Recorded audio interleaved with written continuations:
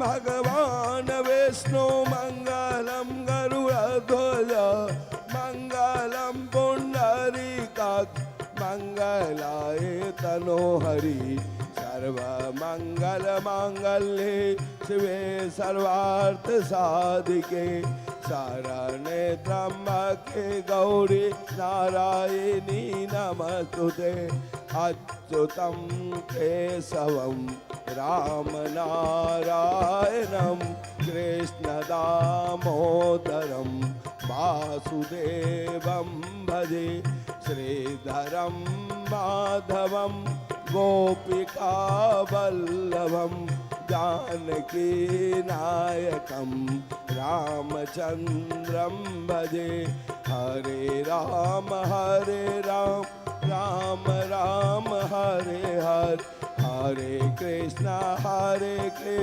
कृष्णा कृष्णा हरे हरे हरि बोल हरि बोल हरि बोल हरि बोल हरि बोल हरि बोल हरि बोल हरि बोल हरे राम राम राम हरे हरे हरे कृष्णा कृष्णा कृष्णा हरे हरे हरे राम राम राम हरे हरे हरे कृष्णा कृष्णा कृष्णा हरे हरे जलेन शीतलीकर्णम पुष्पै देवाभिवन्दनम् आरोग्यार्थे आत्माभिवन्दनम्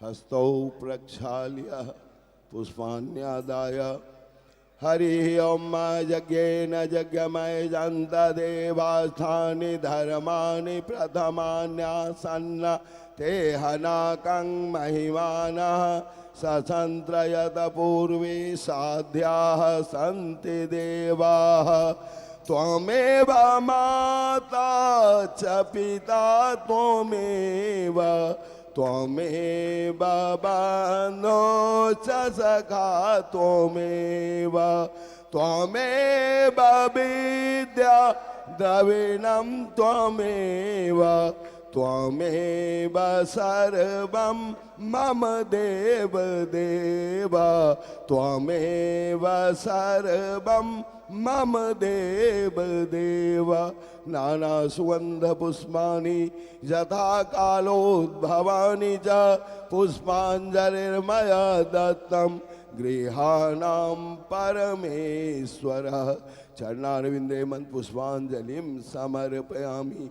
बोलिए भागवत महापुराण की, राधा कृष्ण भगवान की, व्यास जी महाराज की जय जय श्री राधे जय जय श्री राधे जय जय श्री राधे श्याम।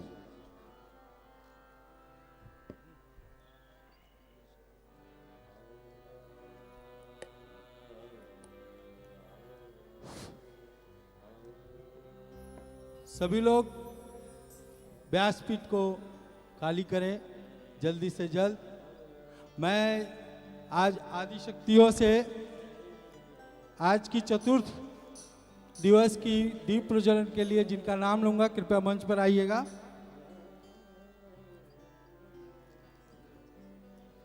डॉक्टर श्रीमती सुनीता सिन्हा जी,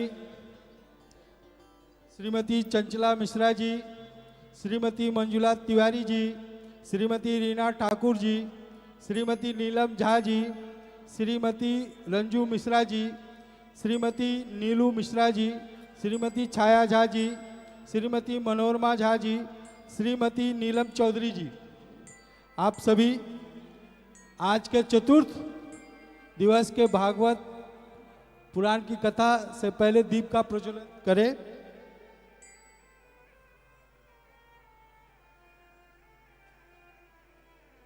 राधे राधे राधे राधे।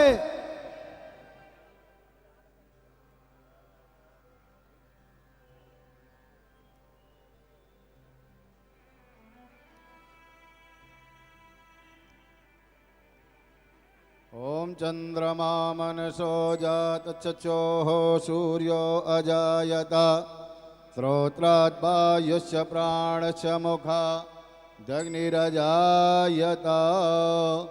बोल वृंदावन बिहारी लाल की, बोले भागवत भगवान की जय। जय श्री राधे, जय जय श्री राधे श्याम। श्री विक्रमादित्य एजुकेशन व मिथिला कुंज आश्रम वृंदावन के द्वारा आयोजित श्रीमद् भागवत सप्ताह का आज चतुर्थ दिवस व्यास मंच पर विराजमान प्रातः स्मरणीय परम पूज्य महामंडलेश्वर श्री वैष्णव कुलभूषण श्री किशोरी शरण जी महाराज के चरणों में वंदन प्रणाम। श्री मिथिला कुंज आश्रम वृंदावन में महाराज जी के द्वारा कई सेवा प्रकल्प चल रहे हैं। गत 30 वर्षों से 31 वर्षों से आज मिथिला कुंज आश्रम में अखंड युगल नाम संकीर्तन चल रहा है। राधे कृष्णा कृष्णा कृष्णा राधे राधे, राधे श्याम श्याम श्याम राधे राधे। आज 31 वर्षों से चल रहा है। तो जो भी भक्त सज्जन वृंद इस कीर्तन में सहयोग करना चाहें, सेवा देना चाहें, तो महाराज श्री ने एक दिन की सेवा मात्र 1500 रुपये आपके नाम से कीर्तन होगा और आजीवन सदस्य बनने के लिए 21,000 रुपये जो मरणोपरांत तक आपके नाम से कीर्तन होगा और 12 संत को भोजन कराया जाएगा। जो भी इस कीर्तन में सहयोग करना चाहें वो कर सकते हैं। और विश्व में पहली बार महाराज श्री के आश्रम में मिथिला कुंज आश्रम वृंदावन में भागवत मंदिर बनने जा रहा है, जिसका निर्माण कार्य शुरू भी हो चुका है। यह पहला मंदिर है। विश्व में आपने कई मंदिर देखे होंगे, देवी देवताओं के मंदिर देखे होंगे, दर्शन किया होगा, लेकिन भागवत मंदिर का दर्शन आपने कहीं नहीं किया। भागवत मंदिर तो खाली भागवत भगवान का आपने पोथी में ही दर्शन किया होगा, लेकिन महाराज श्री ने विश्व में पहली बार वृंदावन में अपने आश्रम में भागवत मंदिर बना रहे हैं और 18,000 श्लोकों का एक साथ आप दर्शन करेंगे। तो जो भी इस मंदिर में सहयोग राशि भेजना चाहें, सेवा करना चाहें, तो एक ईंट की सेवा 1100 रुपये और एक श्लोक की राशि जो अपने पितरों के नाम से, अपने पूर्वजों के नाम से मंदिर में श्लोक लिखाना चाहते हैं कि भागवत भगवान का क्या श्लोक हमारे ही नाम से लिख जाए, तो 5100 रुपये रखा गया है। तो जो भी इसमें सेवा करना चाहे वो आकर के सेवा कर सकते हैं और रसीद प्राप्त कर सकते हैं। कुछ दानदाताओं के नाम आए हुए हैं, मैं उनके नाम बताए देता हूं। श्री अंश कुमार चौधरी जी संकीर्तन के लिए इन्होंने 1500 रुपये की सेवा एक दिन की संकीर्तन के लिए किया है। और श्री अमन झा इन्होंने भी एक दिन के संकीर्तन के लिए 1500 रुपये की सेवा दी है। और श्री अनिल झा भागवत मंदिर के लिए एक ईंट का दान 1100 रुपये दिया है।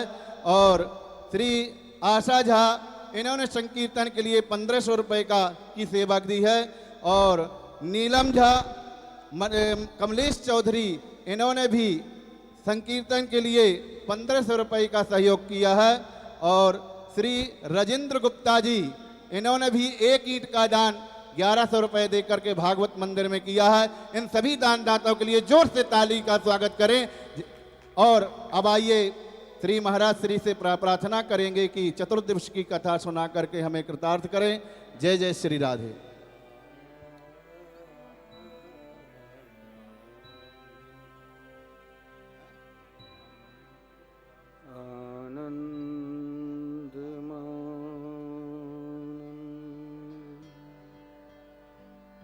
कैरं प्रसन्नं ज्ञानस्वरूपं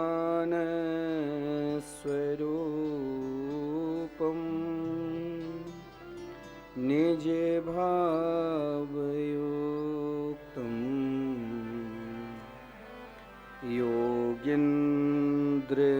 योगीन्द्रमीड्यं भवरोगे वैद्यं श्रीमद्गुरुं नित्यमहं स्मरामि। हार्दध्वान्त निराशवासरे मणिरे विज्ञानवारानिधि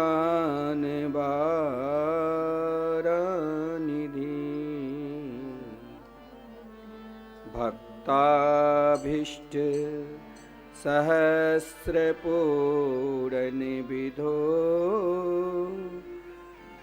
चैतन्य चिन्तामणि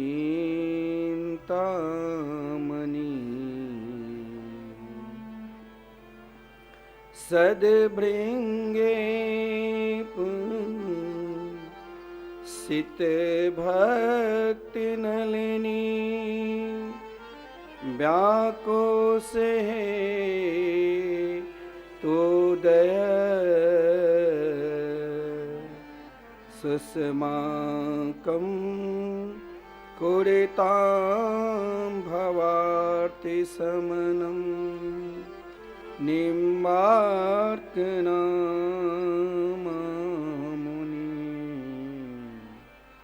नमस्तस्मै भगवते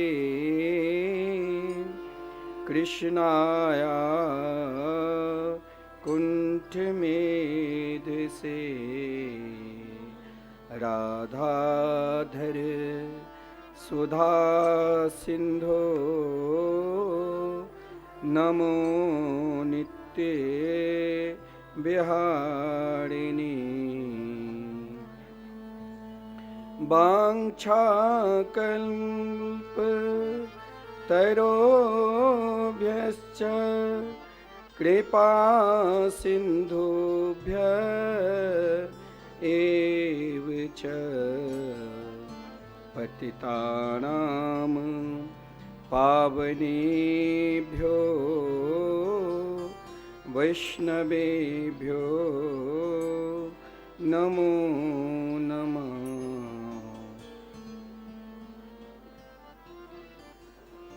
आइए हम सब मिलकर 2 मिनट भगवान के मंगल में नाम संकीर्तन करें।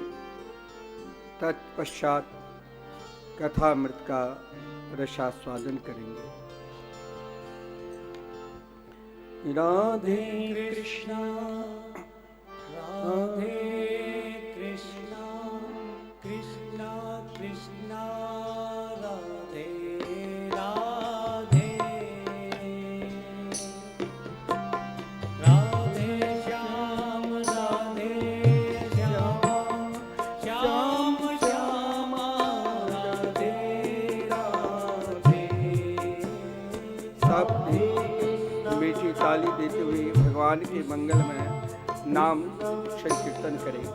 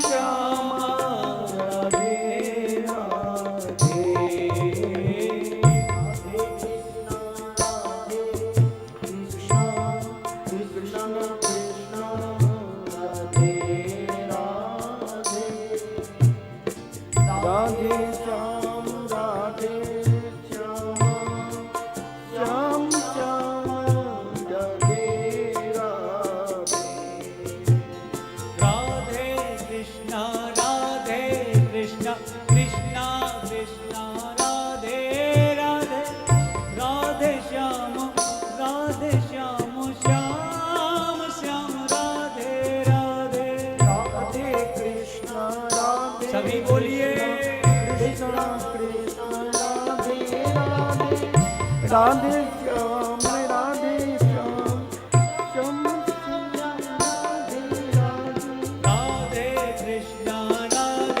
कृष्णा कृष्णा कृष्णा राधे राधे राधे श्याम श्याम श्याम राधे राधे राधे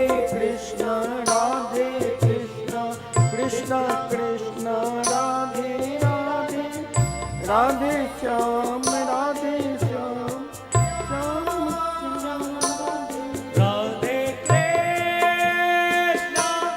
राधे कृष्णा कृष्णा कृष्णा राधे राधे राधे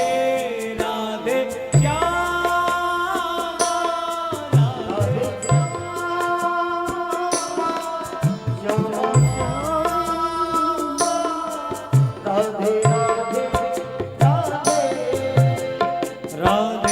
श्याम राधे राधे कृष्णा कृष्णा कृष्णा राधे राधे राधे श्याम श्याम राधे राधे जय हो प्रेम से तालियों की सेवा करते हुए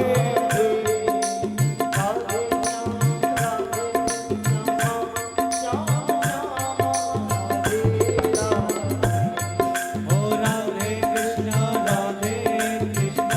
कृष्णा कृष्णा राधे राधे राधे श्याम श्याम राधे राधे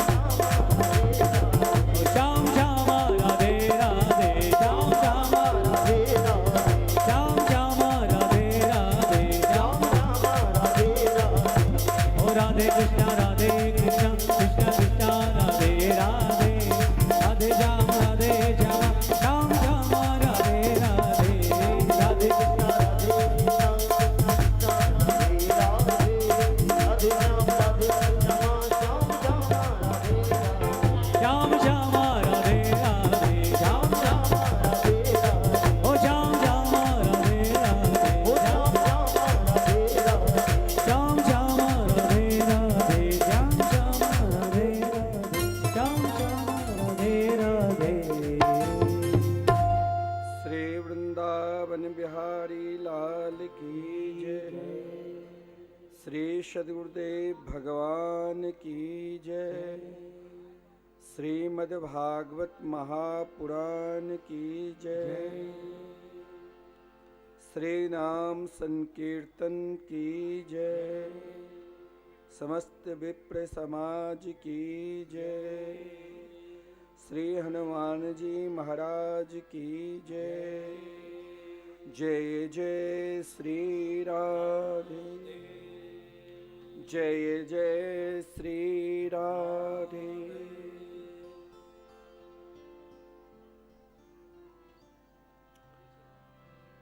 आनंद कंद स्वरूप ब्रज पुरंदर नंदन वेदिक प्रतिपाद्य श्री यशोदा के लाडले लाल श्री नंद नंदन श्री श्याम सुंदर के दिव्याति दिव्य वांगमयी अवतार श्रीमद्भागवत कथामृत का हम सब रसवादन कर रहे हैं। आइए भागवत में उपस्थित समस्त श्रोता समाज तथा मिथिला कुंज यूट्यूब चैनल के माध्यम से कथा मृत का रसास्वादन कर रहे हैं, तो हम सब अपने मन को कुछ समय के लिए, कुछ क्षण के लिए स्वयं को दे रहते हुए भी देहाभिमान को त्याग कर भगवान के गुणगान श्रवण करें और चिंतन करें। व्यक्ति के कल्याणार्थ के लिए आदरणीय प्रहलाद जी ने नवधा भक्ति का उपदेश अपने पिता को दिया। कोई बिरले ही ऐसे हैं जो बिना सद्गुरु से भगवान को प्राप्त कर ले, परंतु नवधा भक्ति जो 9 प्रकार की हैं,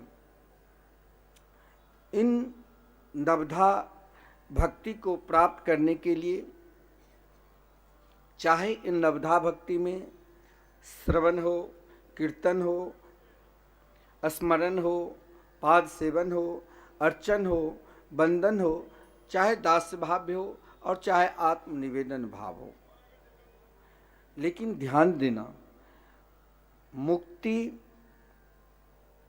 क्या है? मुक्ति चाहे 4 प्रकार की है, परंतु सद्गुरु के द्वारा जो प्रदत्त मंत्र है और सद्गुरु के द्वारा जो प्रदत्त नवधा भक्ति है, इन नवधा भक्ति की प्राप्ति के लिए जैसे मुक्ति कर्म से नहीं होती है। बहुत लोग कहते हैं कि मुक्ति कर्म से होती है, लेकिन मुक्ति कर्म से नहीं होती है। प्रत्युतः कर्म से योग और कर्म योग तो हो सकती है, परंतु मुक्ति के लिए सद्गुरु की आवश्यक है। चाहे अपने लिए कुछ भी करना है, जो भी अपने लिए करना है, वो सब कर्म योग में आते हैं। परंतु प्रहलाद जी जो उपदेश दिया, वो कर्म योग के साथ, क्योंकि अपने पिता हिरण्यकश्यपु से कहा कि कर्म योग का पहले उपदेश दिया क्योंकि अपने लिए जो भी कुछ करना है वो कर्मयोग है। परंतु प्रहलाद कुछ क्षण के लिए सोचा कि यहीं तक काम नहीं चलेगा, मुझे भक्ति योग की साधना बताना है। और भक्ति योग की जो साधना है वो भक्ति योग साधना सद्गुरु से ही मिल सकता है। बिना सद्गुरु की कृपा से नवधा भक्ति मिलना नितांत संभव है। या तो सद्गुरु हो या संत की कृपा हो। मतंग ऋषि ने सबरी पर कृपा की तो स्वयं भगवान ने नवधा भक्ति के उपदेश दिया सबरी को। सबरी ने कुछ नहीं मांगा, सबरी ने अपने लिए केवल कर्मयोग करता था। परंतु प्रभु श्री राम ने कहा सबरी तुमने वो काम कर लिया क्योंकि जिसने संत का संग किया। देखिए मार्ग तो अनेक प्रकार की है, मुक्ति की साधना के मार्ग ऐसा नहीं है जो नहीं है, मार्ग है, लेकिन सरल और सुगम मार्ग केवल संत के संग से ही मिलेगा। सद्गुरु जो महाराज साधन सिद्ध महापुरुष है उनकी कृपा से ही मिलेगा। इसीलिए प्रभु श्री राम ने सबरी से नवधा भक्ति के प्रथम चरण में ही कहा। भागवत में श्री प्रहलाद जी नवधा भक्ति का जिस समय वर्णन किए, कथा तो अंतिम 8 बजे हम बिल्कुल श्री कृष्ण जन्मोत्सव लगा आपको लेकर वहाँ पर उत्सव में खूब नाचना झूमना, कुछ देर विषय जो आत्म कल्याण के लिए भी हमें सोचना। तो नवधा भक्ति ने जो प्रहलाद उपदेश के हिरण्यकश्यपु के, उसमें श्रवणम से प्रारंभ है। श्रवणम कीर्तनम विष्णु स्मरणम पाद सेवनम। परंतु प्रभु श्री राम ने जो नवधा भक्ति के उपदेश दिए वो कहा आप चाहे कुछ नहीं जानते हो, ऐसा नहीं है, आपको कथा सुनने में मन ही लगेगा। ऊब जाता है, बहुत लोग थक जाता है। इसीलिए उनके लिए पहले ही सब देखो, हमारे सदगुरुदेव जब कथा करते थे करीब 500 गद्दी किए होंगे, उससे भी अधिक, 10-10 घंटे लोग चला भी जाए कोई फर्क नहीं पड़ता था। अब महाराज उतना समय नहीं है, 3-4 घंटे में आरती भी, भजन भी, कथा भी। लेकिन प्रभु श्री राम ने इतना सरल बना दिया कि सभी को मिल जाए नवधा भक्ति की प्राप्ति। तो आप कुछ नहीं जानते हैं। एक तो हम बहुत बड़े स्वयं अपने आप में पूर्ण रूप से कर्मयोगी है, और मैंने कहा कि कर्मयोगी जो अपने लिए कुछ भी न करना, जैसे सबरी, एकमात्र परमात्मा में ही पूर्ण रूप से उनमें हो जाना, वो परम कर्मयोग है, श्रेष्ठ कर्मयोग है। समाधि भी, अगर उस समाधि में भी, साधना में भी, उपासना में भी, तीर्थ व्रत अनेक प्रकार के लगा है, तो अपने लिए नहीं, हम सर्वस्व भगवान में समर्पित कर दिए। अब ये समर्पित क्या है, और यहाँ तक समर्पित करते करते पता नहीं कितने जन्म हमें लग जाएंगे। लेकिन प्रभु श्री राम ने बहुत सरल और सुगमता बता दिया। क्या? तो सर्वप्रथम ना कुछ जानो, कोई महात्मा नाम जापक, ऐसा नहीं कि महात्मा के कोई भेष बना लिया, ना उसके संप्रदाय का ज्ञान है, ना आचार्य का ज्ञान है, ना पंथ का ज्ञान है, ना धर्म का ज्ञान है।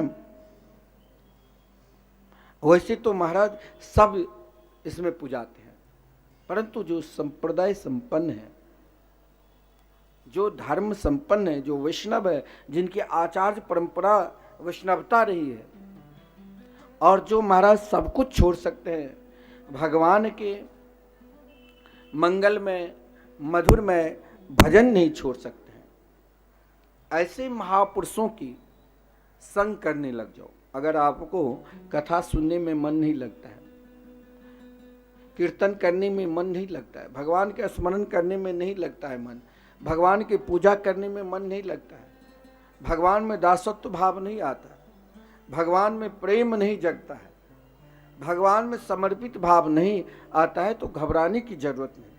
आप कहोगे कि संत कहाँ मिलेंगे, मुझे तो नहीं पता कौन सत्य है और कौन असत्य है। तो आप एक काम करो, ये तो आप कर सकते हैं, आप संतों की चरित्र भक्तमाल के माध्यम से, भागवत के माध्यम से, रामचरित्र मानस के माध्यम से, अनेक ग्रंथ है, उन ग्रंथों में उन संतों के चरित्र और उनके ही स्मरण करने लग जाओ। बोले भाई भगवान के स्मरण छोड़कर अगर उन भक्त की स्मरण करेंगे तो हमें क्या भगवान मिलेंगे? बोले 100%। बाकी में आप संत के वचन में और उनके संग करने लग गए तो नवधा भक्ति की प्राप्ति अपने आप आ जाएंगे और नवधा भक्ति के फल भी मिल जाएगा। नवधा भक्ति का फल क्या है? तो परमात्मा की प्राप्ति। क्योंकि जो साधन कर सकते हैं, जिस प्रकार की हो, जैसे हो, उसे करते नहीं, और जो नहीं कर सकते हैं उसके लिए हम स्वयं को कभी कभी बाधक हो जाते हैं। परंतु प्रहलाद जी ने सोचा कि मेरे पिताश्री संपूर्ण साधना तो की, परंतु सुगमता सरलता जहाँ जिस साधना में है अभी तक इसने उन स्तर तक नहीं पहुंचा है, और मेरे पिता है, क्यों नहीं मैं प्रयास के द्वारा उन स्तर तक पहुंचा दूं। क्योंकि सज्जनों, आप नाना प्रकार की साधना कर लो, नाना प्रकार की उपासना कर लो, तो कभी कभी साधना और उपासना करने से भी अधिक साधना के हम बहुत बड़े उपासक हैं, हम सोमवारी भी करते हैं, मंगलवारी भी करते हैं, बुधवार बृहस्पति शुक्र शनि रवि सप्ताह में 7 दिन व्रत में ही रखते हैं। परंतु उन साधना करने के बाद क्या आपका क्रोध गया? क्या आपके अंदर ईर्ष्या नष्ट हुआ? क्या आपके अंदर द्वेष भाव समाप्त हुआ? नहीं हुआ। क्यों नहीं हुआ? क्योंकि वाकई में अभी तक आपने किसी सद्गुरु के शरणागति को स्वीकार नहीं किया है, किसी महापुरुषों के संग नहीं की है। क्योंकि सुगमता से परमात्मा की प्राप्ति करा सकते हैं कौन?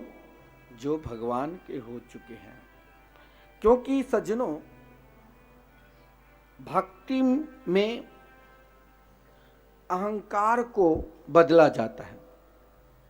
बहुत लोग कहते हैं महाराज बार बार अहंकार आ जाता, अहंकार आने से क्रोध बार बार, उसका परिणाम यही है, जो नहीं करने पर भी आ जाए वो क्या है? क्रोध।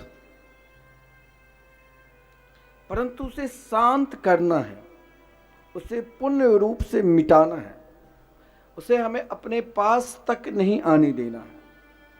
इसके लिए क्या उपाय है? तो क्रोध भी आए तो आने दो, लेकिन हमें सत्संग कदापि नहीं छोड़ना है। महापुरुषों का संग, महापुरुषों के द्वारा बताए गए मार्ग पे हमें चलना है।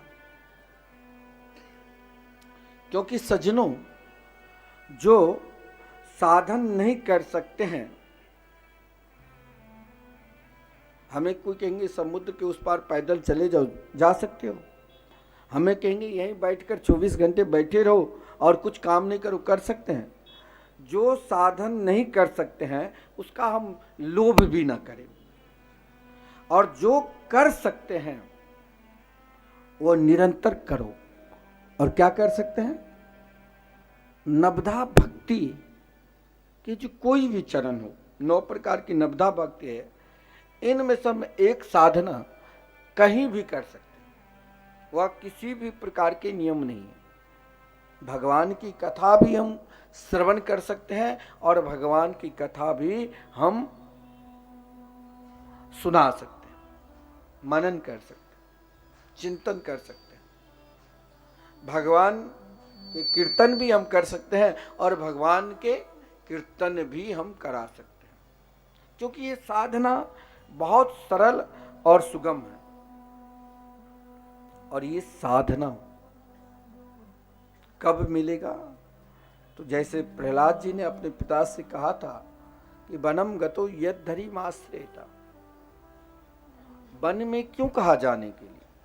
उनके पास सारी सुख सुविधा थी, संपूर्ण शक्तियां हिरण्यकश्यपु के पास थे, फिर क्यों कहा वन? वन यानी वृंदावन। वहां क्या मिलेगा? वहां आपको आसानी से प्रेम मिलेगा। कौन सा प्रेम? वहां कौन सा प्रेम है? वहां तो वैसे ही लोग हैं, महल है, अटारी है। बोले वहां कृष्ण प्राप्ति का प्रेम सरल और सुगमता में, चलते फिरते नहीं भी इच्छा है आप वृंदावन जाओ, नहीं भी इच्छा होगी कि मैं भजन करूं, फिर भी 2 4 10 बार आपको राधे राधे कहना ही पड़ेगा। और ये कब कैसे मिलेगा? तो ये है महापुरुषों की संग से। क्योंकि सज्जनों, भागवत प्राप्ति का बहुत सुगम और सरल साधन एकमात्र स्वयं को, अपने आप को भगवान में हो जाना। आप कहोगे कि भगवान के अगर मैं हो जाऊं तो फिर अब दुनिया के संबंध तोड़ दूं? बिल्कुल नहीं। अरे जब आप एक दूसरे से निरंतर जुड़ते रहते हैं, हर हमेशा जुड़ते रहते हैं, तो हमें तोड़ने की क्या जरूरत? हमें तो जोड़ना है, सबसे जुड़ना है। जो भी मिल जाए जुड़े रहेंगे, लेकिन मेरे हृदय में एक ही भाव रहना चाहिए। क्या? कौन सा भाव? मेरे तो गिरधर गोपाल, दूसरों ना कोई। यानी मैं भगवान का हूं और भगवान हमारे हैं। सबसे संबंध रखूं, लेकिन ये संबंध, जैसे आप घर से निकलते हैं, कई लोग मिलता है, लेकिन जो संबंध आपके अपने पति से, पत्नी से, बेटा से, बेटी से है, वो बराबर सबसे आप नहीं कर सकते। जुड़े तो बहुत, जुड़ो सबसे, लेकिन भाव रखो एकमात्र गोविंद की चरणारविंद पे। अब ये निष्ठा, यही निष्ठा नवधा भक्ति का स्वरूप, यही निष्ठा नवधा भक्ति का प्रेम है। और प्रहलाद ने अपने पिता को प्रेम प्रकट करवाने के लिए ही, क्योंकि हिरण्यकश्यपु भी कोई साधारण नहीं थे। आप कहोगे कि हिरण्यकश्यपु भगवान के नहीं मानते थे, वो तो निरंतर भगवान को मानते थे। इतना मानते थे, इतना मानते थे जो शायद कोई नहीं मानता होगा। भगवान को ऐसा कोई भी प्राणी नहीं है जो कहे कि मैं भगवान का नहीं मानता हूं, ये सब ढकोसला है। समझ लेना, वो सबसे अधिक भगवान को मानते हैं, क्योंकि उनकी दृष्टि में कहीं न कहीं भगवान की सत्ता तो जरूर छुपा हुआ है, जिस कारण वो कहते अरे भगवान है ही नहीं। यानी भगवान है, भगवान नहीं है तो स्वयं भगवान ही तो संत के पास, संत के निकट वैकुंठ धाम में वचन दिया था कि मेरे ये पार्षद है। भगवान ये दिखाना चाहते हैं जो एक बार मेरा हो चुका है, अब चाहे वो कहीं भी जाए, वो अधर्म करे तब भी मैं नहीं छोड़ूंगा, वो धर्म करे तब भी मैं नहीं छोड़ूंगा। अरे तब तो अधर्म करूं नहीं, अधर्म ऐसा करो जिस अधर्म में निरंतर भगवान के चिंतन रहे, और वो अधर्म करते करते चाहे आप आसुरी प्रवृत्ति के क्यों ना हो जाए, लेकिन उन आसुरी प्रवृत्ति में भी अपनी सत्ता को छुपाकर कहीं ये डरे रहो कि भगवान की सत्ता सर्वोपरि है, तब ही भगवान अवतार लेते हैं। हिरण्यकश्यपु को कहीं ना कहीं तो डर तो था, डर नहीं था तो क्यों प्रहलाद से उलझे? अगर महाराज वही शक्तिशाली होते तो क्यों प्रहलाद जी से कह रहे हैं कि तू भगवान के नाम ना लो? आप मान लो कोई बहुत बड़े शक्तिशाली है, बहुत बड़ा धनवान है, छोटे व्यक्ति उनके पास आ भी जाए तो उनको क्या फर्क पड़ता है? तो हिरण्यकश्यपु यानी हृदय से मानते थे कि भगवान है, और ऐसा कोई भी प्राणी नहीं है जो हृदय से नहीं मानते हैं कि भगवान नहीं है, भगवान हैं। फिर हम भगवान के निकट क्यों नहीं जाते हैं? फिर हम उसे क्यों नहीं पहचानते हैं? बोली वहां एक कारण सबके अंदर हो जाता है। क्या? तो देहाभिमान के कारण। देहाभिमान क्या है? वहां अपना मैपन सर्वोपरि आ जाता है। लेकिन इस मायपन को, इस देहाभिमान को दूर करने के लिए भी किसी न किसी को भगवान भेज दिया है। वो कौन है? तो नाम जापक, नामनिष्ठ महापुरुष संत। तो भगवान ने सोचा कि हिरण्यकश्यपु के पास तो सब कुछ है। अरे जब मैं ही वचन दिया था शनकादिक के निकट, आपने श्राप दिया कि मेरे पार्षद को 3 बार असुर बनना पड़ेगा, तो मैं इनके लिए 4 बार बनकर आऊंगा। बोले क्यों? आप क्यों 4 बार अवतार लेंगे? मैंने तो आपके पार्षद को श्राप दिया। बोले कि देखो, एक स्वामी कहलाने लायक तब ही होता है जो सेवक बरसों से उनकी सेवा की और किसी कारण वशात अपने मालिक को के निकट अधिक बोलने लग गया या मालिक के विरुद्ध काम करने लग गया, लेकिन मालिक जानता है कि मेरे अनन्य सेवक है, लेकिन बीच में वो किसी कारण वशात, किसी संग वशात मालिक की बात नहीं मानकर वो अपने मन मर्जी से चलने लग जाता। मालिक का भी प्रेम उसके प्रति अथाह है कि नहीं, ये तो मेरे ही है, और वो अपने आप को सोचा मैं बरसों से इनके साथ रह रहा हूँ, मुझे इनसे विश्वासघात नहीं करना है। बाहर से तो लगता है कि वो मालिक के विरुद्ध है, लेकिन अंदर से उसके हृदय में मालिक का प्रेम ही छुपा है।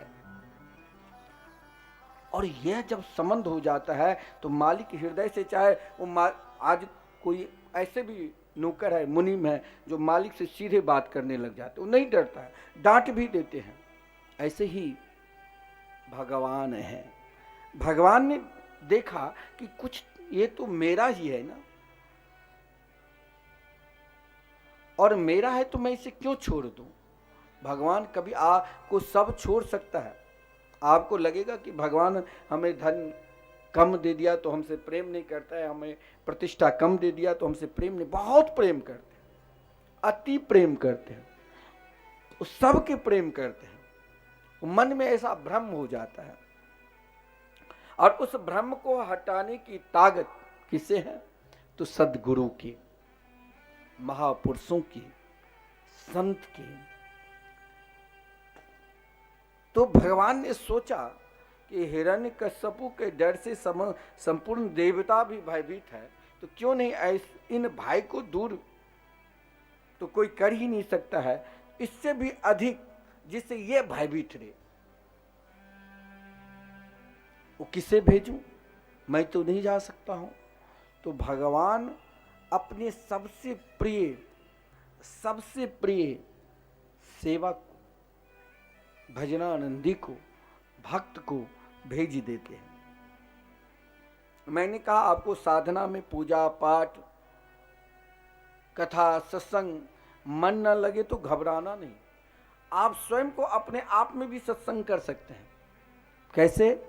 तो निरंतर हर पल हर क्षण भक्तों के चरित्र को मन ही मन गान करें। भक्तमाल रूपी ग्रंथ है, इसमें एक से एक भक्त हुए। सतयुग, त्रेता, द्वापर, कलयुग में कितने भक्त हुए। उन भक्तों के चरित्र को मन में बार बार करोगे तो आपको लगेगा कि इनकी निष्ठा क्या है, और उनकी निष्ठा को देखकर जरूर होगा कि हम भगवान के चरणार बिंद के निकट पहुंचे।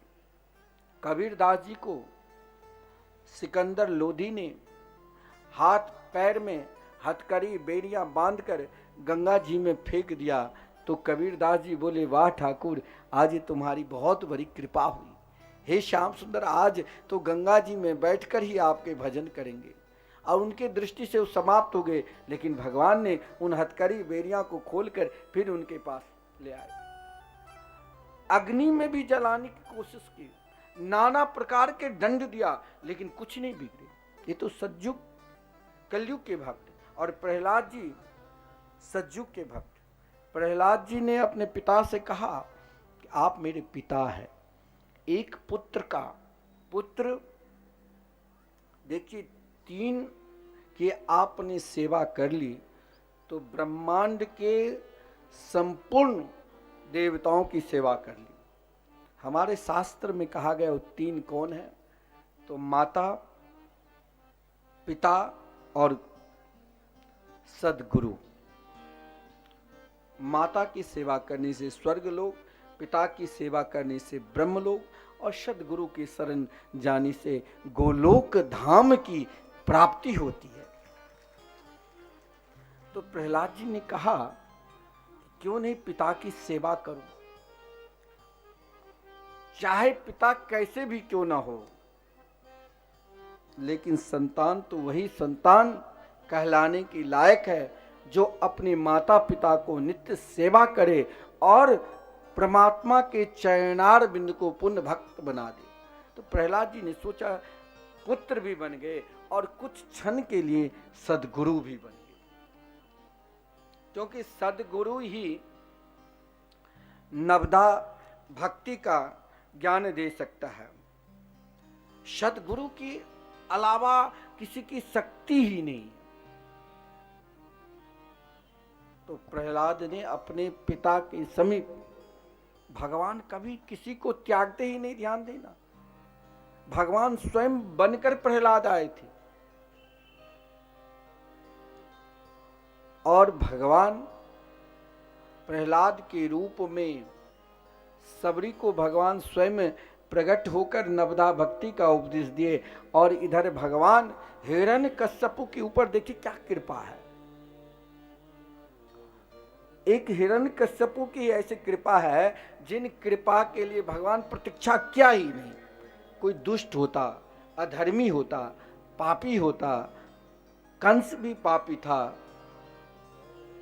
रावण भी पापी था, अपने धर्म का विरुद्ध आचरण किया, लेकिन भगवान माता पिता के गर्भ से भगवान धीरे धीरे प्रक्रिया के द्वारा उनके निकट गए। लेकिन अब आप ध्यान देना, संत की कृपा कितने सहज और सरल में परमात्मा की प्राप्ति हो जाती है। ये महाराज संत की कृपा है, सदगुरु की कृपा है। सदगुरु आपको कहेगा, सदगुरु वही है जो आपको किसी भी प्रकार के कार्य छोड़ने के लिए कहेगा ही नहीं, लेकिन आपकी निष्ठा परमात्मा से जोड़ देगा।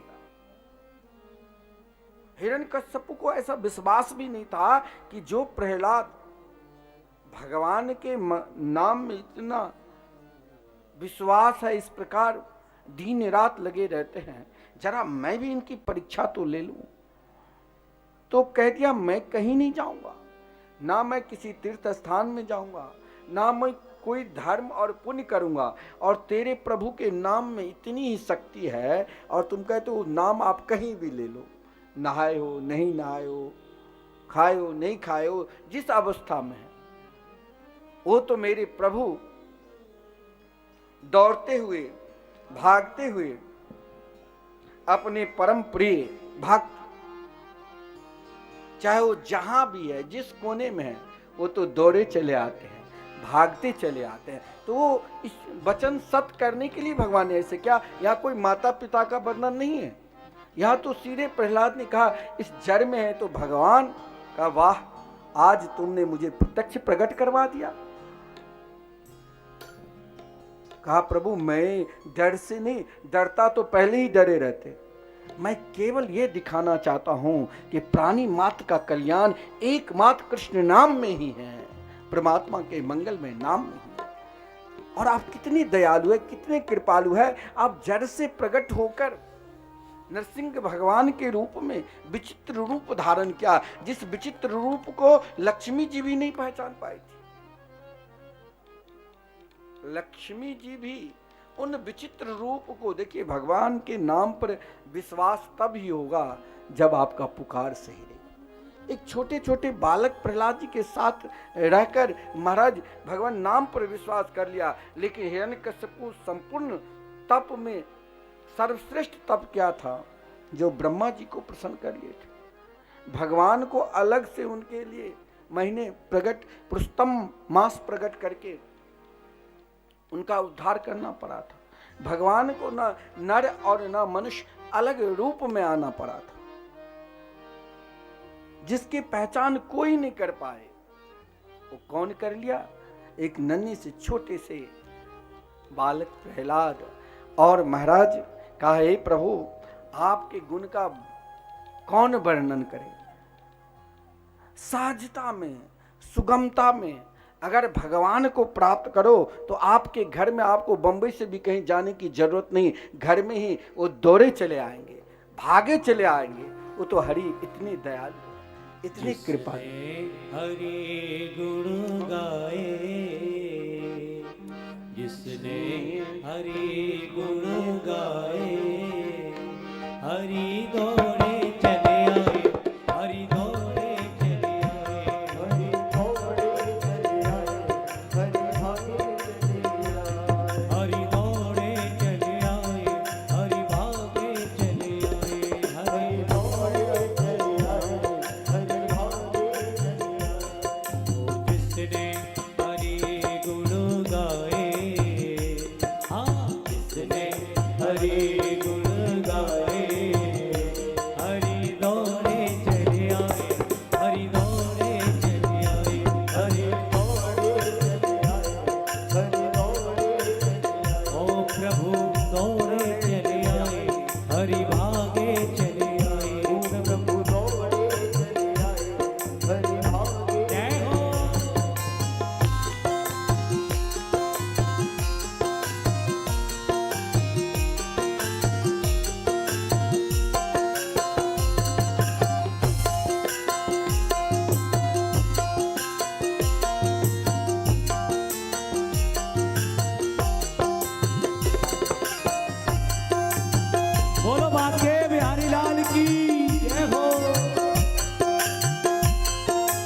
सभी तालियों की सेवा करते हुए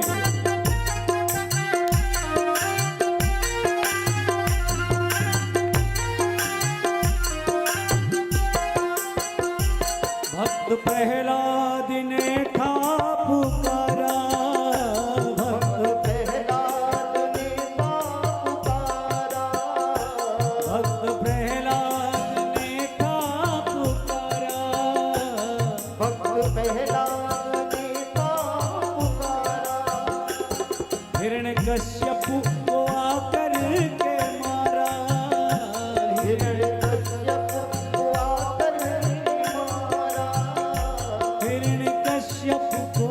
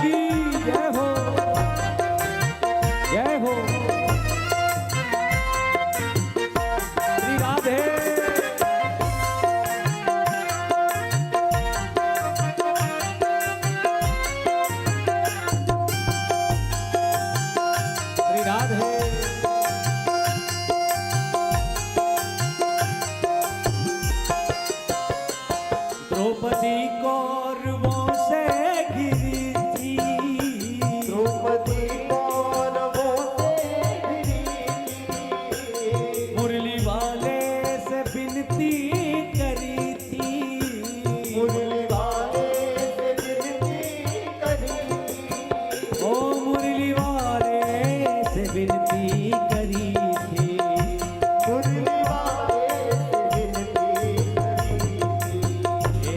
हरिया कर के चीर बढ़ाए, हरिया कर के चीर बढ़ाए, हरि दौड़े चले आए, प्रभु दौड़े चले आए, हरि दौड़े चले आए, प्रभु दौड़े चले आए। हाँ जिसने हरि गुण गाए, जिसने हरि गुण गाए, ओ हरि दौड़े चले आए, हरि भागे चले आए, हरि दौड़े चले आए, हरि भागे चले आए। जय हो। प्रेम से सभी तालियों की सेवा करते हुए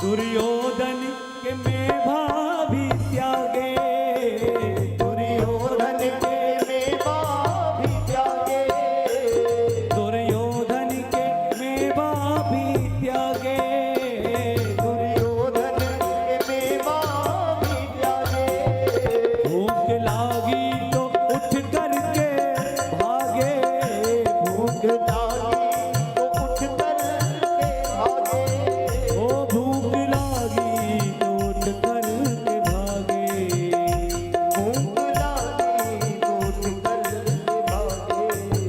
हे हाँ साग बिधुर घर खाए, जाके साग बिधुर घर खाए, ओ हरि दौड़े चले आए, प्रभु भागे चले आए, हरि दौड़े चले आए, प्रभु भागे चले आए।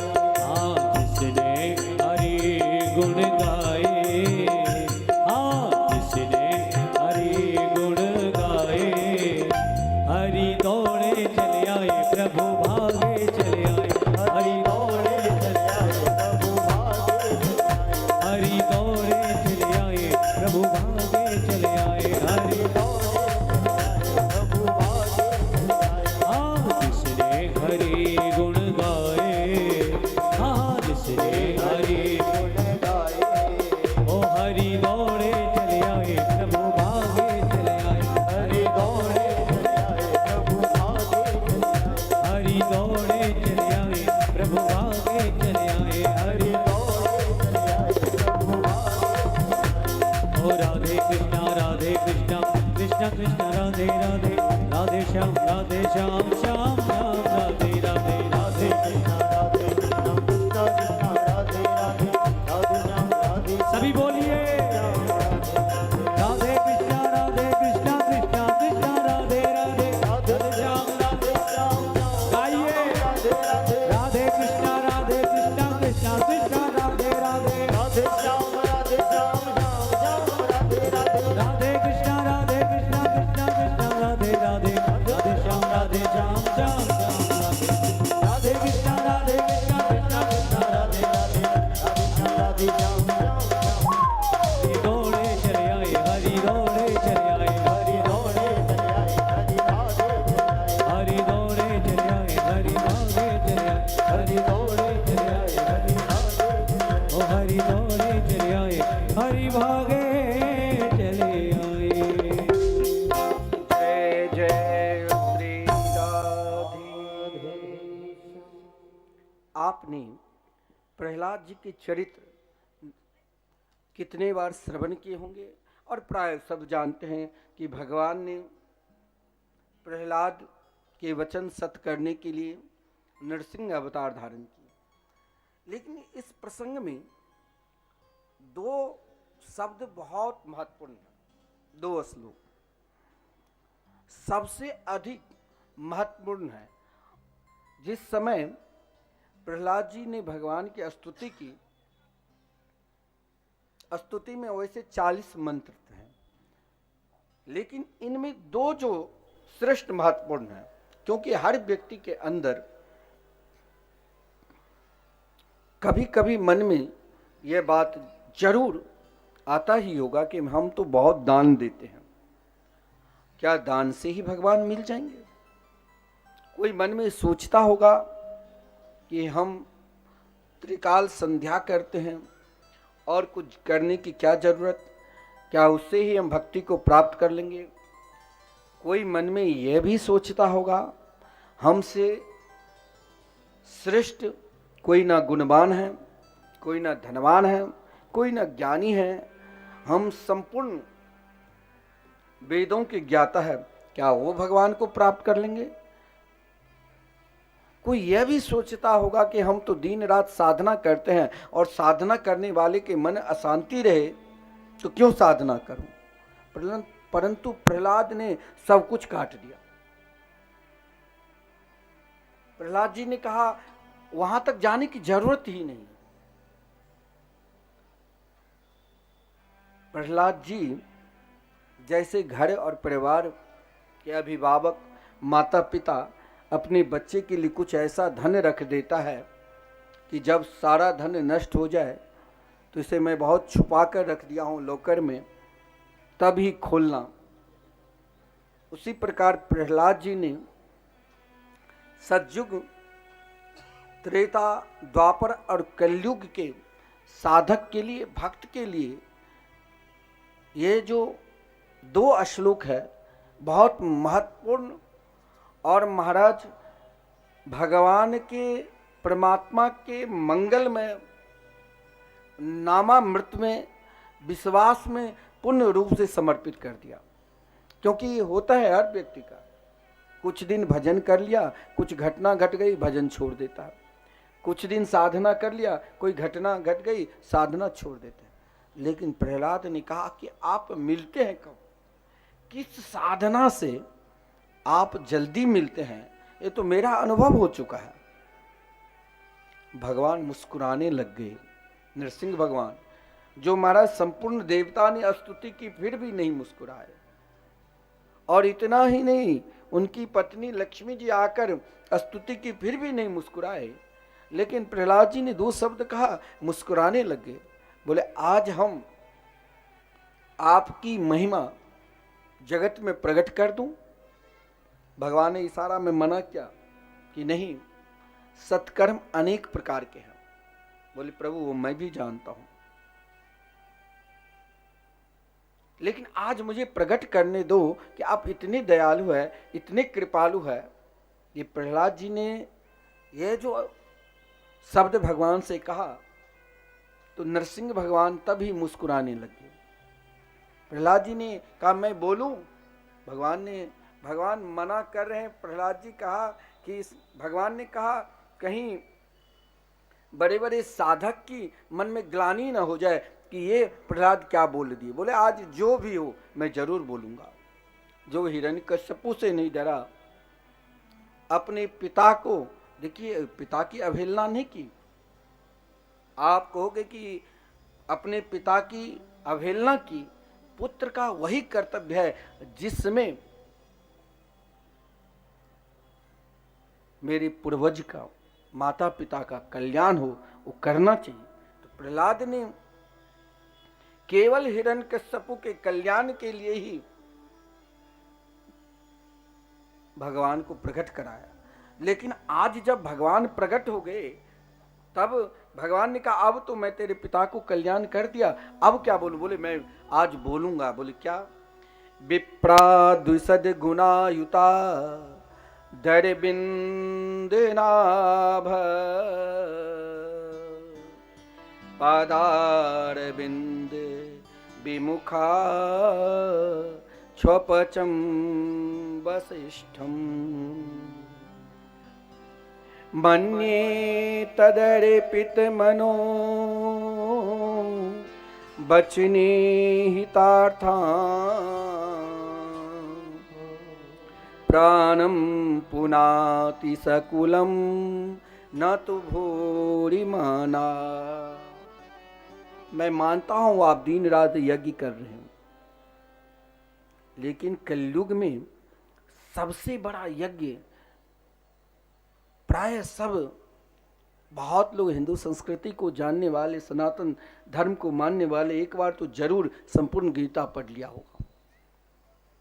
और गीता में भगवान जिस समय अपने विभूति के विषय में वर्णन कर रहे हैं तो कहा संपूर्ण साधना है, संपूर्ण जप है, लेकिन मैं सर्वश्रेष्ठ जप साधना में नाम योग ही मेरे लिए श्रेष्ठ है, क्योंकि नाम नामिनो रभिदत्वात्, परमात्मा के मंगलमय नाम से, जिस नाम में आपकी निष्ठा है, जिस नाम में आपके विश्वास है, दुर्गा जी में है, लक्ष्मी जी में है, हनुमान जी में है, शंकर जी में है, श्री राम जी में है, श्री कृष्ण जी में है, जिसमें आपका विश्वास है उसमें तटस्थ रहो। प्रहलाद जी ने तटस्थ होकर कैसे कहा कि प्रभु कोई संपूर्ण ज्ञान से विप्राद द्विसद गुना युताधर बिंद नाभात। सद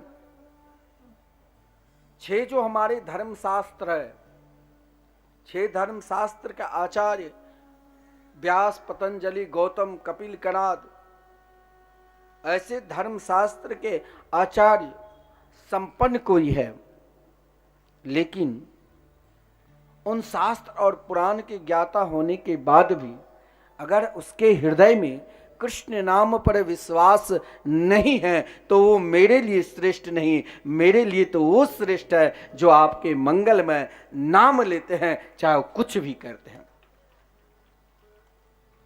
वो चाहे महाराज कुछ भी करे, कुछ खाए, कुछ पिए, उससे कोई लेना देना नहीं, केवल नाम अनिष्ट हो जाओ। हिरण्यकश्यप तो असुर ही था, और प्रहलाद ने कहा कि प्रभु क्या गाया जी श्राद्ध करने के लिए मैं जाऊं, ताकि मेरे पिता ने तो दिन रात पाप ही पाप किया है, और शास्त्र में कहा गया है कि अपने पितरों के निमित्त एक बार गाया जी में श्राद्ध करना चाहिए, मेरे पिता का कल्याण होगा कि नहीं। अब आप कल्याण का स्वरूप का एक विलक्षण प्रहलाद जानते हैं कि अगर मैंने भगवान नाम पर विश्वास किया तो भगवान को आना पड़ा, फिर ये प्रश्न कहां से उत्पन्न हो गए। भगवान ने स्पष्ट कहा, देखिए श्रीमद् भागवत महापुराण में स्पष्ट लिखा है, जब प्रहलाद ने पूछा भगवान से, मैंने तो आपके नाम का जाप किया, मुझे आपके ऊपर पूर्ण रूप से विश्वास था, परंतु इनके बिल्कुल विपरीत मेरे पिताश्री थे, लेकिन मैं एक पुत्र हूं। माता पिता चाहे आपको डांटे, माता पिता चाहे आपको अपमान करे, माता पिता चाहे आपको तिरस्कार करे, तब भी जन्म तो वही ने आपको दिया है, तो आपका कर्तव्य है कि उनका सम्मान करे और उनका कल्याण जहां जिस मार्ग पर हो उसे सदा करते रहना चाहिए। तो अब क्या मैं अपने पिता के लिए कौन सी साधना करूं, कौन से श्राद्ध करूं ताकि इनकी मुक्ति मिले। भगवान को स्वयं कहना पड़ा, त्रिसप्तभि पिता पुत पितृभि सतेन घर, यत साधुस्य गृहे जातो भवान वै कुल पावन। किसी ने हमारे गुरुदेव से कहा, हमारे गुरुदेव जहां भी कथा करते थे और वहां केवल भगवान नाम हवन भी नहीं कराकर नाम संकीर्तन करो। लाखों जगह गांव-गांव संकीर्तन करा चुके। अब यहाँ प्रहलाद जी से भगवान ने कहा, अगर आपके हृदय में हरि नाम संकीर्तन पे, महामंत्र पे विश्वास है और आप अज्ञाना अवस्था में बिना सोचे समझे भगवान के नाम लेना प्रारंभ कर दिया, तो आप अपना ही कल्याण नहीं सोच लेना कि इससे मेरा ही कल्याण होगा। त्रिसप्त भी पिता पुत्र कहा गया, 7 पीढ़ी पितरों का। आप भागवत कथा बहुत पितरों की मुक्ति के लिए कराते हैं। एक तरफ भागवत कथा, एक तरफ उनको भगवान के नाम पर विश्वास नहीं है। लेकिन भगवान नरसिंह, देखिए नरसिंह भगवान की उपासना साधु संत महात्मा अधिक करते हैं। क्यों करते हैं? क्योंकि नरसिंह भगवान, अब ये नहीं सोचना कि उग्र रूप में है। नरसिंह भगवान की उपासना एक तेज अंतःकरण में आपको कभी उदासी आएगा ही, अंतःकरण में प्रकाश रहेगा। बाहर तो प्रकाश, अभी लाइट जल रहा है, बाहर तो आप बाहर मुस्कुरा भी सकते हैं, लेकिन अंतःकरण से सही में आप मुस्कुरा रहे हो। तो नरसिंह भगवान की उपासना भी कठोर है, परंतु भगवान नरसिंह ने कहा कि मेरी उपासना बहुत सरल और सुगम है। क्या? कि जो मेरे नाम का स्मरण करता है। उनके एक पीढ़ी कौन के? पितरों के, स्वयं अपना 7 पीढ़ी, पिता के, माता के, यानी माता की 7 पीढ़ी नाना की, और ससुराल की 7 पीढ़ी, यानी 21 पीढ़ी का कल्याण एकमात्र आप यदि हरि नाम संकीर्तन करते हैं, भगवान नाम संकीर्तन पर विश्वास करते हैं, तो कल्याण कर लेते हैं। और ये देखिए, कभी कभी क्या होता है,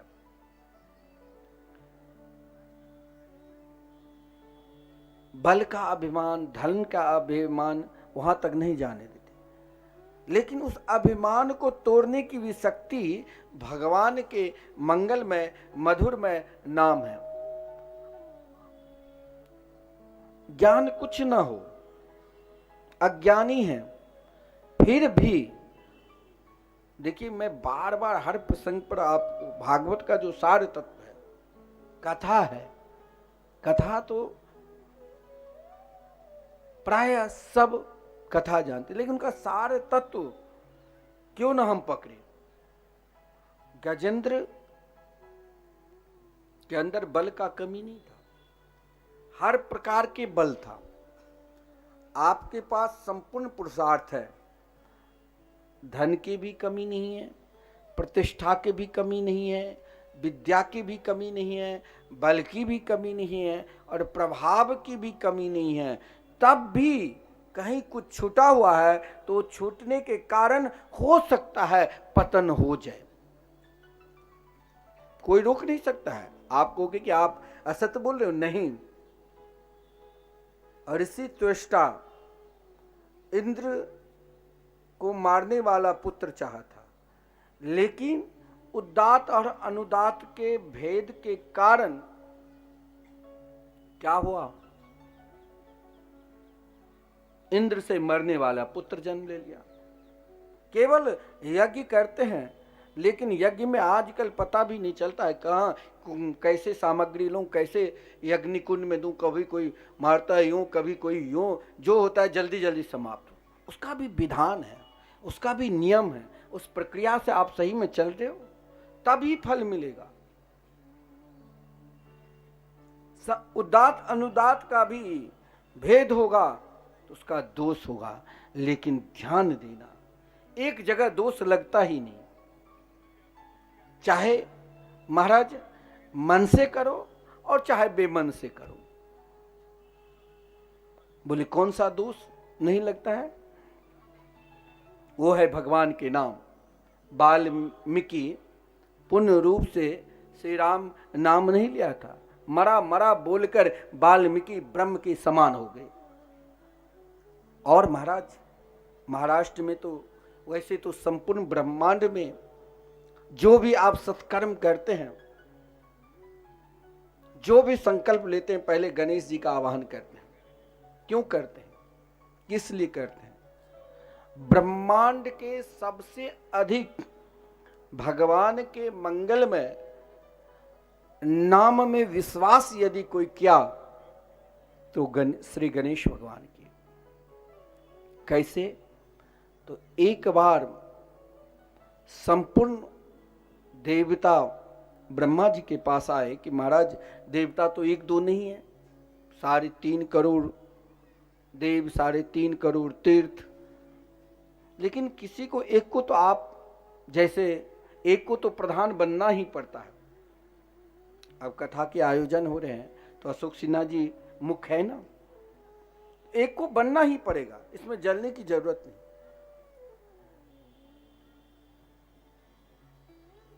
तो श्री गणेश जी भगवान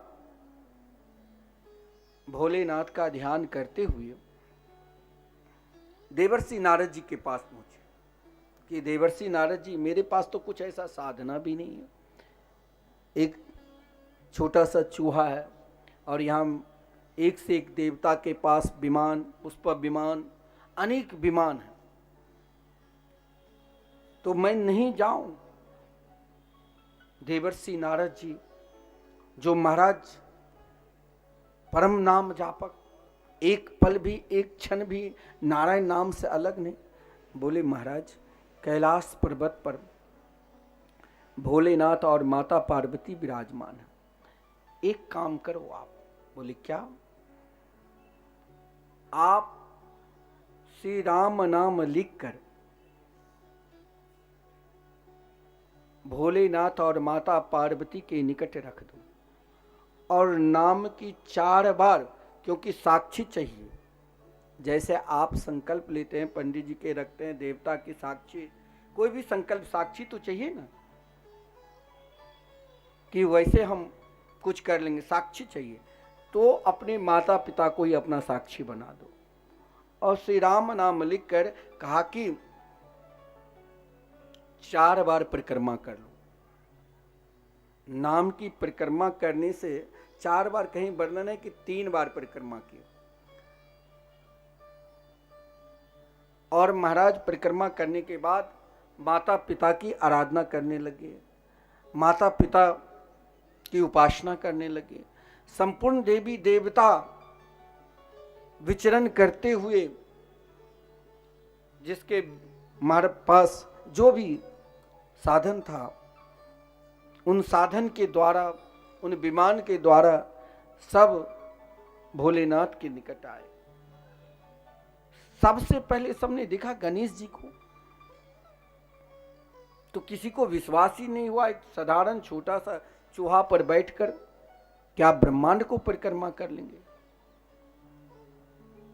तो जब सब एकत्रित हो गए तो एक साथ सबने पूछा, तो भोलेनाथ देवर्षि नारद जी के ओर देखने लग गया। देवर्षि नारद जी ने ब्रह्मा जी से कहा, आप ही बताओ। तो ब्रह्मा जी ने कहा कि भोले नाथ से ही कहो बतावे। तो भोलेनाथ ने कहा कि गणेश अपने अपने माता पिता की साक्षी रखकर श्री राम नाम की परिक्रमा लगा लिए। जो स्वर्गलोक, ब्रह्मलोक, गोलोक तक भगवान नाम की प्रभाव है, उसने संपूर्ण ब्रह्मांड की परिक्रमा लगा के ना जाने कब से मेरे पास बैठे हैं। अब सब गणेश जी के नाम पुकारने लग गए और अग्र पूजा के अधिकारी बना दिए। एक गुरु कुल में बहुत सारे शिष्य था। गुरुदेव ने कहा कि ये सब सही में पढ़ रहा है कि वैसे महाराज अपना काम निकाल रहा है। गुरुदेव ने एक दिन सभी शिष्यों को बुलाया, कहा कि जाओ आज आश्रम में वृक्ष लगाना है, तो बट वृक्ष जो बहुत बड़ा हो उसे उखाड़ कर ले आओ। उन शिष्यों को भगवान नाम की महिमा पर पूर्ण रूप से किसके हृदय में विश्वास है? सब तो कहते हैं हम भगवान के भजन करते हैं, ऐसा कोई नहीं है जो जिससे आप पूछो कहेंगे हम नहीं करेंगे, लेकिन विश्वास भी होना चाहिए। अगर विश्वास है तो फिर क्यों भटक रहे हो? फिर भटकने की क्या जरूरत? फिर तटस्थ हो जाओ। संपूर्ण शिष्य गुरुकुल में एक दो तो नहीं थे, हजारों शिष्य पहुंचे। देखा बट वृक्ष विशाल, गुरुदेव ने क्या कहा, सब लौटकर आगे, महाराज हमसे हमारी बस की बात नहीं है, बट वृक्ष को उखाड़ कर ले आओ आपके पास। एक शिष्य को बुलाया कि तुम लाए हो? कहा बिल्कुल मैं लाया हूं। बोले कहाँ है? बोले मेरी मुट्ठी में है। अरे इतना बड़ा वृक्ष तेरे मुट्ठी में? अब सब उनके ओर देखने लग गया। बोले कहाँ है, सत्य बताओ। बोले मेरे मुट्ठी में है। कहा जरा खोलो तो। खोला तो बट वृक्ष के जो बीज होता है जिससे वृक्ष बनता है वो बीज खोलकर दिखा दिया। गुरुदेव ने सोचा कि लगता है ये पहचान लिए मेरे गोविंद को, बाकी कोई नहीं पहचाना। बोले गुरुदेव ये बीज ही आज उस जड़ को उतने मोटे और विशाल वृक्ष बना दिया। क्यों नहीं हमने सोचा कि जिस बीज के द्वारा इसमें हजारों डालियां, लाखों करोड़ों पत्ते पुष्प है, क्यों नहीं हम मुख्य बीज को ही लेकर चले, गुरुदेव को दे दूं, ताकि संपूर्ण वृक्ष तो इस बीज से ही निकलता है। तो बीज को पकड़ना है। बीज क्या है? एक निष्ठ। भटकने की जरूरत नहीं। कोई कहा कि गधा की पूजा करो, कोई कहा घोड़ा की पूजा करो, कोई कहा कुत्ता की पूजा करो, कोई कहा विभूति वहां से ले आओ, कोई कहा ये करो, और भटकते रहोगे तो कुछ नहीं मिलेगा। एक को पकड़ो, और जिस दिन आप एक निष्ठ हो जाओगे ना, उसी दिन भगवान चाहे गोलोक धाम में रहे, चाहे आपके हृदय में है, उसे तो प्रकट होना ही पड़ेगा। और भगवान ऐसा नहीं आपको कि हम तो ना कुछ जानते, हम तो अज्ञानी हैं। अरे गजेंद्र, हाथी, सबसे लोग यही बोलते हैं सबसे अधिक बुद्धि मोटी हाथी के होता है। गजेंद्र जिसके किसी भी चीज की कमी नहीं था, वो हाथी गजेंद्र नाम से विभूषित था। आदरणीय श्रीमान सुखदेव जी वर्णन करते हैं, आसिद गिरो बड़ो राजंस त्रिकूट इति बेश्रुत छिरोदेना भृत श्रीमान योजनायुत मुच्छ्रित। अब गजेंद्र मोक्ष की कथा है कि एक विशाल हाथी था जिसके अंदर 10,000 हाथियों के बल थे। जिस 10,000 हाथियों के बल में उनके प्रभाव से उन त्रिकुट पर्वत पर संपूर्ण जीव जंतु डरता था। ढेर सारे पत्नियां थी, ढेर सारे संतान थे। सरोवर में गया स्नान करने के लिए, उनके पैर ग्रह ने पकड़ लिया, बच्चे छोड़ दिया, पत्नियां छोड़ दी, और फिर भगवान को पुकारे। भगवान ने हरि का अवतार लेकर उनका उद्धार किया। लेकिन भगवान क्यों आए? हाथी को जब भगवान बचा सकता है तो क्या मेरे लिए भगवान नहीं आएंगे? जरूर आएंगे, लेकिन मेरा भी पुकार उन्हीं हाथी की तरह होनी चाहिए। कैसे? उसने ऐसा कौन सा पुकारा? क्या उसके अंदर गुण था? क्या उसके अंदर प्रभाव था? बोले बहुत बड़ा प्रभाव आ गया था। व्यक्ति के अंदर 24 घंटे में हर व्यक्ति के अंदर एक बार प्रभाव आता है। सब चाहे कोई भी हो, प्राणी मात्र के अंदर 24 घंटे में एक बार वो शक्ति आती है। उस समय आप जिसको जो भी कुछ बोल दोगे वो सत्य होगा ही। बोले वो प्रभाव कौन है? तो भगवान शिव सबके निकट, हर जीव मात्र के निकट, क्योंकि वो शिव है। शिव सबके कल्याण के लिए जीव मात्र के निकट सूक्ष्म रूप से चाहे किसी रूप से एक बार निकलते हैं। शिव संपूर्ण जगत में है, इसीलिए तो जब जगत को संहार करते हैं, ब्रह्मांड को तो अपने में ले लेते हैं, सब उनके अंदर ही छुपे हैं। तो 24 घंटे में हर व्यक्ति के अंदर एक बार वो शक्ति प्रकट होती है। जैसे उस समय आप किसी को, कोई भी व्यक्ति किसी को आशीर्वाद दे देगा, किसी को उस समय आप कुछ कह दोगे, वो समय अब कौन सा समय है वो तो शिव जान सकते हैं, बाकी कोई नहीं। उस समय की बात सत्य होगा ही, या कोई पूर्ण रूप से ऐसे योगी है वो ही उस समय जान सकता है। क्योंकि भगवान शिव 24 घंटे में एक बार सबकी वाणी को सत्य कराते हैं। उस समय शिव भव का आशीर्वाद देकर निकलते रहते हैं, और आप उन्हें उस समय जो भी कुछ कह दोगे वो सत्य होगा ही। और उस समय आपको मन में होगा कि हमें भगवान मिले तो भगवान भी मिलेगा। तो हाथी की कथा क्या है? देखा जाए जीवन में तो हाथी कोई और नहीं है, हाथी हम लोग जीवात्मा ही है। पर्वत कोई विशाल पर्वत क्या है? ये संसार ही एक प्रकार के विशाल पर्वत है। कौन सी संसार? तो देह रूपी संसार। इस देह ही एक विशाल पर्वत है। देह के लिए ना जाने हम कितने दिन भर उद्यम करते हैं कि स्वस्थ रहे, और इस देह में जो 3 कूट है वो और भी प्रबल है। कौन सा केंद्र है? काम, इच्छा।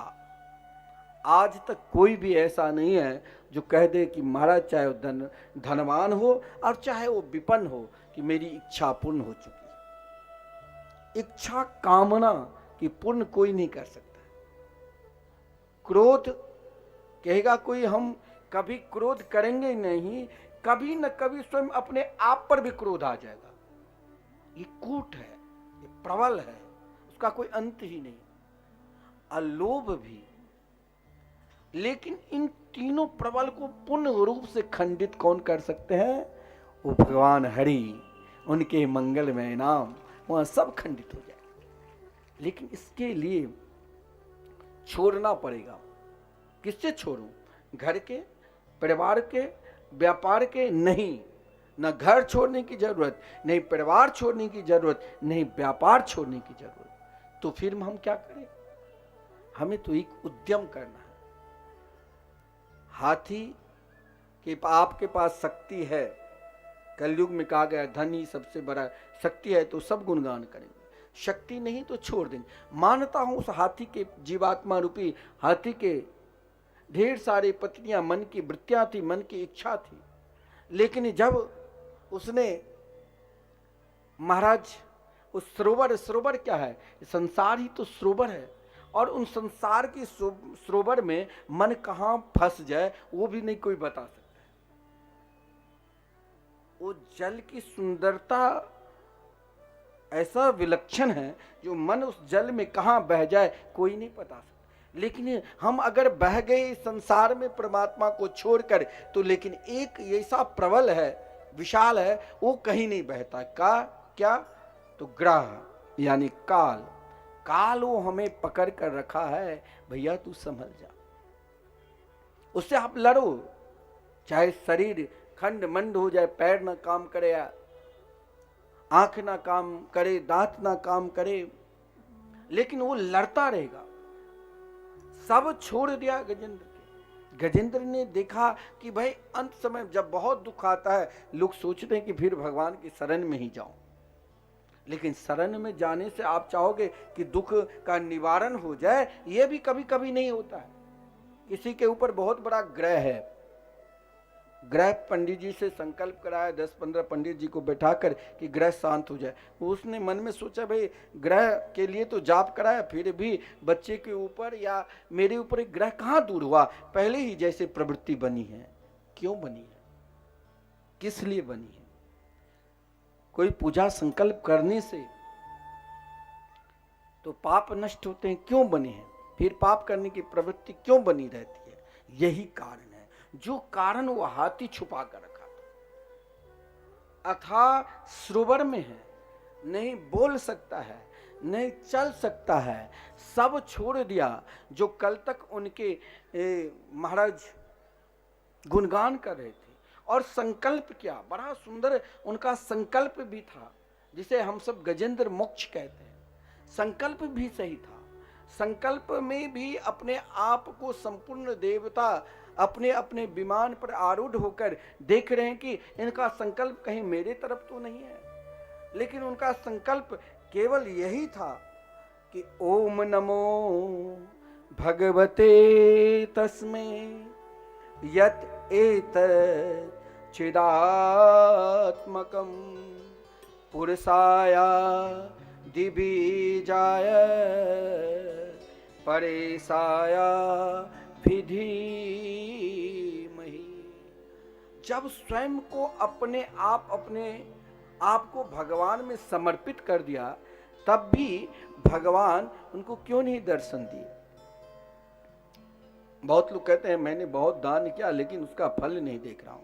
मैंने बहुत पूजा, साल में ऐसा कोई दिन नहीं, कोई समय नहीं है जिसमें हम पूजा पाठ नहीं करते हैं, फिर भी उसका कोई फल नहीं देख रहा हूं। रोज मंदिर दर्शन करने के लिए जाता हूं, फिर भी उसका फल नहीं देख रहा हूं। रोज कथा सुनने के लिए जाता हूं, फिर भी उसका फल नहीं देख रहा हूं। कारण क्या है? यही कारण उन गजेंद्र के अंदर भी छुपा था। हम अपने अंदर कुछ ऐसा चीज छुपा कर रखते हैं जो उसका फल जल्दी मिलता ही नहीं, और जिस दिन उस फल को, जिसे हम बहुत गुप्त स्थान पर रखे हैं, जिस दिन हम छोड़ देंगे उसी दिन भगवान मिलेगा। लेकिन उन गजेंद्र स्वयं को भूल गया था। लेकिन अपने आप को भूल जाओ, फिर भी अपना प्रयास कभी छोड़ना नहीं चाहिए, प्रयास में सतत लगा रहना चाहिए। गजेंद्र ने देखा कि लगता है अब इस ग्रह के मुख में हमें जाना ही पड़ेगा, अब किसी की ताकत नहीं है। स्वयं को उदास हो गए, स्वयं को निर्बल हो गए, स्वयं उनका संबंध कहीं उस ग्रह से तो ना। सोचा अब ग्रह तुम खाना चाहते हो तो खा लो, लेकिन एक क्षण रुको, प्रार्थना में तो शक्ति है, प्रार्थना में तो ताकत है। जरा मैं फिर एक बार प्रयास करता हूं, यह प्रयास में सफलता मिल गई तो ठीक है, नहीं तो अब तुम मेरे अंदर कोई शक्ति नहीं है, अब तुम अपने अंदर मुझे समा लेना। ग्रह ने मौका दिया, अब ग्रह के अधीन हो गया था, क्योंकि उनकी शक्ति नहीं थी। जौ भर मात्र सुर बचा था, लेकिन ग्रह ने कहा हमें परमात्मा मौका देते हैं। ऐसा नहीं जो है जो हम अगर बीमार पड़ गए तो तुरंत समाप्त हो जाते, कई बार मौका देते हैं। काल ने कहा कि मैं भी तो भगवान के ही साथी हूं, मैं भी तो भगवान के ही दोस्त हूं, मैं तुम्हें मौका दूंगा। और कुछ है तेरे पास तो तू दे दे, और कुछ प्रार्थना करने की ताकत है तो बोल दो। गजेंद्र ने कहा कि ये काल बार बार कह रहे हैं कि यह अंतिम समय है अब तेरे। एकाएक मन में भाव आया कि लक्ष्मी की कृपा के बाद ही नारायण की कृपा होगी, राधा रानी की कृपा के बाद ही श्री कृष्ण कृपा होती है, जगत जननी माता जानकी की कृपा के बाद ही श्री राम की कृपा होती। कहीं ना कहीं, क्योंकि शक्ति ही तो कृपा है। अब गजेंद्र ने सोचा कि क्या करूं, तो लक्ष्मी जी की दया आ गई। लक्ष्मी जी ने नारायण से कहा कि क्या अब आप इन्हें बचाओगे कि नहीं? भगवान ने कहा शांत हो जाओ। लक्ष्मी जी ने कहा अरे अब इसके पास कुछ है ही नहीं, स्तुति भी कर लिया, सब कुछ आपको समर्पित भी कर दिया। भगवान ने कहा कि अभी तो बहुत कुछ इसके पास है, और ये जब तक समर्पित नहीं करोगे। बहुत लोग कहते हैं कि भगवान हमें क्यों नहीं अपनाते हैं, भगवान ने गोपियों को अपनाया, हम भी तो उसी प्रकार लगन के साथ उनको पुकारते हैं, वो हमें क्यों नहीं अपनाता है? वो अपनाने के लिए तैयार है। लेकिन मेरे अंदर जो एक पर्दा है ना, वही पर्दा तो भगवान जब उन गोपियों को वस्त्र को चुरा लिया तो कहा ये जो वासना रूपी पर्दा है इससे हटा लो, फिर हम दोनों जीवात्मा और परमात्मा एक हो जाएंगे, तभी तो निरंतर रास चलेगा। और वही वासना की पर्दा अभी कौन सा है गजेंद्र के? भगवान ने कहा इस पर्दा को मुझे टुकड़ी टुकड़ी करना है, लेस मात्र नहीं रहने देना। लक्ष्मी जी ने जान गई, क्योंकि पति की भाषा पत्नी जान जाए और पत्नी की भाषा पति जान जाए तो उस घर में कभी लड़ाई होगी ही नहीं। तो लक्ष्मी की भाषा नारायण पहचान गया और नारायण की भाषा लक्ष्मी जी जान गई। तुरंत एक पुष्प, कमल के पुष्प आप देखो, जहां कोई सहारा नहीं, जहां कुछ था ही नहीं, उसके अंदर अपनी शक्ति थी नहीं, यहाँ शक्ति क्या है? स्वयं लक्ष्मी ही कमल के रूप में आकर कहा गजेंद्र अभी तेरे अंदर कुछ बचा हुआ है, वो जब तक तुम कुछ रखोगे, जब तक तुम चोरी करोगे, तब तक वो प्रभु तो स्वयं चोरों की सरदार है। उन चोरों की सरदार वैसे कृपा नहीं करेंगे, वो तो तेरे अंदर की चित्त को तभी चोरी करेंगे जब तुम माखन की तरह निर्मल हो जाओगे। मैं तुम्हें निर्मलता बनाने के लिए क्या दूं, क्या चाहिए? गजेंद्र ने कहा मुझे कुछ नहीं चाहिए। लक्ष्मी ने कहा जब तक तुम दोगे नहीं तब तक वो लेगा ही नहीं, चुराएगा ही नहीं, क्योंकि वो उनकी आदत है। माता यशोदा नंद बाबा के घर में महाराज क्या गोए की कमी थी? जो 20 लाख गोए दान किए, लिखा है भागवत में, धेनु नाम न्यूते प्राराध विप्रेभ्य समलंकृता, तब भी श्री कृष्ण कन्हैया चोरी करते थे। चोरी करने का अभिप्राय यही था। सबके घर में चोरी करते हैं, ऐसा नहीं, लेकिन यहां पर कौन सी चोरी? क्या गजेंद्र का जब तक चोरी नहीं करेगा तब तक उनको अपनाएगा ही नहीं। तो गजेंद्र क्या छुपा कर रखा था? गजेंद्र के अंदर अब तो कुछ है ही नहीं। लक्ष्मी ने स्वयं कमल का रूप धारण कर लिया कि अब मैं तेरे ऊपर कृपा कर दूं। वृंदावन में वही वास कर सकता है जिसके ऊपर रास राजेश्वरी राधा रानी की कृपा होती है। इसीलिए वृंदावन में आपको कृष्ण नाम कम सुनाई देगी और राधे राधे हर व्यक्ति बोलते हैं, वृक्ष में भी राधे राधे। अब लक्ष्मी जी ने सोचा कि जरा मैं कृपा करूं और गजेंद्र को कहा जरा एक बार तुम भी पुकार लो। गजेंद्र ने कहा अब मैं क्या पुकारूं? एकाएक याद आ गई। क्या? सुनते सरस्योरुबले न गृहीतार्तो दृष्ट्वा गरुत्मति हरिख उवात चक्रम उत्क्षेप्यसाम भुजकरम गिरिमाह कृच्छ्रान नारायण खिल गुरु भगवन नमस्ते।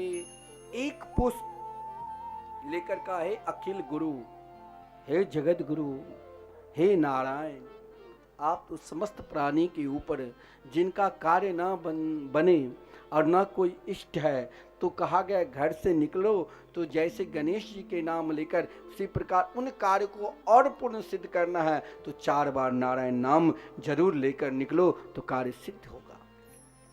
क्योंकि हे नारायण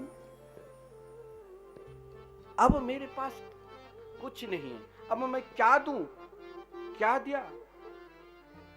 भीष्म पितामह ने भगवान की संपूर्ण स्तुति की थी, लेकिन भीष्म पितामह ने क्या दिया? अपने अंतःकरण। और भगवान को प्रिय क्या है? अंतःकरण। तो अब इसीलिए तो यहाँ गजेंद्र भी कहा अब मैं भी जान गया आप कुछ नहीं लेते हैं, आप निर्मल बुद्धि लेते हैं, निर्मल अंतःकरण लेते हैं। सुनता सरस्यु रुबलेन गृहीत आरतो, लेकिन मेरे अंतःकरण और भीष्म पितामह के अंतःकरण दोनों बराबर नहीं हो सकता। भगवान ने कहा अब मैं तेरे को बराबर कर रहा हूं। कहा प्रभु मैं जान गया, आप तब तक नहीं अपनाते हैं जब तक ये देहाभिमान है, देह का अभिमान है और जिस दिन अपनी शक्ति को शून्य बना दोगे, सगे संबंधी की शक्ति को शून्य बनाकर एकमात्र परमात्मा की शक्ति पर विश्वास करने लग जाओगे, उसी दिन तो आपके पास दौड़े चले आ जाए। वो तो सबके हैं। भगवान ने हरि का रूप धारण कर गजेंद्र का उद्धार किया।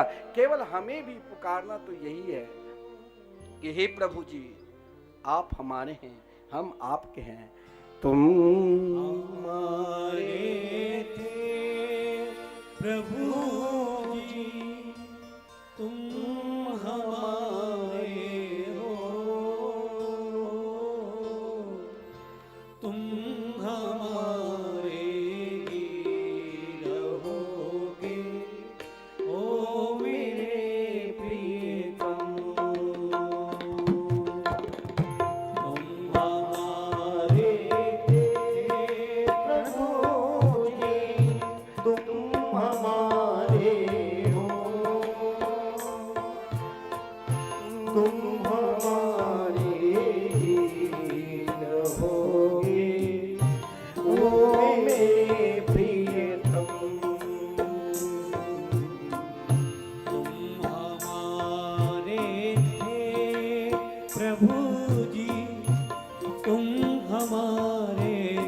हो,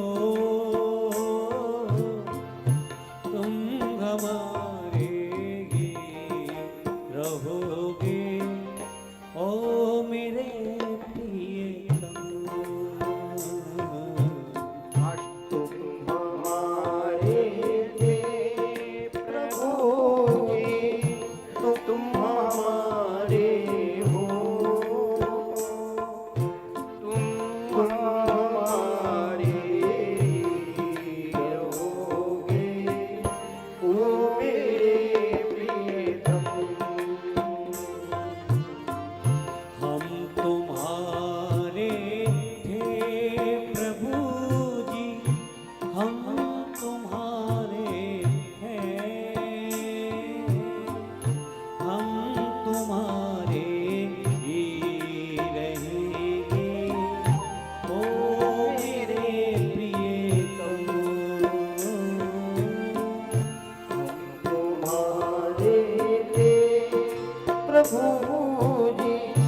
हम तुम्हारे हैं,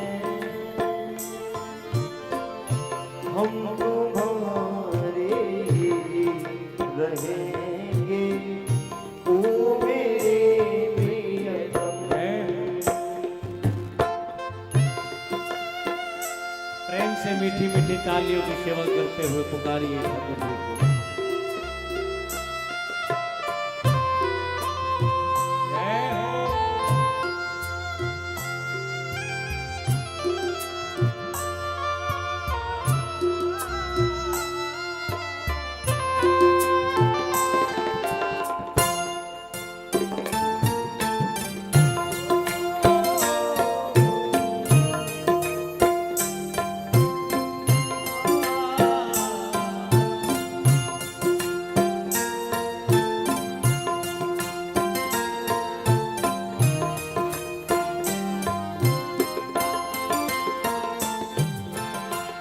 तुम्हें छोड़े सुन नंद दुलारे, कोई न मीत हमारो। तुम्हें छोड़ सुन नंद दुलारे, कोई न मीत हमारो। किसके द्वारे जाए पुकारूं, और न कोई सहारो। जिसके द्वारे जाए पुकारो, और न कोई सहारो। अब तो आके बाहों पकड़ लो, अब तो आके बाहों पकड़ लो, ओ मेरे प्रियतम। अब तो आके बाहों पकड़ लो, ओ मेरे प्रियतम।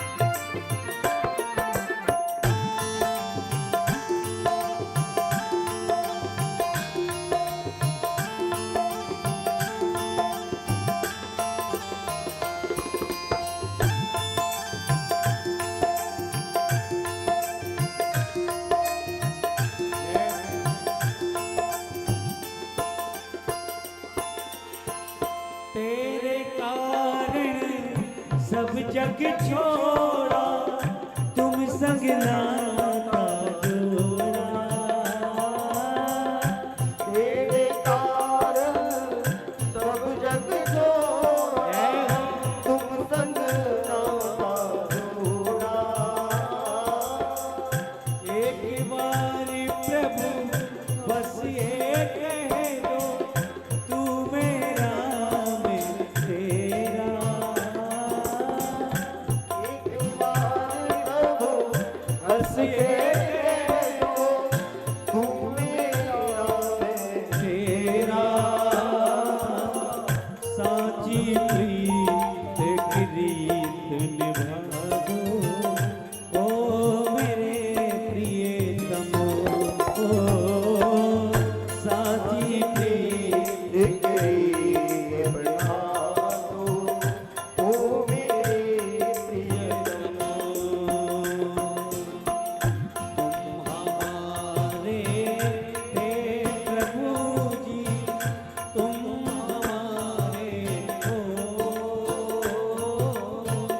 तुम हमारे ही रहोगे ओ मेरे प्रियतम। ओ तुम हमारे रहोगे ओ मेरे प्रियतम।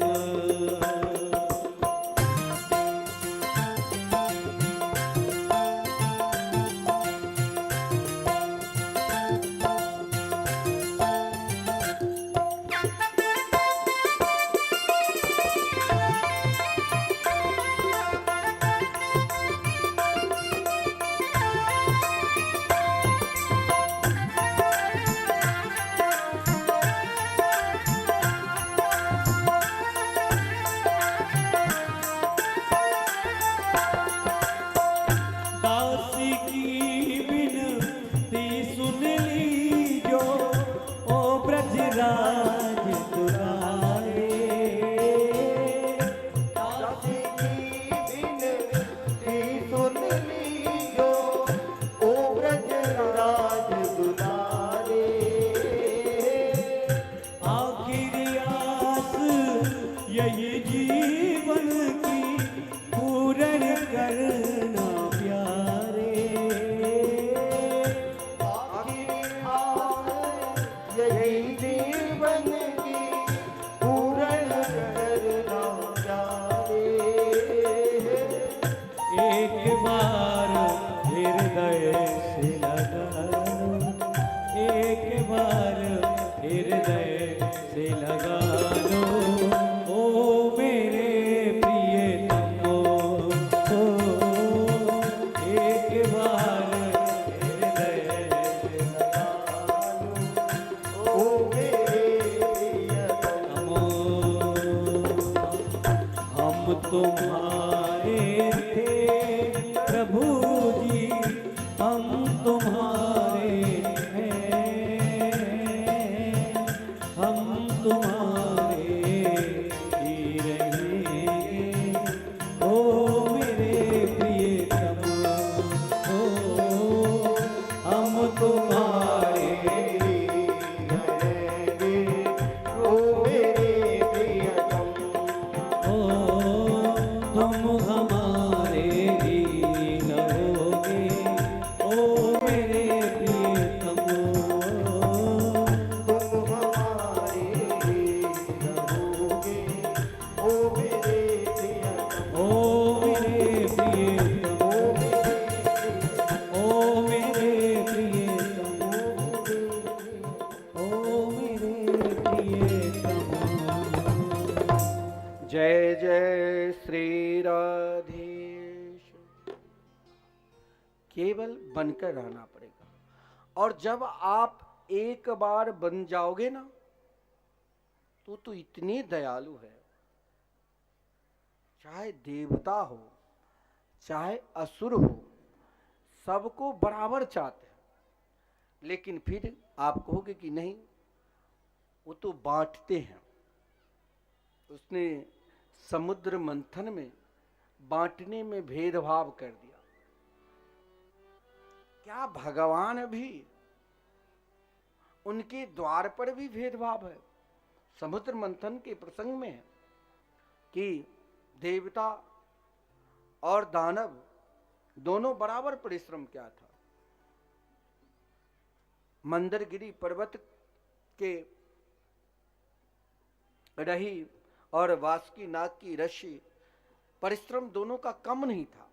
ठीक है, देव पक्ष में भगवान कई अवतार लिए, चाहे कच्छप हो चाहे देवता की पक्ष में हो, लेकिन भेदभाव भगवान के निकट है। अगर लोक व्यवहार में लोग कह दे कि भाई बड़े छोटे में आजकल भेदभाव हो जाते, लेकिन भगवान भी तो यही करते हैं। नहीं, दो प्रकार की व्यक्ति होता है। एक व्यक्ति के अंदर सब कुछ मैं ही किया, और एक व्यक्ति के अंदर शक्ति दोनों बराबर ही है, लेकिन इसके अंतर यही हो जाता है, एक व्यक्ति कहता है मैं ही सब कुछ किया, और एक व्यक्ति कहता है कि मेरी जो भी शक्ति है वो परमात्मा की शक्ति है, तो परमात्मा ने सब कुछ किया। तो भाई पहले जो पुकारेगा भगवान तो उन्हीं को साथ देंगे ना। तो असुर में और देवता में यही अंतर होता है। आसुरी प्रवृत्ति के, अभिमानी प्रवृत्ति के व्यक्ति के अंदर ये लक्षण है, सब कुछ मैं ही। जैसे ये आसुरी वृत्ति प्रवृत्ति है, उनको सब कुछ प्राप्त होने के बाद भी कुछ नहीं मिलेगा। देवता और दानव बराबर संधि क्या था कि जो कुछ मिलेगा अलग अलग, लेकिन विष को देखकर संपूर्ण असुर भाग गए थे। परंतु देवता ने अपने गुरुदेव के शरण में जाकर कहा क्या करना चाहिए। गुरुदेव ने कहा कि देखो, परमात्मा के शरण में जाने से अमृत तो मिलेगा ही, लेकिन थोड़ा सा स्वयं को, अपने आप को संवर जाओ। क्या करूं गुरुदेव? बोले भगवान का स्मरण करो, और भगवान के स्मरण करने की सफलता तभी मिलेगा जब पूर्ण रूप से वैष्णवों पर, महापुरुषों पर विश्वास करोगे। तो कौन है संपूर्ण वैष्णव मात्र के इष्ट आचार्य? कौन है संपूर्ण वैष्णव जगत के आचार्य इष्ट? कौन है? भगवान। भगवान तो है ही, लेकिन जब तक आचार्य नहीं है, सदगुरु नहीं है, तब तक भगवान भी जल्दी प्रसन्न नहीं होते हैं। इसीलिए तो भगवान श्री राम ने जब रामेश्वरम भगवान की स्थापना की, महादेव की, तो भगवान इधर महादेव की पूजा कर रहे हैं, रामेश्वर भगवान की, और रामेश्वर भगवान महादेव की पता ही नहीं चला। शिव कहते हैं राम बड़ा, और श्री राम बोलते हैं शिव बड़ा। बोले कि विषपान अकेला मत रहो, अकेला मन बहुत और विचलित हो जाएगा। हम लोग साधु समाज में नियम है, कहता अकेला ज्यादा मत रहो। 1 2 4 साल जब तक तुम उस स्तर तक पहुंच जाओगे तब अकेला रहना। अगर साधना कर रहे हो तो 2-4 संतों के बीच में रहो। जब कोई साधु संत बनने, अब तो कम बन रहा है, अब तो भेष का ही रह गया है। 90% मैं कहूँ तो भेष का ही है। लेकिन पहले बाल्यावस्था में घर द्वार माता पिता जब समर्पित कर देते थे, उनको कम से कम 12 साल संतों के बीच में रहना पड़ता था। क्यों? क्योंकि पहले तेरे अंदर विषपान करने की शक्ति है, विष घोटने की, तो वहाँ संतों की सेवा करो, जो भी मिले। बर्तन मांजना तो बर्तन मांजना पड़ेगा, गाली सुनना तो गाली भी सुनना पड़ेगा, मार खाना तो मार भी खाना पड़ेगा, ये सब सहन करना पड़े। लेकिन ये सहन करने की शक्ति उन देवतुल्य व्यक्ति के अंदर ही है। सहन तो वही कर सकता है। किसी को कोई अपमान कर दिया फिर भी वो उनके निकट जाते हैं, यही तो महानता है। सहन करो। लेकिन आसुरी प्रवृत्ति के असुर को सहन करने की शक्ति नहीं थी, तो बृहस्पति जी ने, गुरुदेव ने कहा सहन करने की शक्ति तो शिव के हैं।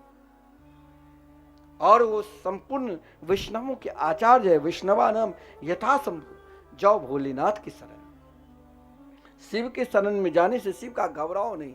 मैं विषपान कर लेता हूं, मुझे कुछ नहीं होगा। बोले क्यों, आपको कुछ नहीं होगा? बोले मैंने इस समुद्र, ये तो कुछ नहीं है, इससे भी अथा पूरे संपूर्ण समुद्र ही विश्व रूप में बन जाए तो उनको भी मैं पान कर लूंगा तो भी मुझे कुछ नहीं हुआ। अरे इतनी कल्याणकारी बात कह दिया। क्यों? विश्व वही पान कर सकता है जो विश्व से भी श्रेष्ठ कुछ पान कर चुका है। आजकल क्या विश्व पान कोई करता है? घर में कोई एक दूसरे को निंदा कर दिया तो उसे देखना नहीं चाहते, कोई अपमान कर दिया तो उसे देखना नहीं चाहते, कोई गाली दे दिया तो उसे देखना नहीं चाहते। बढ़िया घर में एक दूसरे में सेवा नहीं किया तो उसे अपमान करने लग जाते, क्योंकि अभी तक विश्व पान करने की शक्ति नहीं है। इसमें आपका दोष नहीं। असुर बहुत बड़े ज्ञानी थे, ऐसा नहीं जो ज्ञानी नहीं थे। बहुत बड़े बलशाली था, ऐसा नहीं कि बलशाली भी नहीं था, तो समुद्र मंथन में आता ही नहीं। लेकिन एक चीज का कमी था, उनके हृदय में भगवान के नाम पर बिल्कुल विश्वास ही नहीं था। और भगवान भोलेनाथ ने कहा क्यों घबरा रहे हो, लाओ मैं पीता हूं। माता पार्वती थी, मुस्कुरा रही है, अनुमोदन भी कर दिया, हाँ सब कुछ पी लेंगे और विष दो तो पी लेंगे। बोले क्यों, इनको कुछ नहीं होगा? बोले बिल्कुल नहीं, ये नीलकंठ महादेव से विख्यात हो जाएंगे परंतु होगा कुछ नहीं, क्योंकि इसने अपने हृदय में निरंतर राम नाम अमृत पान करते रहते हैं।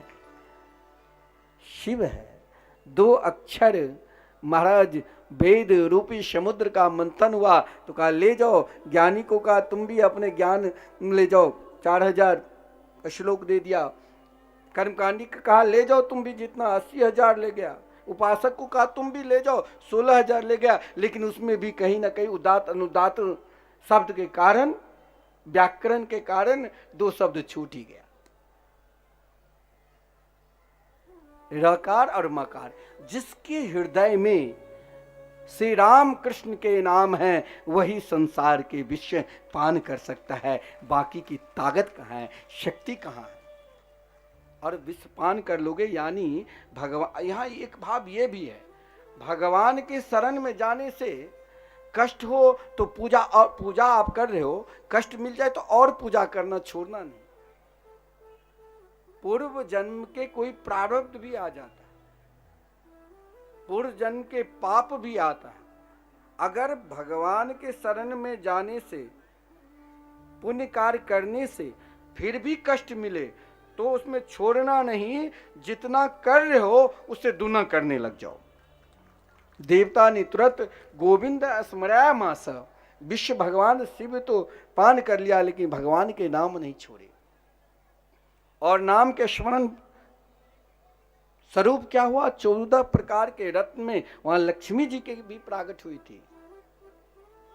ततश्चाविर्भूत साक्षात श्री रमा भगवत परा रंचयंती दिशा कांत्या विद्युत सुदामनी था। जिसने विषपान कर लिया, बहुत लोग धन एकत्रित करते हैं, ऐसा नहीं जो एकाएक एकत्रित कर लिया, उसके लिए उनको बहुत परिश्रम करना पड़ता है। परिश्रम क्या, तभी तो फल मिला, तभी तो लक्ष्मी आती है। लेकिन कभी कभी क्या है, लक्ष्मी को प्राप्त करने के बाद भी लक्ष्मी अधिक दिन क्यों नहीं रहती।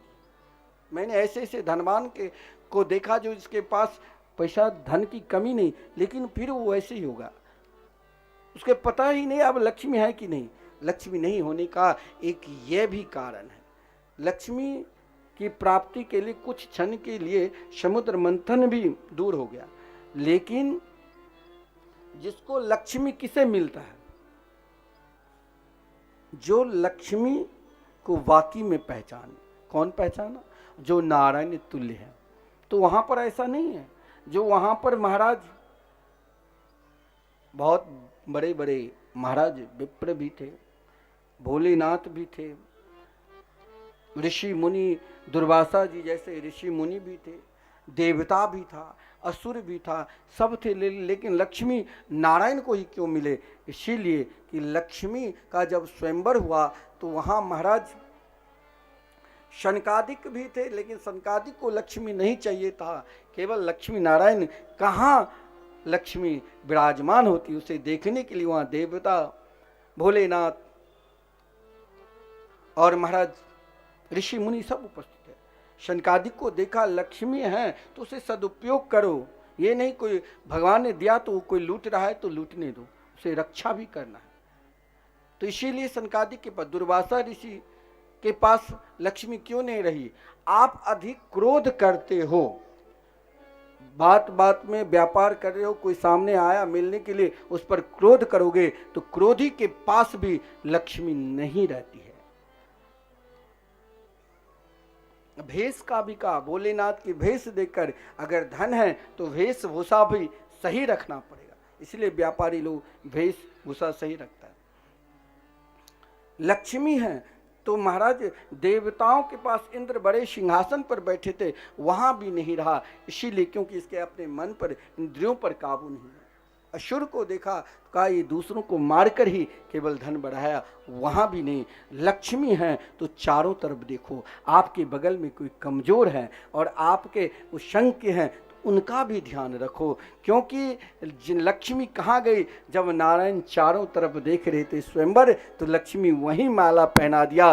बोले लक्ष्मी नारायण भगवान की जय। लक्ष्मी वहां रहती है जो सब तरफ समाज की जरूरत है आपके तो वहां भी आगे आओ, राष्ट्र की जरूरत है आपके तो वहां भी आगे आओ, और कोई सत्कर्म जो समाज भगवान से जुड़े और आपका जरूरत है तो वहां भी आगे बढ़ चढ़ के आओ, वहां पर निरंतर सदा लक्ष्मी रहती है। लक्ष्मी वहां कभी छोड़ती ही नहीं, निरंतर नारायण के साथ लक्ष्मी नारायण वहां विराजमान होते। लेकिन ध्यान देना,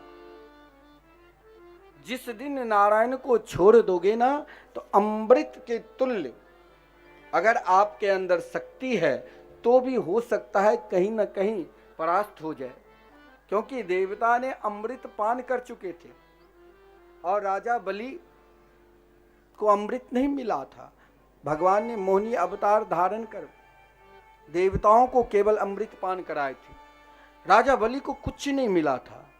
लेकिन निष्ठा देखिए, एक निष्ठा भी सर्वोपरि है, एक समर्पित भी सर्वोपरि है। गुरुदेव उनके शुक्राचार्य जी ने स्वस्थ किया।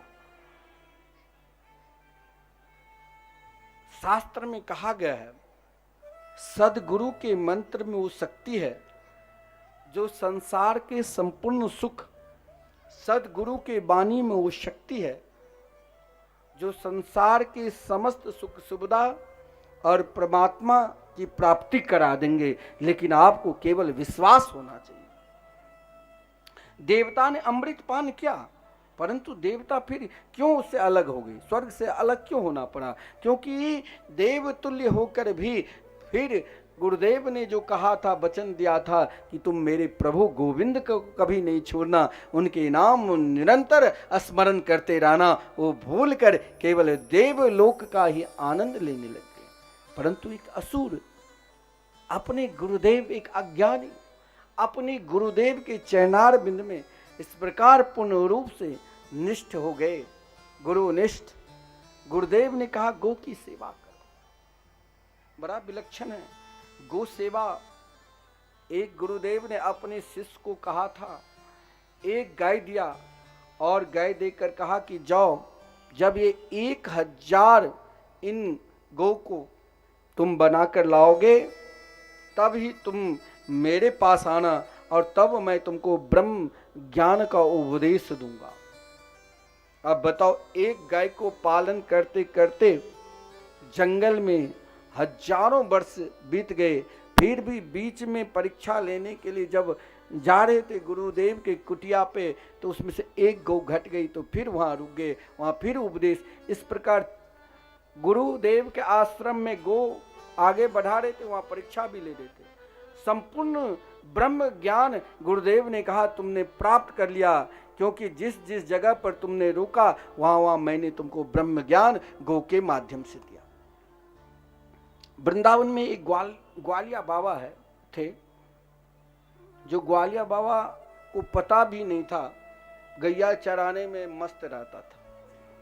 एक बार ग्वालिया बाबा, पहले बहुत वहाँ चोरी होता था, अब तो सबको समर्थ हो गया, हर जगह चोरी पहले बहुत होता था, वृंदावन सब में अधिक, बहुत को मार भी देते थे। तो एक बार क्या, उस समय प्रकाश की उतनी व्यवस्था नहीं होती थी, तो 2-4 चोर ग्वालिया बाबा वृंदावन में कहीं गोचारण करके परिक्रमा में घूम रहे थे। उस सब में भगवान के सखा ही देखते थे। तो भगवान के सखा को देखकर कहा, कहाँ जा रहे हो? तो बोले चोरी करने के लिए। तो ग्वालिया बाबा ने कहा, वाह कन्हैया, आज तुम अपने चोर विद्या में हमें भी सम्मिलित किए, तो चलो मैं भी आज चोरी करूं गोपियों के घर में। चोर गया चोरी करने के लिए जिस गोपी के घर में, सब महाराज चोरी करके निकल रहा था, उसी समय कोई जग गए। जब जगा तो चोर सबके सब भाग गए, बेचारा ग्वालिया बाबा वहीं पर रात्रि में खूब लोग पीटने लगे, और इसे ब्रज में उनका नाम था। जब जगा तो कहा, रे कन्हैया, तूने तो अपने भाग गए, लेकिन मेरे को बहुत पिटाई करा दिया। वाह रे कन्हैया, अब तेरे साथ कभी चोरी करने के लिए आऊंगा ही। लोग देखा, अरे बाबा तू कैसे? कहा, मैं क्या बताऊं, मैं तो गैया की सेवा करते करते परिक्रमा में बैठे थे, 2-4 ग्वाल वाल आया, कहा चलो चोरी करने के लिए। कन्हैया भी उनके साथ थे। मैंने सोचा आज कन्हैया ही मेरे को ले जा रहा है। कन्हैया मुझे पिटाई तो करवा दिया, लेकिन वो भाग गए। गौ सेवा से महाराज साक्षात श्री कृष्ण ने दर्शन दिया। कई ऐसे उदाहरण हैं।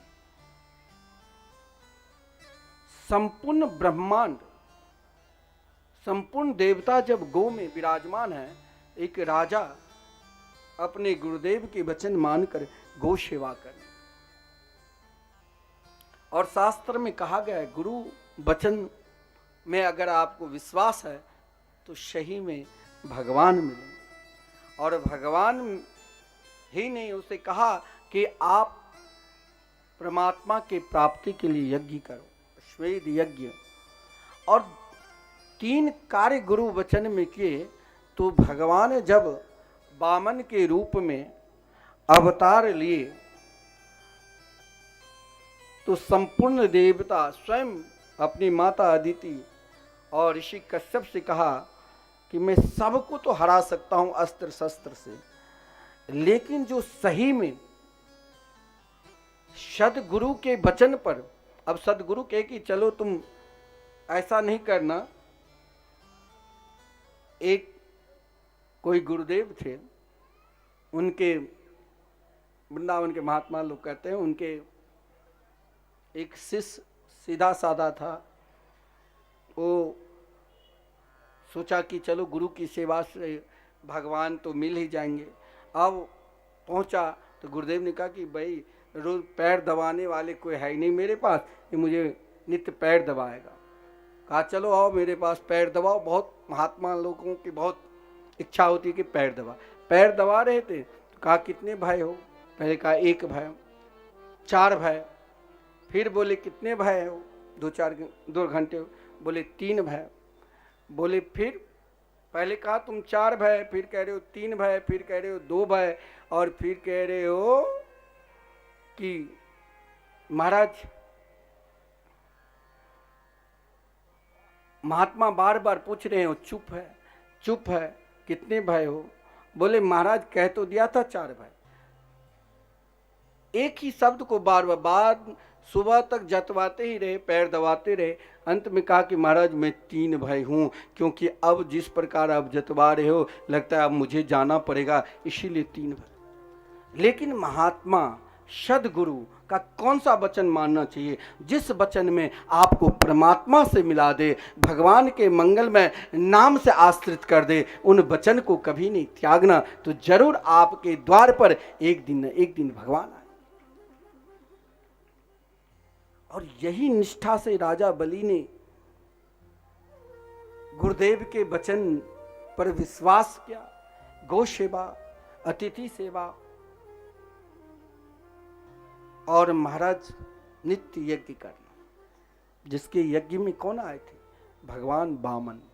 भादो मास द्वादशी तिथि दिन के ठीक 12 बजे भगवान चाहते तो अपने इच्छा शक्ति से भी राजा बलि को परास्त कर सकते थे, लेकिन भगवान ने सोचा ऐसे भक्त को मैं कुछ नहीं कर सकता हूं।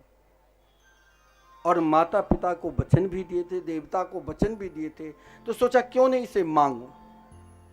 मांगने में चालाकी किया भगवान वामन जिस समय अवतार लिए, देखिए यहाँ मांगना है तो इसीलिए भगवान के कोई बाल रूप का वर्णन नहीं है। भागवत में तो भगवान के इस रूप को केवल बटु रूप, जब जिस समय यज्ञोपवीत संस्कार होता है, बटु रूप में स्वयं श्रीमद् भागवत में लिखा है कि भगवान बटु रूप में अवतार लेकर राजा बलि का ऊपर कृपा किया, क्योंकि तम बटुम वामनम दृष्टवा मोदमाना महर्षय।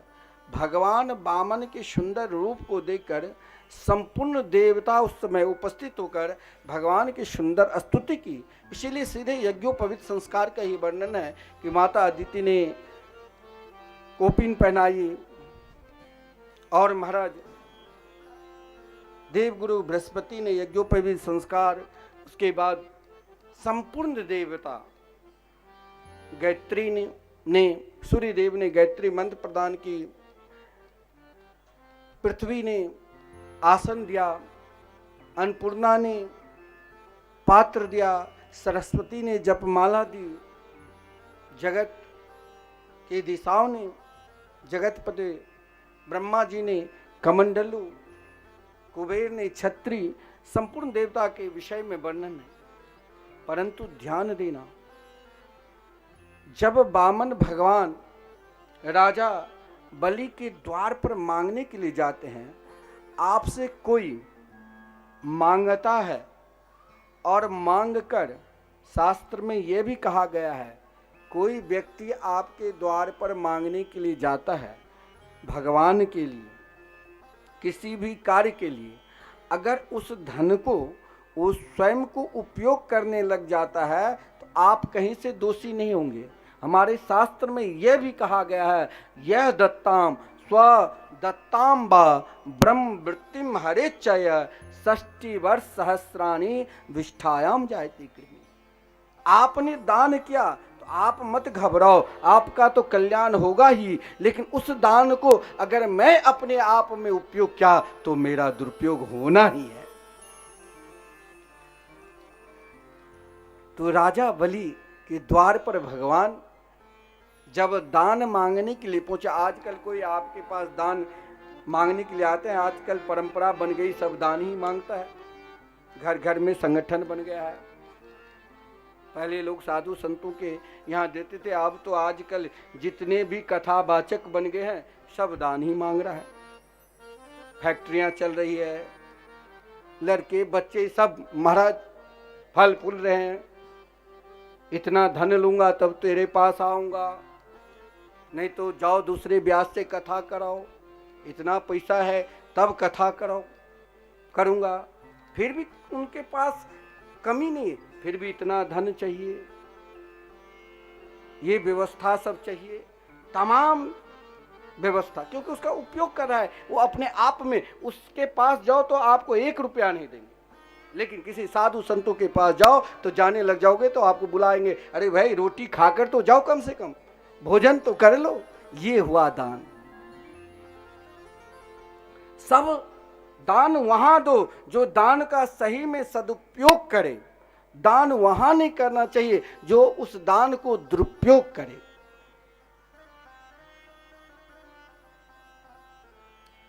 राजा बलि के हृदय में दान देने से प्रसन्नता भी होना चाहिए। राजा बलि के द्वार पर जब वामन भगवान गए, देखिए सबके पास वामन भगवान के प्रतिनिधि के रूप में सबके पास कुछ कार्यकर्ता पहुंच जाएंगे, लेकिन आप सब श्री कृष्ण जन्मोत्सव में भी आनंद के साथ झूमना, बधाई लेना जहां पर है, क्योंकि भीड़ काफ़ी है, कोई किसी का कुछ चोरी भी हो सकता है, इसलिए अपना सामान का भी ध्यान देकर आनंद लेना, विघ्न कभी डालना ही नहीं चाहिए।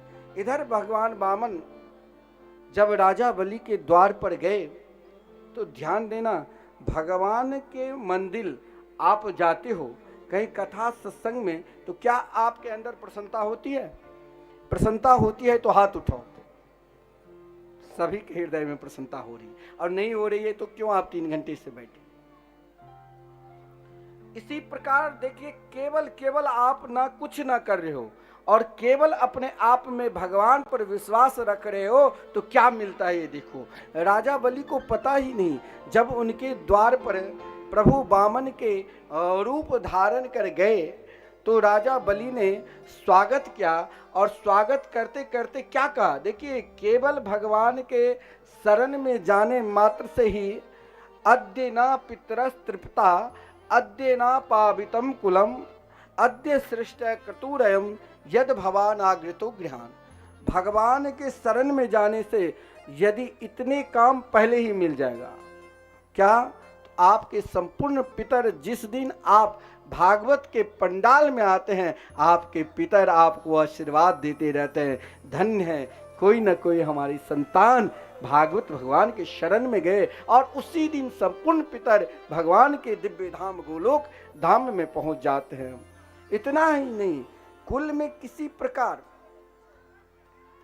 महाराज कारणवशात कोई दोष है तो भगवान के शरण में, भगवान की कथा कीर्तन में उपस्थित हो जाओ, तो कहा गया अद्य ना पावितम कुलम, उसी दिन कुल पवित्र हो जाते हैं। आपके कुल में, आपकी परंपरा में ना जाने कितने जन्म लिए होंगे, हो सकता है किसी से पाप भी हो जाता है, लेकिन आप यदि भगवान के शरण में जाते हो तो उन सब कृतार्थ हो जाते हैं, परम पवित्र हो जाते हैं, और स्वयं अपने अंदर भी किसी प्रकार की कमी तो ऐसा है जो नहीं हो सकता है। अद्य सृष्ट क्रतुरयम यद भवान आगृतो गृहान। भगवान के शरण में जाने मात्र से ही संपूर्ण दोष का निवारण करना है, संपूर्ण पाप का निवारण करना है, तो भगवान के शरण में जाओ और उनकी कथा सुनो। आइए हम सभी एक भजन का आनंद लेते हैं, भगवान वामन के सुंदर स्वरूप के गुणगान करते हैं। मन का भेष बनाए ओ बलि राजा के द्वारे आए, पावन का भेष बनाए बलि राजा के द्वारे आए। हे पावन का भेष बनाए बलि राजा के द्वारे आए, पावन का भेष बनाए बलि राजा के द्वारे आए। ओ बलि राजा के द्वारे आए, बलि राजा प्रेम से सभी तालियों की सेवा करते हुए बलि राजा के द्वारे आए, बलि राजा के द्वारे आए। वामन का भेष बनाए बलि राजा के द्वारे आए, वामन का भेष बनाए बलि राजा के द्वारे आए। आप सभी से निवेदन है कि आप कोई भी नहीं आएगा, हमारे आचार्य जी आप सभी के पास में आएंगे। जो भी भेंट स्वरूप प्रदान करना चाहते हैं वामन भगवान की, वो हमारे आचार्य जी के पास प्रदान कर देंगे। और एक बार दोनों हाथ उठा करके बोलिए वामन भगवान की जय हो। प्रेम से तालियों की सेवा करते हुए बोलो वामन भगवान की।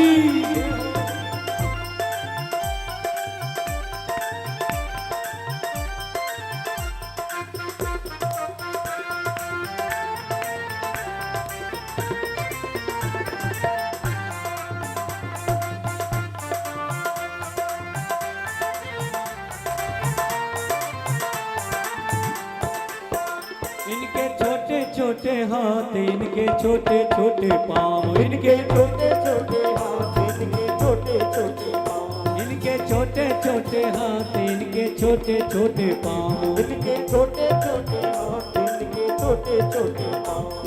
माथे पर तिलक लगाए बलि राजा के द्वारे आए।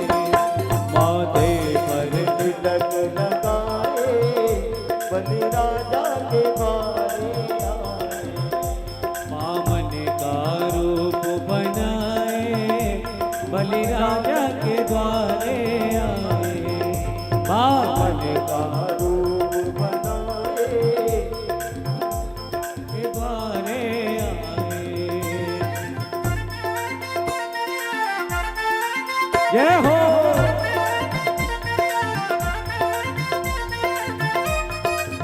बोलो बामन भगवान की जय।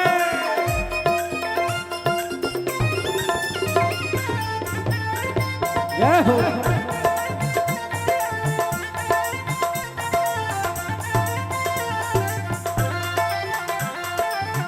हरि बोल।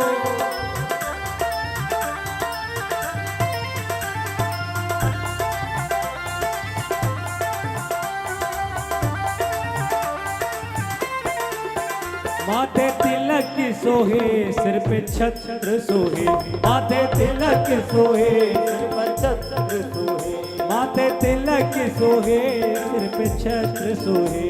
माथे तिलक सोहे सर पे छत्र सोहे। हाथों में कमंडल लाए, हाथों में कमंडल लाए बलि राजा के द्वारे आए।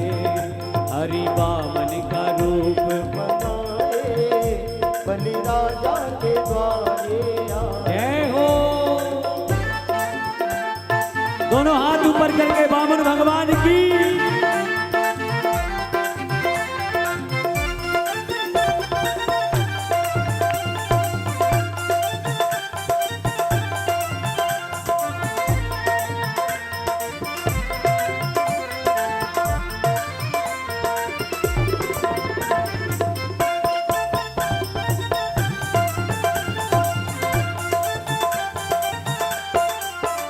इनके गले में माला सोह रही, इनके गले में माला सोह रही। इनके गले में माला सोह रही। गले में माला सोह रही। और आसन बगल में दबाए, हाँ आसन बगल में दबाए बलि राजा के द्वारे आए। बामन का बनाए बलि राजा के द्वारे आए।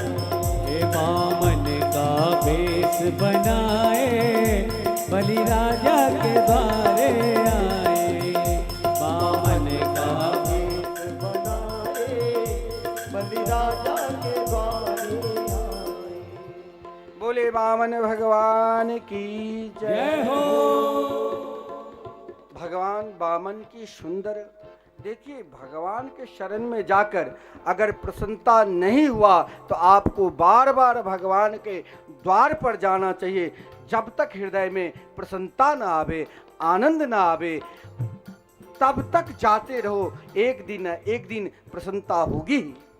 आज राजा बलि के हृदय में इतनी प्रसन्नता हुई जो स्वयं को कहा, यद यद बटो वांछसी तत् प्रतीक्षा में। हे प्रभु, जो चाहिए आज आप हमसे ले लो।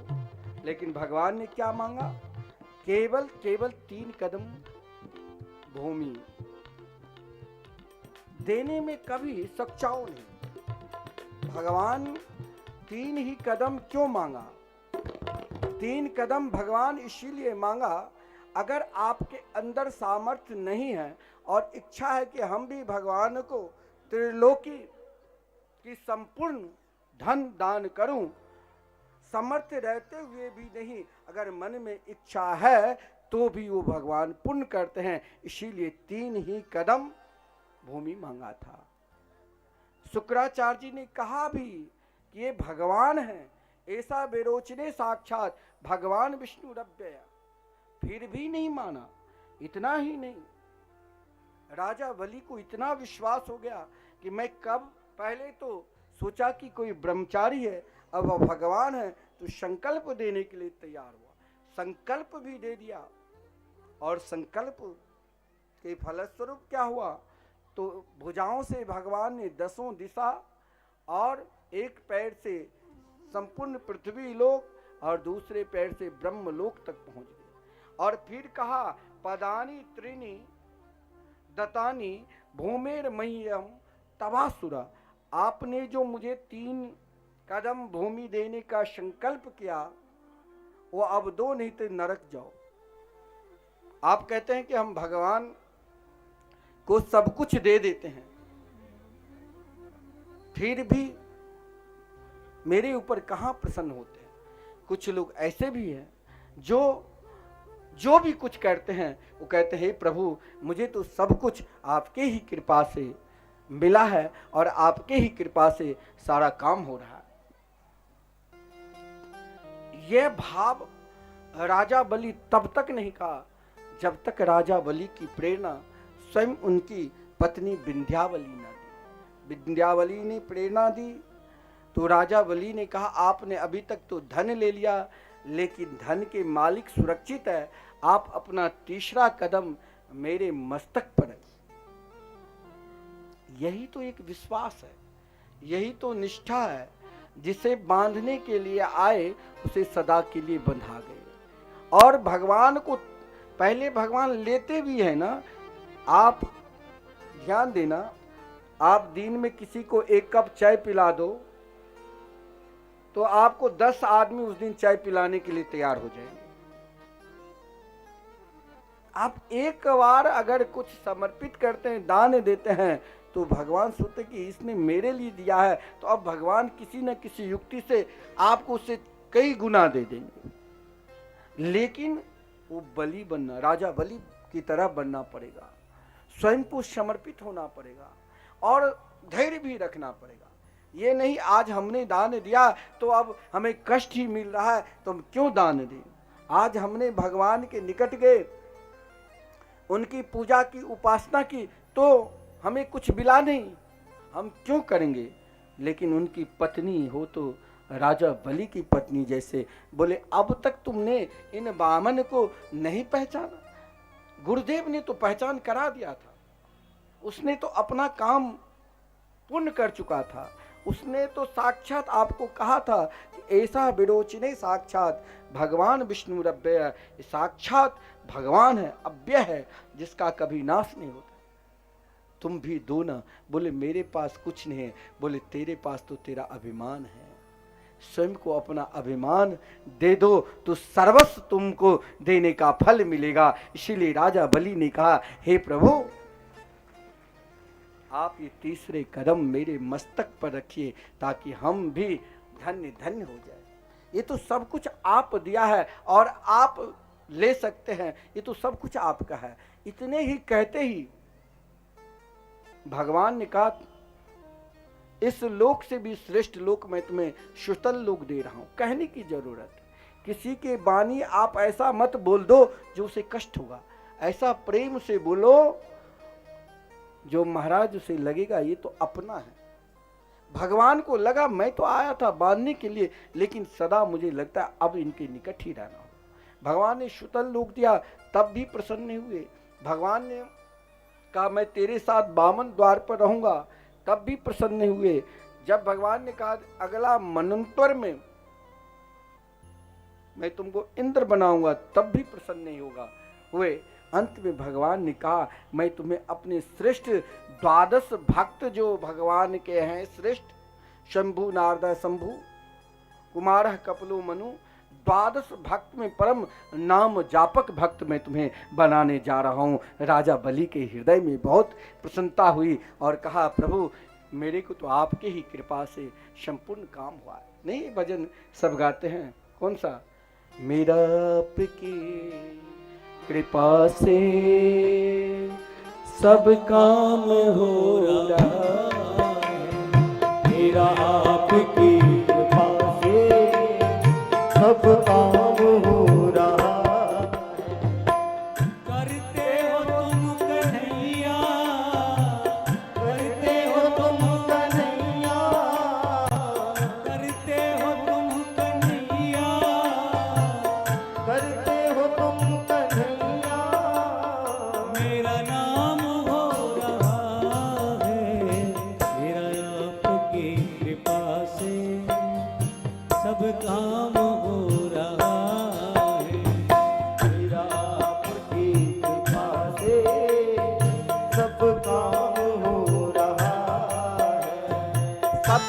भजन प्राय सबको याद होगा। जय हो। सब पुकारते रहिए और गुनगुनाते रहिए। प्रेम से तालियों की सेवा करते हैं।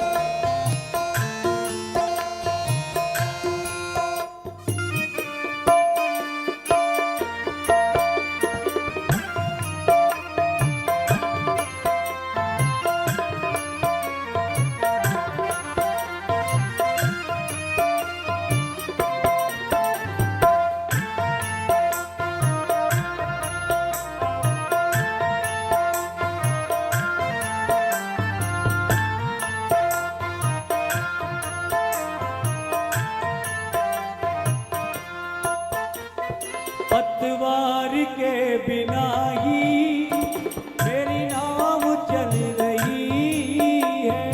पतवार के बिना ही मेरी नाव चल रही है। हैरान है जमाना मंजिल भी मिल रही है। हैरान है जमाना मंजिल भी मिल रही है। करता नहीं मैं कुछ भी, करता नहीं मैं कुछ भी, सब काम हो रहा है मेरा आपकी कृपा से। सब काम हो रहा है। ओ मेरा आपकी कृपा से सब काम हो रहा है। मेरा आपकी कृपा से सब काम हो रहा है। करते हो तुम कन्हैया, करते हो तुम कन्हैया। मेरा नाम हो रहा है मेरा आपकी कृपा से सब काम हो रहा है मेरा आपकी कृपा से सब काम हो रहा है। जय हो। प्रेम से तालियों की सेवा करो।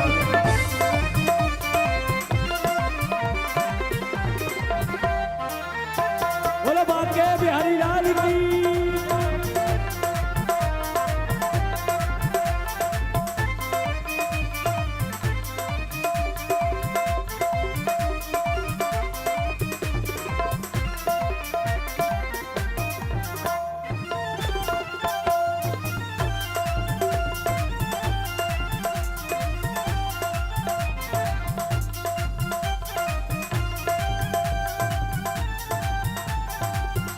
जय हो।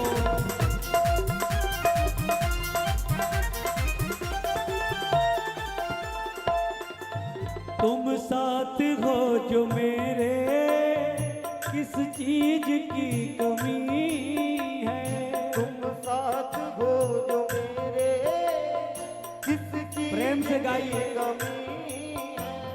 तुम साथ हो जो मेरे, किस चीज की कमी है।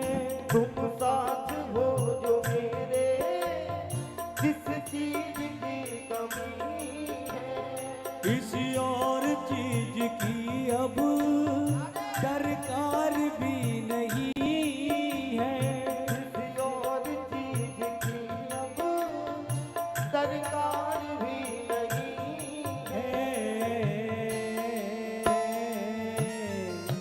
तेरी ही प्रेरणा से, तेरी ही प्रेरणा से ये कमाल हो रहा है मेरा आपकी कृपा से सब काम हो रहा है।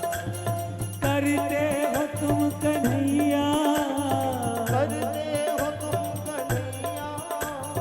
मेरा नाम हो रहा है मेरा आपकी कृपा से सब काम हो रहा है मेरा आपकी कृपा से जय हो। सब काम हो रहा है। हाँ मेरा आपकी कृपा से सब काम हो रहा है मेरा आपकी। दोनों हाथ ऊपर करके कहिए मेरा आपकी कृपा से सब काम हो रहा है। मेरा आपकी कृपा से सब काम हो रहा है। हाँ सब काम हो रहा है। सब काम हो रहा है। ओ सब काम हो रहा है। सब काम हो रहा है।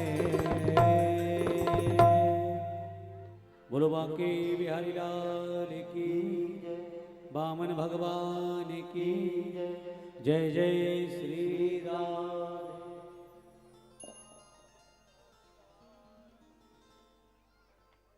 जय जय श्री राधे। बोलो जय जय श्री राधे श्याम। आप सभी सदगुरुदेव भगवान के मुखारबिंद से 74 दिवस की कथा सुन रहे हैं और मिथिला कुंज यूट्यूब चैनल के माध्यम से देश विदेश में बैठे हुए सभी श्रद्धालु भक्त कथा जो सुन रहे हैं सभी को राधे राधे। बोलो जय श्री राधे। एक बार और बोलिए जय श्री राधे। यह हुई ना बात कि वृंदावन में राधे राधे हैं। तो देखिए सदगुरुदेव भगवान के मिथिला कुंज आश्रम वृंदावन में गत 30 वर्षों से नाम संकीर्तन चल रहा है। राधे कृष्णा कृष्णा कृष्णा राधे राधे, राधे श्याम श्याम श्याम राधे राधे। तो जो भी भक्त नाम संकीर्तन की सेवा करना चाहें वो यहाँ पर आकर के अपना रसीद प्राप्त कर सकते हैं। एक दिन का सेवा नाम संकीर्तन, जो एक दिन की सेवा करेंगे नाम संकीर्तन के। देखिए कलयुग में कलौ केशव कीर्तनाथ, कलयुग में भगवान का नाम ही है जो सब भव सागर से पार कर देता है। तो एक दिन की सेवा मात्र 1500 रुपये है। और जो नाम भगवान से जुड़ना चाहें कि हमारे लिए हमारे पितरों के निमित्त ये नाम कीर्तन चलता रहे तो मात्र आजीवन सदस्य बनने के लिए आपको 21,000 रुपये देना पड़ेगा। तो जिससे आपके मरणोपरांत तक आजीवन नाम संकीर्तन आपके नाम से चलता रहेगा और 12 संतों का भोजन भी चलता रहेगा। उसके लिए आपको प्रमाण पत्र भी संस्था के द्वारा मिलेगा। जब भी आप वृंदावन जाएंगे तो 3 दिन का रहने का आपको आवास भोजन ये सब आपको प्राप्त होगा। ये और आपके और दूसरा विकल्प महाराज श्री के यहाँ विश्व में पहली बार महाराज श्री ने ऐसा संकल्प लिया है आप सभी के सहयोग से कि जो भागवत मंदिर बन रहा है जिसका निर्माण कार्य शुरू हो चुका है मिथिला कुंज की भूमि वृंदावन में, ऐसा मंदिर कहीं नहीं आपको मिलेगा। सभी देवी देवताओं के बहुत आपने दर्शन किए होंगे लेकिन भागवत भगवान का मंदिर का दर्शन आप कहीं नहीं किया होगा। यह महाराज श्री ने संकल्प लिया है कि भागवत भगवान की कृपा समस्त भक्तों पर बरसती रहे और 18,000 श्लोकों का एक साथ समस्त भक्त लोग दर्शन कर सके। इसलिए भगवान सदगुरुदेव भगवान ने यह संकल्प लिया है। तो जो भी भागवत मंदिर में आप सहयोग करना चाहें, मात्र एक जिसको एक ईंट का ही दान करना चाहें तो 1100 रुपये मात्र सेवा रखी गई है। और आप चाहते हैं कि हमारे द्वारा भागवत भगवान का एक श्लोक दान हो जाए तो उसकी मात्र 5100 रुपये की सेवा रखी गई है। आपके नाम से एक श्लोक उसमें शिलालेख किया जाएगा और वो आपके जब भी आप जाएंगे जो भी पढ़ेगा, क्योंकि कहा है कि धन्यम भागवती वार्ता प्रेत पीड़ा विनाशिनी। जब भी आप किसी आपके द्वारा वो श्लोक पढ़ा जाएगा तो आपके पितृ लोग उसी समय प्रसन्न हो जाएंगे। तो आप भी इस सेवा में सहयोग करें, भागवत मंदिर में सहयोग करें। और महाराज श्री के द्वारा अप्रैल के माह में महीना में ब्रज तीर्थ यात्रा निकाली जा रही है। तो जो भी वृंदावन के ब्रज तीर्थ में 84 कोष यात्रा में जो शामिल होना चाहें तो वो भी अपना नाम अंकित करा लेंगे, रजिस्ट्रेशन करा लेंगे। और जो भी सदगुरुदेव भगवान से बहुत से लोग कहते हैं कि सदगुरु भगवान दीक्षा देते हैं कि नहीं दीक्षा, मंत्र दीक्षा, गुरु दीक्षा। तो जो भी दीक्षा लेना चाहें तो 9 बजे से लेकर के 1 बजे तक का समय रखा गया है। तो जो भी आप दीक्षा लेना चाहें वह अपना नाम यहाँ पर अंकित करा देंगे हमारे द्वारा, या विक्रमादित्य एजुकेशन के अध्यक्ष श्री अशोक सिन्हा जी के यहाँ भी आप अपना नाम अंकित करा देंगे। अब आइए, अब कृष्ण जन्म उत्सव में हम सब शामिल होंगे और सदगुरुदेव भगवान से प्रार्थना करेंगे कि कृष्ण जन्म उत्सव की कथा सुनवा करके हमें कृतार्थ करें। जय श्री राधे। जय जय श्री राधे। श्रीमद् भागवत महापुराण अपने आप में कहा गया है विद्यावताम भागवती परीक्षा। चाहे बड़े बड़े विद्वानों के द्वारा, बड़े बड़े कथा मर्मज्ञ वक्ताओं के द्वारा भी आप भागवत जितने बार श्रवण करोगे, भागवत में ऐसा विलक्षण चरित्र है जो हर बार कुछ न कुछ नूतन मिलेगा ही। इसीलिए कवि लोग कहा है, यद्यपि कहे बहुविध कवि महिमा उदार, तदपि नित्य नूतन रहे कृष्ण चरित्र उदार। संसार के जो भी वस्तु है, वस्त्र भी आप पहनते हैं तो पुराना होगा, लेकिन भगवान की कथा और भगवान के कीर्तन नित्य नए नए ही नूतन के रूप में आपको अनुभव होगा। श्री कृष्ण जन्मोत्सव से पूर्व श्री राम कथा आदरणीय श्रीमान सुखदेव जी, देखा जाए तो 3 अध्याय में भी है और 1 श्लोक में भी है। गुरुवर्ते त्यक्त राज्यम, श्रीमद् भागवत महापुराण के अनुसार गुरुवर्ते यानी विश्वामित्र के आगमन से कथा प्रारंभ हुई। लेकिन आइए हम कुछ पल के लिए, कुछ क्षण के लिए उन संतों का भी अनुकरण करते हुए प्रभु श्री राम के चिंतन करें और श्री राम को अपने हृदय रूपी स्थल पर विराजमान कर उनके स्वरूप का स्मरण करें। अगर श्री राम स्वरूप का ध्यान है तो जीवन हमें किस प्रकार जीना चाहिए। परंतु जी तो सब लेता है। ब्रह्मा के सृष्टि में ऐसा कोई भी प्राणी नहीं है जो महाराज जिसका जन्म हुआ और जीने का प्रयास नहीं करता। लेकिन जीना कैसे चाहिए, तो प्रभु श्री राम के चरित्र में व्यक्ति के अंदर क्या कमी है, क्या कमजोरी है, क्या भाव है, और उन भाव उन कमजोरी के कारण क्यों नहीं श्री राम की कृपा होती है। और ऐसा कोई प्राणी नहीं है जो चाहते हैं कि मेरे ऊपर श्री राम की कृपा नहीं हो। जीता तो सब, एक व्यक्ति ऐसा इस तरह जी रहा है जो घर परिवार में सदा आनंद में, सुख में, माता पिता की भी सेवा कर रहा है, भाई बंधुओं को भी देख रहा है, राष्ट्र को भी देख रहा है, समाज को भी देख रहा है, परिवार को भी देख रहा है। और एक ऐसा व्यक्ति है जो केवल अपने स्वार्थ में ही जीता है, अपने लिए जीता है। अपने लिए जो जीता है, स्वयं को अपने लिए, वो तो महाराज एक चींटी भी अपने लिए ही जीना चाहता है। वो चींटी से भी कमजोर दिल वाले, गधा सुकर कुकर, वो भी अपने लिए जीता है। लेकिन श्री राम चरित्र कहाँ कहाँ हमें जीना चाहिए, किसके लिए जीना चाहिए, और जीकर राष्ट्र के, समाज के, घर और परिवार को किस प्रकार रखना चाहिए। आज क्यों परिवार में कलह है, श्री राम चरित्र तो सब जानते हैं, परंतु श्री राम केवल अकेले ही अवतार नहीं लिया। श्री राम जी चतुर व्यूह में अवतार लिया था। और चतुर्व्यूह में कौन कौन थे? तो श्री राम, लखन लाल जी, भरत लाल जी और श्री शत्रुघ्न लाल जी। 4 व्यूह में अवतार लिए, लेकिन उनके पहचान ऐसा नहीं है। हर प्राणी के अंदर शक्ति है।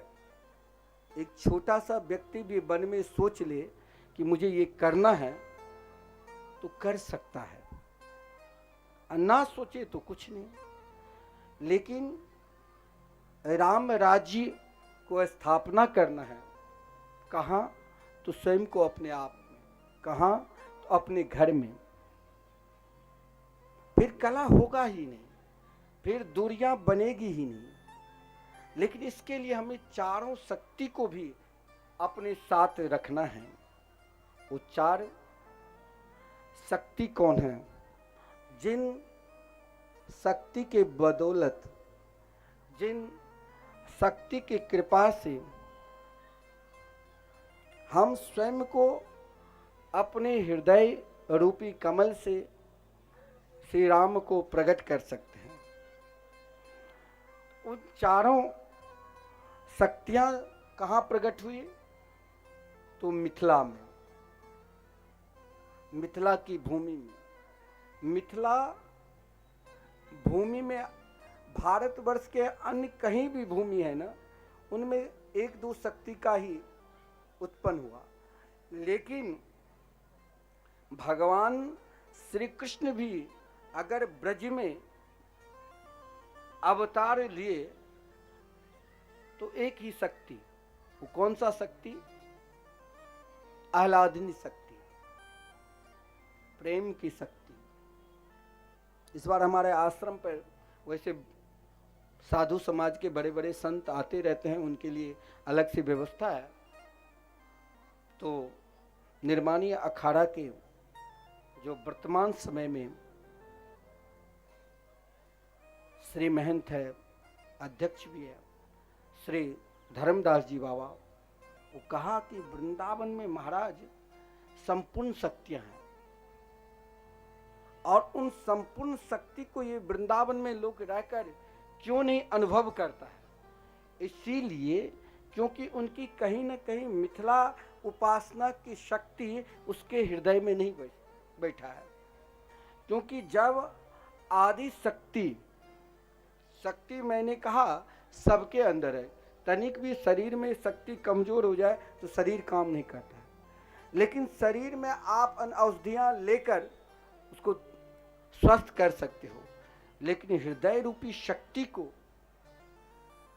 अगर प्रेम प्रकट करवाना है तो शरण में तो जाना पड़ेगा। किन शक्तियों की? तो मिथिला की शक्ति। मिथिला की शक्ति में 4 कौन प्रकट हुए? चाहे श्री राम, श्री लखन लाल जी, श्री भरत जी और श्री शत्रुघ्न जी के पहचान कौन कराए? तो 4 शक्ति है, और वो चारों शक्ति मिथिला में विराजमान है। और चारों शक्ति अलग अलग श्री राम के जो चतुर्व्यूह अवतार है, उन अवतार में लीन हो गए। पहला हम क्यों नहीं? क्योंकि ये जो शक्ति अगर आपके अंदर जिस दिन उत्पन्न हो जाए तो आप अपने परमात्मा को पहचान लोगे। कौन है? शत्रुघ्न। शत्रुघ्न की क्या विशेषता है? तो गोस्वामी जी वर्णन करते हैं, जाके सुमिरन तेरे पुनासा, जाके सुमिरन तेरे पुनासा, नाम शत्रुघ्न वेद प्रकाश, नाम शत्रुघ्न वेद प्रकाश। आपसे एक बात कहूं, आप कहीं से जीते हो, हाँ जीत सकते हो, या आपसे कोई बहुत बड़े हैं या बहुत कमजोर हैं, बड़े से भी जीत सकते हो, छोटे से भी जीत सकते हो, लेकिन कभी अपने आप से जीते हो? अपने आप से जिस दिन जीत जाओगे ना, उसी दिन श्री राम मिल जाएंगे। आप चाहोगे कि श्री राम हमें पहले ही दर्शन दे, स्वयं को अपने आप से जीतना होगा। और अपने आप से जीतने के लिए कौन है? तो शत्रुघ्न लाल, जिनके नाम के स्मरण मात्र से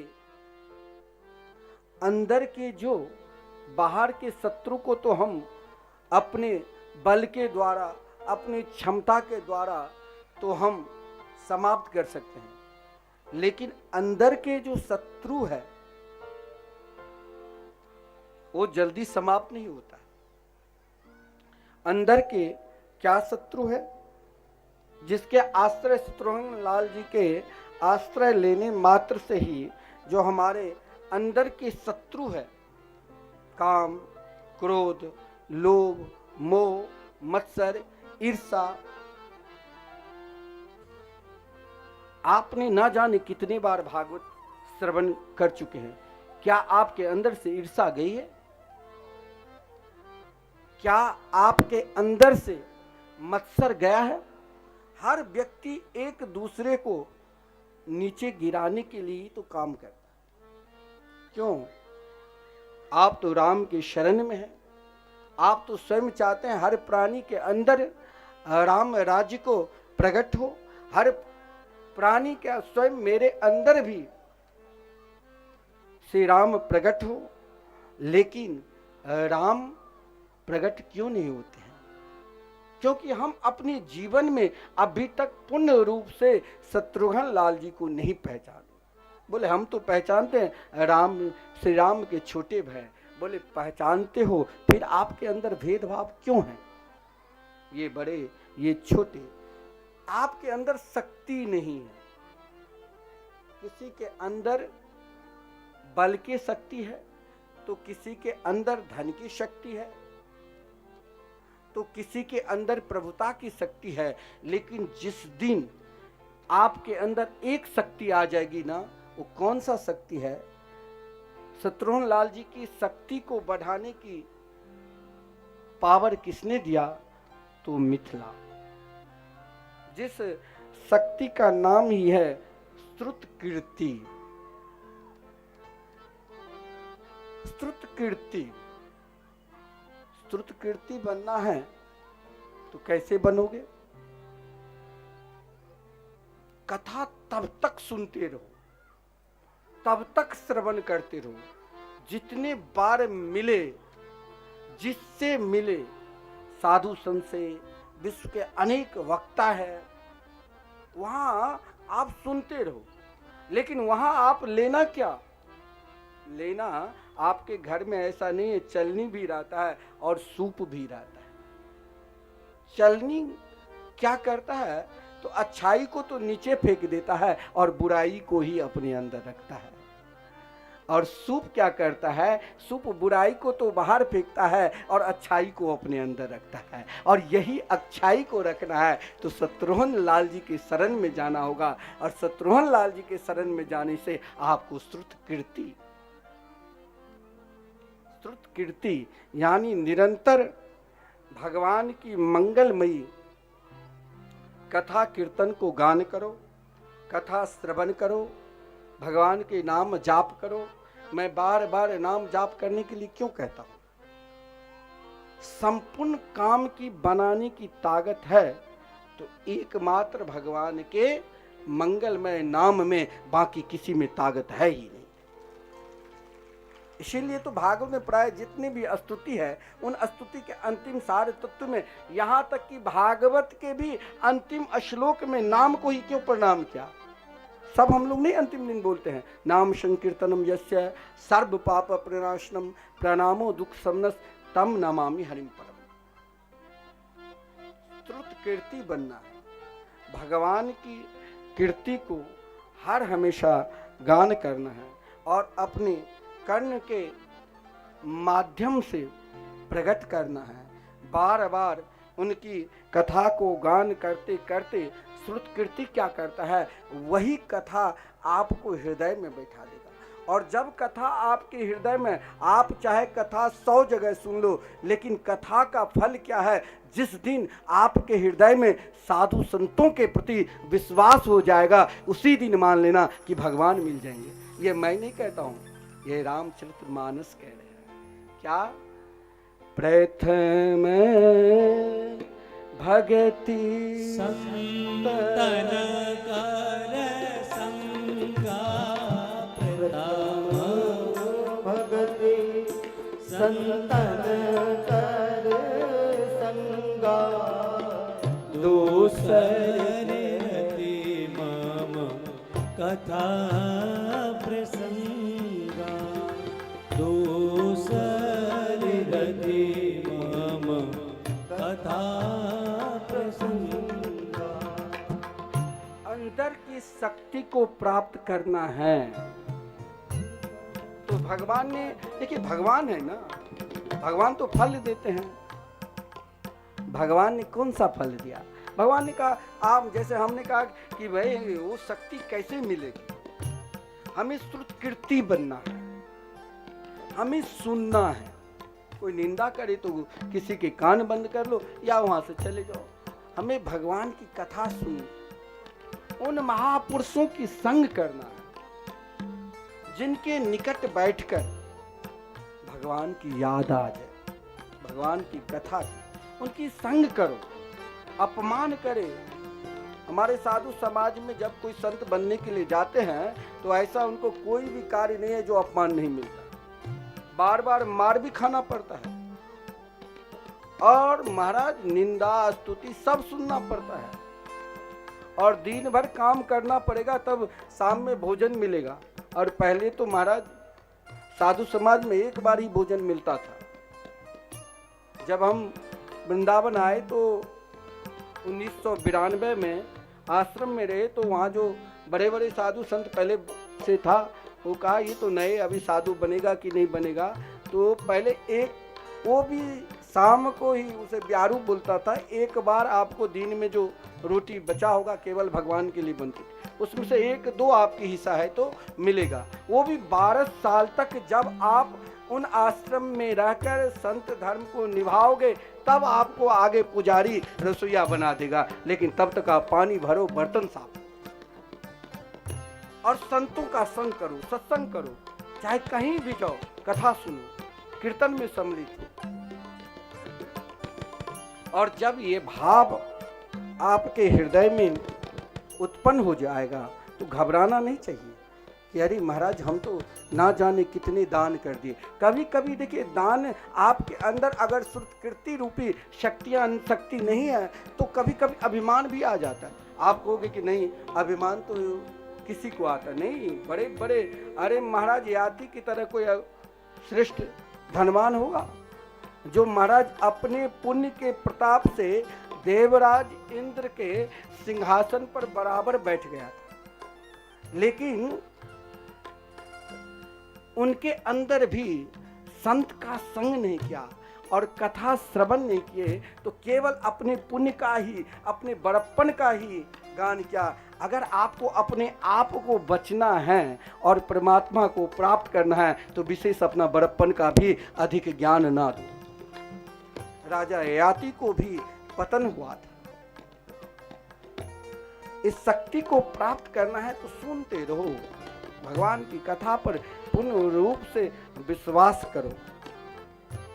अब दूसरा क्या है? दूसरा क्या है? लक्ष्मण। हम सब के संसार के हर प्राणी को अपने आप को लक्ष्मण बनना है, लक्ष्य रखना है। कौन सा लक्ष्य? तो यही मातृदेवो भव, पितृदेवो भव, आचार्य देवो भव। क्योंकि जब प्रभु श्री राम जंगल जा रहे थे तो भरत जी और शत्रुघ्न लाल जी दोनों तो महाराज अपने नाना के या मामा के यहाँ थे। तो प्रभु श्री राम ने कहा कि लखनलाल जी आप माता पिता की सेवा करो, मैं जंगल जा रहा हूँ। लखनलाल जी ने कहा नहीं प्रभु। भगवान ने कहा कि ये क्या कर रहे हो लखन, सर्वश्रेष्ठ धर्म और मैं तेरे को अयोध्या के संपूर्ण दायित्व छोड़कर जा रहा हूं, और सर्वश्रेष्ठ धर्म क्या है? गुरु पितु मातु न जानहु काऊ, कह रहे हूँ स्वभाव नाथ पति जाओ। लखनलाल जी को प्रभु श्री राम ने कहा धर्म क्या है, तो लखनलाल जी ने कहा माता पिता गुरुओं की सेवा। तो बोले ये कार्य तुम करो। लेकिन लखनलाल जी तो लखनलाल जी है। कहा कि प्रभु ये तो मैं जानता हूं, जब मैंने माता की सेवा की, जब मैंने पिता की सेवा की और जब मैंने गुरु की सेवा की, तभी तो मुझे श्री राम मिले ना। अब तो मुझे केवल श्री मेरा एक ही लक्ष्य है, श्री राम की सेवा, अन्य कोई लक्ष्य ही नहीं है, अन्य मेरी इच्छा ही नहीं है। और वो लक्ष्य आपको तब तक नहीं होगा जब तक आपके अंदर एक शक्ति नहीं रहेगी। कौन सी शक्ति? सहन की शक्ति भी एक श्रेष्ठ शक्ति है। और लक्ष्मण जी की पत्नी का क्या नाम है? उर्मिला। कितनी सहन किया, उससे अधिक शायद संसार की कोई भी, वैसे तो स्त्री शक्ति सहन करने की उनके अंदर बहुत शक्ति है, फिर भी उर्मिला की तरह शक्ति शायद किसी के अंदर नहीं। कौन सी शक्ति थी? कौन सी शक्ति थी? जो महाराज 14 वर्ष तक पति से अलग होना, वो भी परम तपस्वी। क्योंकि रावण को कौन मार सकता है? जो नारी निद्रा अन्न को, मेघनाद को कौन मार सकता है? जो नारी निद्रा को 14 वर्ष तक त्यागे हैं। लेकिन उर्मिला ने अपने जीवन का, अपनी शक्ति का एक में ही लगा दिया, एक ही लक्ष्य में, कि राम को प्राप्ति करना है। अगर श्री राम को प्राप्ति करना है तो लक्ष्य एक ही रखना चाहिए। कौन सा? तो लक्ष्मण की ओर। और लक्ष्मण की कौन सी लक्ष्य है? जो स्वयं कहा कि मेरे लिए तो गुरु पिता माता से भी श्रेष्ठ केवल ही प्रभु आप है। बहुत लोग कहते हैं ना कि अरे भगवान को क्या भजन करेंगे, अभी तो घर में ही भगवान है। आप घर की भगवान के पूजा किए तब ही तो भगवान मिले हैं। आप जरूर अपने माता पिता गुरुजन की सेवा की, तब तो ही भगवान की कथा कीर्तन में आपको मन लग रहा है। और महाराज बहुत इसका भाव है और समय का भी मर्यादा देखना चाहिए। जब आपके लक्ष्य सही है तब ही भरत मिलेंगे। और भरत कौन है? भरत श्री राम के आत्मा है। भरत साक्षात प्रेम की मूर्ति है। और प्रेम की मूर्ति भरत को तरह बनना है। जब तक आप भरत नहीं बनोगे तब तक राम कैसे मिलेंगे? तब तक आप आनंद कैसे प्राप्त कराओगे? उसके लिए आपको तो मांडवी शक्ति की भी जरूरत है। बिना मांडवी शक्ति के बिना प्रेम नहीं जग सकता। श्री राम प्रेम, श्री राम अनिष्ट जो भरत थे वो शायद कोई हो ही नहीं सकता। क्योंकि प्रभु अगर किसी के नाम जाप करते थे तो भगवान भी अपने भक्त का नाम का स्मरण करते रहते हैं।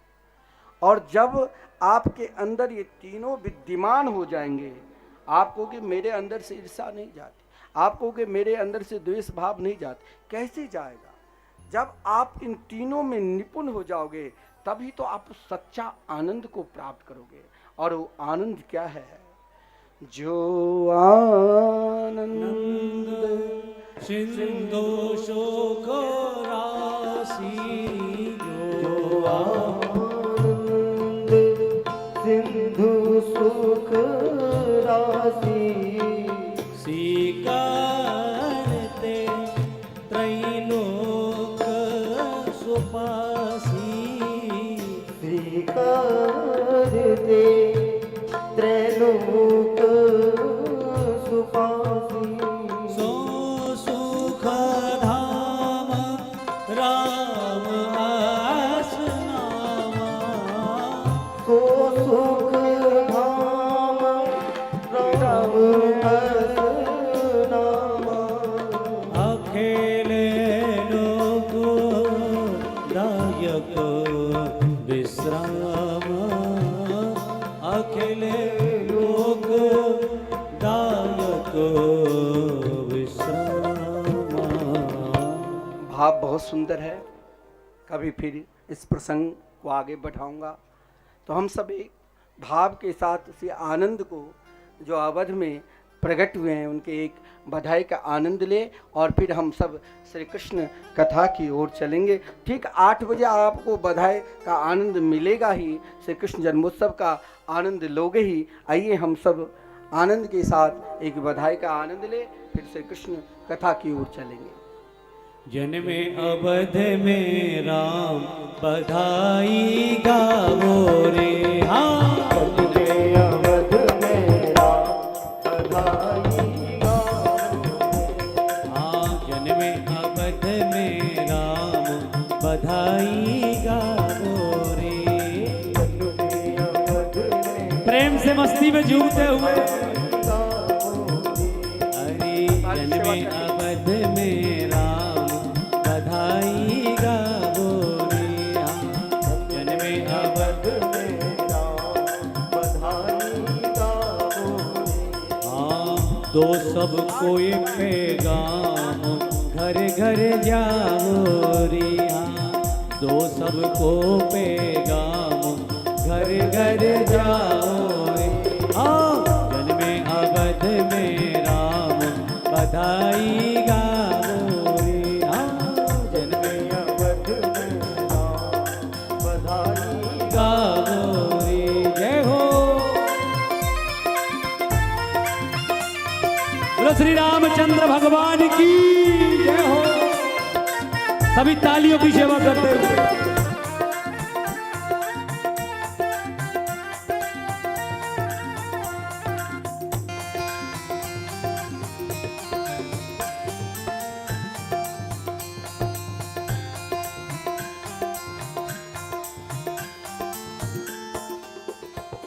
अरे कौशल्या रानी को सब दो बधाई कौशल्या रानी को सब दो बधाई कौशल्या रानी को सब दो बधाई कौशल्या रानी को सब दो बधाई आई रे आई देखो शुभ घड़ी आई रे आई देखो शुभ घड़ी आई चारों ओर देखो खुशियाँ छाई चारों और देखो खुशियाँ छाई सब चलो अवधपुरी धाम हाँ सब चलो अवधपुरी धाम बधाई गावो रे हाँ जन्मे अवध में राम बधाई गावो रे जय हो। बोलो चारों भैयन की जय हो।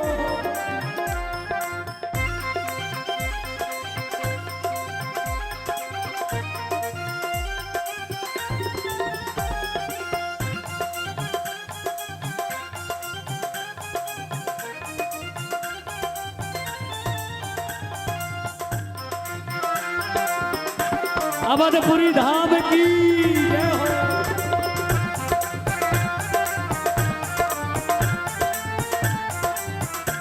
अरे राम लला के हाँ दर्शन कर लो राम लला के हो दर्शन कर लो चारों भैयन के दर्शन कर लो चारों भैयन के दर्शन कर लो पग पग पंकज में माथा धर लो, पग पंकज में माथा धर लो, पावन है इनका नाम, हाँ पावन है इनका नाम, अरे ध्यान लगाओ रे, हाँ पावन है इनका नाम, अरे ध्यान लगाओ रे। हरि जन में अवध में राम बधाई गावो रे, हाँ जन में अवध में राम बधाई गावो रे। जय हो, बोलो श्री रामचंद्र भगवान की जय हो।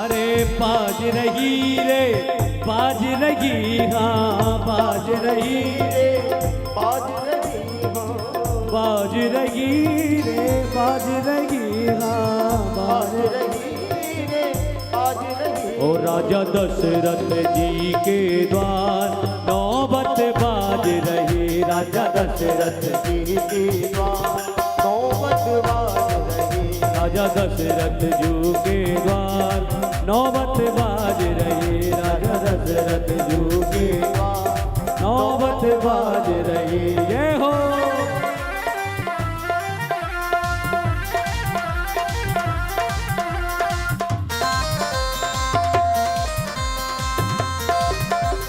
दोनों हाथ ऊपर करके जय हो।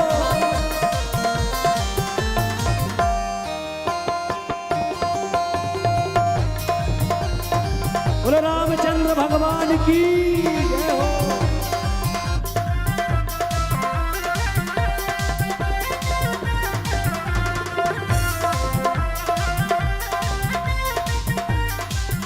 हाँ समाचार सुन सुन सखियाई, समाचार सुन सखियाए, समाचार सुन सुन सखियाई, समाचार सुन सखियाए, किए सहज श्रृंगार, हाँ किए सहज श्रृंगार, नौबत बाज रही, राजा दशरथ जी के द्वार नौबत बाज रही, ओ राजा दशरथ जी के द्वार नौबत बाज रही, राजा दशरथ जी के द्वार नौबत बाज रही। तालियों की सेवा करते रहिए।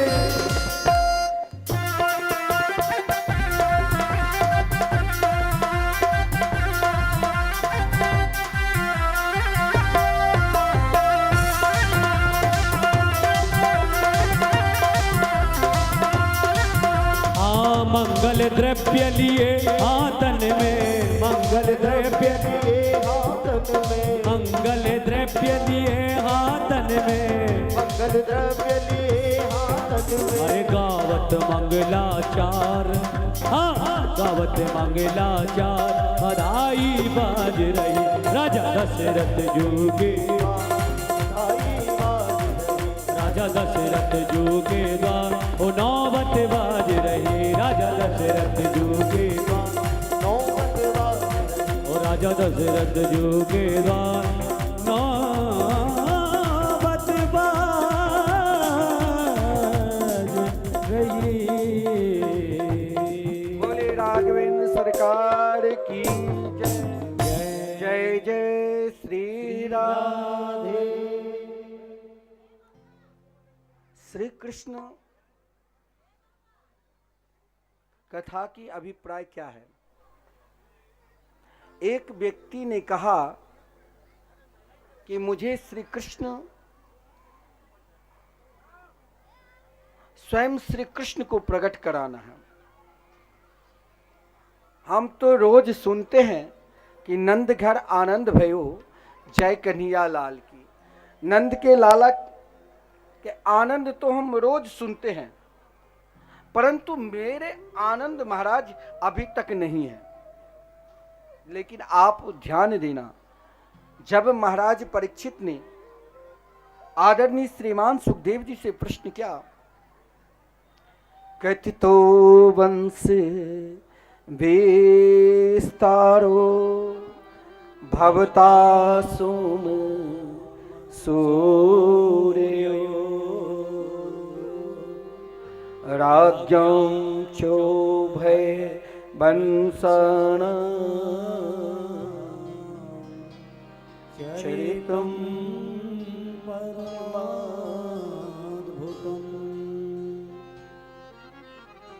आप चाहते हो कि मेरे हृदय में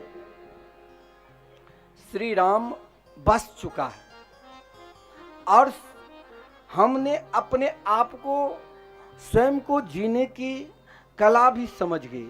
लेकिन महाराज, मैंने सुना है कि श्री कृष्ण चरित श्रीमद् भागवत महापुराण सुनकर मरण की कला, यानी हमें मरना कैसे चाहिए, किस प्रकार, क्या श्री कृष्ण है क्या? श्री कृष्ण में ऐसा कौन सा आनंद छुपा है?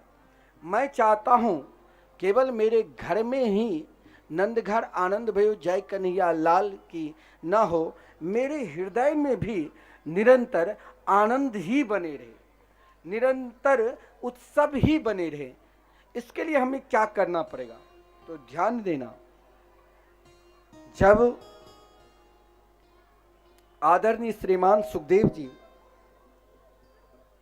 श्री कृष्ण कथा प्रारंभ की, आप चाहते हो कि मेरे घर में और स्वयं को स्वयं अपने अंदर पहले निरंतर आनंद और उत्सव चलते रहे, हर स्थिति में दुख में भी मुस्कुराते रहे तो सुख में भी मुस्कुराते रहे। तो भगवान कहाँ प्रकट लिए? मथुरा में। पलना कहाँ झूले? तो गोकुल में। रास कहाँ रचाए? तो वृंदावन। और हम स्वयं चाहते हैं कन्हैया जन्म भी और महाराज पल्ला भी और रास भी मेरे हृदय रूपी सिंहासन पर सदा रचाए और मैं भी उन रसों वैसों में गोपी की तरह नित्य रास में प्रवेश करूं, यानी प्रेम में प्रवेश करूं, आनंद में प्रवेश करूं। परंतु हम तो अपने जीवन में नित्य सत्कर्म में ही लगे हैं, भजन पूजन कथा कीर्तन, फिर भी मुझे वो आनंद नहीं मिल रहा है। तो आप क्या इतने कंट्रोल है आपके अंदर?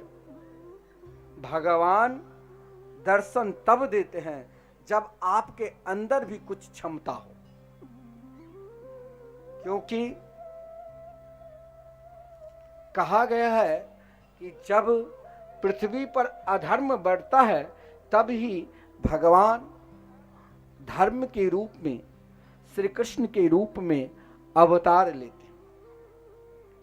मेरे हृदय में भी जब क्रोध अति आने लग जाता है, अधर्म असुर बढ़ने लग जाता है, लेकिन मेरे अंदर क्रोध ना आवे, सदा प्रेम बने रहे हृदय में भी और दूसरों को भी हम प्रेम बांटे। इसके लिए हमें क्या करना होगा? और जब हम इतने कार्य कर लेंगे ना, तभी हम तो फिर उत्सव मनाने लग जाएंगे। कौन सा उत्सव? तो नंद घर आनंद भयो जय कन्हैया लाल की। जय कन्हैया लाल की उत्सव कब मनाएंगे? तो पहले हृदय का उत्सव मनाओ, पहले हृदय का आनंद मनाओ। बाहर के उत्सव तो चलता है, हम नाच लेते हैं, झूम लेते हैं, थक जाते हैं, चले जाते हैं, लेकिन हृदय का उत्सव कभी बंद ना हो, हृदय का आनंद कभी बंद ना हो, हृदय का प्रेम कभी बंद ना हो। इसके लिए हमें भगवान की शरण में जाना हो। अरे हम तो रोज मंदिर में जाते हैं, लेकिन आपके अंदर क्या इतनी कंट्रोल है? भगवान के निकट जब पृथ्वी देवतागण उनकी स्तुति की, तो श्रीमद् भागवत महापुराण में कहा गया है, जगामा सत्रिनस तीरम क्षीरा पयो निधि। क्षीर सागर में जाकर भगवान की स्तुति पृथ्वी गो का रूप धारण किया। आप ध्यान देना, बहुत लोग कहते हैं कि क्रोध नहीं जाता है। भगवान के शरण में जाने के बाद भी क्रोध क्यों नहीं जाता है, ईर्ष्या क्यों नहीं जाती है? इसके लिए बहुत सरल और सुगम साधन है। अब वो आपको स्वयं करना पड़ेगा। क्या है? तो देख लीजिए, भगवान के अवतार से पूर्व ही देवतागण हमको समझा दिया पृथ्वी क्यों गौ का रूप धारण किया। और गौ पृथ्वी ब्रह्मा जी के पास गई और ब्रह्मा जी देवता को साथ में लिया, भोलेनाथ के साथ में लेकर भगवान की स्तुति की। कहने का तात्पर्य, पहले हर स्थिति को शांत रूप में देखो, उतावला ना देखो।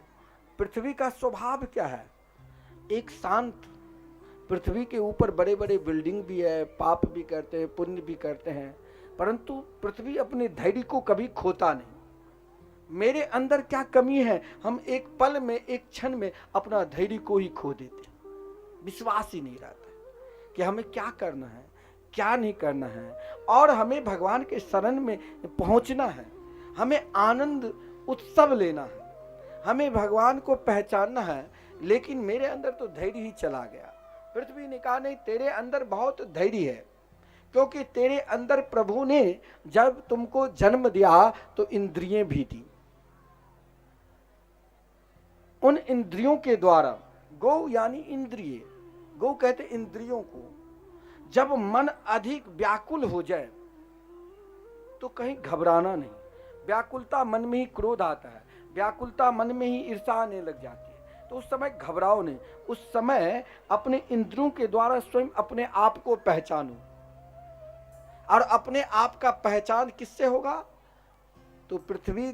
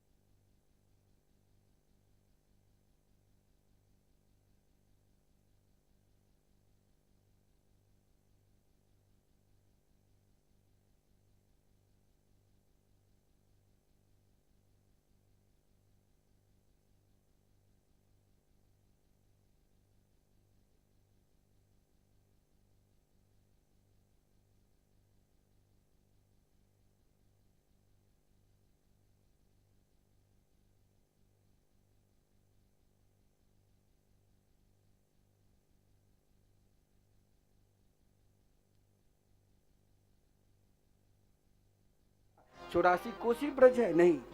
ब्रज का शब्द क्या होता है? व्याप्त। परमात्मा एक जगह नहीं है, एक स्थान पर नहीं है, वो तो ब्रह्मांड में व्याप्त है। और आप भी ब्रजवासी की तरह पुकारोगे तो आपके यहाँ भी वो आनंद प्रकट हो जाएंगे। तो घर घर आनंद देने के लिए, उत्सव देने के लिए अवतार लिया। तो भगवान ने बता दिया इस समय मैं मथुरा में अवतार लूंगा। माता पिता का भी नाम बता दिया, वसुदेव देव। वसुदेव गृह साक्षात भगवान पुरुष पर है। बोले मैं साक्षात आऊंगा, आप घबराना नहीं। लेकिन घबराहट तो कहीं ना कहीं सबके अंदर भी है। देवता ने सोचा कि प्रभु घबराहट ना हो, इसके लिए क्या उपाय? तो बोले तत्प्रयार्थम। जब घबराने लग जाए मन तो कुछ ना करना, प्रयास शक्ति। प्रयास शक्ति कौन है? आह्लादनी शक्ति रास रासेश्वरी राधा रानी की शरण में चला। इसीलिए भगवान ने कहा कि जनिष्यति तत्प्रयार्थम। हे देवता ये जान लो, इस बार हम अकेला नहीं, मेरे आनंद में, मेरे उत्सव में रास रासेश्वरी राधा रानी भी अवतार लेगी। इसलिए आप सब भी ब्रज में अवतार लो। साथ में देवांगनाओं को भी कहो कि ब्रज में अवतार ले। ये सुनकर समस्त देवता बहुत खुश हुए। देखिए, आप कहेंगे कि भगवान कंस के कारागार में ही क्यों अवतार लिए? कारण क्या? इससे पूर्व भी मैंने आपसे कह दिया कि भगवान कहीं देखता नहीं कि भक्त मेरा स्वर्ग में है, चाहे नरक में है, चाहे छोटी सी कुटिया में है या विशाल महल में। जो उनको पुकारते हैं भगवान वहीं आ जाते हैं। और वसुदेव देवकी ने तो कठोर तप किया, साधना किया। उनकी साधना भी कोई साधारण साधना नहीं है, उनकी तपस्या भी कोई साधारण तपस्या नहीं है। जिस कंस ने स्वयं मथुरा पर अपना पूर्ण रूप से अधिकार जमा लिया था, पिता को जेल में बंद कर, संपूर्ण जो महाराज धर्म को मानते थे उनको भी कष्ट दिया था, लेकिन जो सही में भगवान के हो चुके हैं वो किसी से डरता ही नहीं। वो कौन नहीं डरा? वसुदेव जी और देवकी। जिस कंस ने बहुत उत्सव पूर्वक, आनंद पूर्वक वसुदेव और देवकी का विवाह वसुदेव जी के साथ धूमधाम के साथ किया और स्वयं रथ को चला रहे थे, लेकिन वही उत्सव में देवता ने क्यों विघ्न डाल दिया? देखिए, उत्सव दो प्रकार की होता है, एक आश्रय प्रवृत्ति के और एक होता है देवी प्रवृत्ति के। आश्रय प्रवृत्ति का उत्सव क्या? वहां नाना प्रकार के विघ्न रहेगा। वहां आपके हृदय में मैंपन और मेरापन इतना बढ़ जाएगा कि आपको महाराज हर हमेशा केवल आप एक ही जगह डूबे रहोगे। कहाँ? मैं और मेरापन, मेरे सिवा कुछ है ही नहीं, जैसे कंस के अंदर था। उत्सव तो कंस भी मनाया, अपनी बहन की शादी तो बड़े धूमधाम के साथ किया, लेकिन उस शादी में महाराज एक पल में, एक क्षण में उस उत्सव को शोक में बदल दिया। जो ही देवता ने महाराज सोचा ये दुष्ट है, दुष्ट के हृदय में दया भी आ जाए तो उसे सावधानी पूर्वक काम करना, कहीं ना कहीं वो हमें पस्त ना कर दे। इसीलिए देवता ने कहा इस समय इनको समझाना चाहिए वसुदेव देवकी को कि इन दुष्ट के संग अति ना करो, अति दुष्ट के संग दुखदाई होता है। इसीलिए देवता ने कहा अस्यास्त्वमष्टमो गर्भे हंतायाम बहसो बुधो। यही देवकी के अष्टम संतान तेरे लिए काल होगा कंस, लेकिन देवकी से कहा आपके लिए उत्सव होगा, आनंद होगा। कंस के लिए काल और ब्रजवासी के लिए आनंद, उत्सव। कंस ने देवकी के बाल पकड़कर रथ से नीचे उतारा, मारने की कोशिश की। वसुदेव जी ने वचन दिया कि देवकी की जितने भी संतान होगी मैं आपको समर्पित करता रहूँगा, लेकिन कंस ने कहा आपको जेल में रहना पड़ेगा, हथकड़ी बेड़ियाँ लगानी पड़ेगी। जितने भी संतान होंगे मुझे देना पड़ेगा। सब कुछ स्वीकार कर लिया। क्यों? क्योंकि वसुदेव जी और देवकी जानते थे कि आनंद तो कहीं भी मिल सकता है, कन्हैया तो कहीं भी, जेल में भी हम अगर उनको पुकारे तो दौड़े चले आएंगे। उत्सव तो हर जगह है, उत्सव तो आपके अंदर भी है। आप उस उत्सव को सही ढंग से प्रयोग नहीं करते। ऐसा है ही नहीं कि आपके हृदय में आनंद नहीं है, आपके हृदय में प्रसन्नता नहीं है, लेकिन उस प्रसन्नता को आप छुपा दिए हो, उस आनंद को आप छुपा दी हो।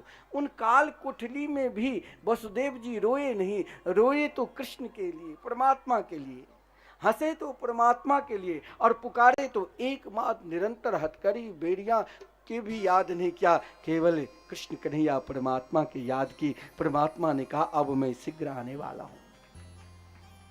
क्यों घबरा रहे हो? अगर आपकी पुकार सही है तो जरूर आएगा। लेकिन पुकार में यही कहा कि वहां महाराज किसी भी प्रकार के वसुदेव जी ने एक भगवान के पिता रहकर भी कोई इच्छा प्रकट ही नहीं किया। कंस ने 6 संतान को आसानी से मार दिया था। पहला कीर्तिमान नाम के पुत्र हुआ, इस प्रकार 6 संतान को। 7वें संतान के रूप में भगवान ने स्वयं योग माया से कहा, भगवान स्वयं अपनी शक्ति योग माया को निरंतर अपने कंट्रोल में रखते। कहा जाओ, देवकी के गर्भ में जो मेरी शक्ति हो कोई साधारण शक्ति नहीं, ये मेरे प्रिय जिनका लक्ष्य ही था।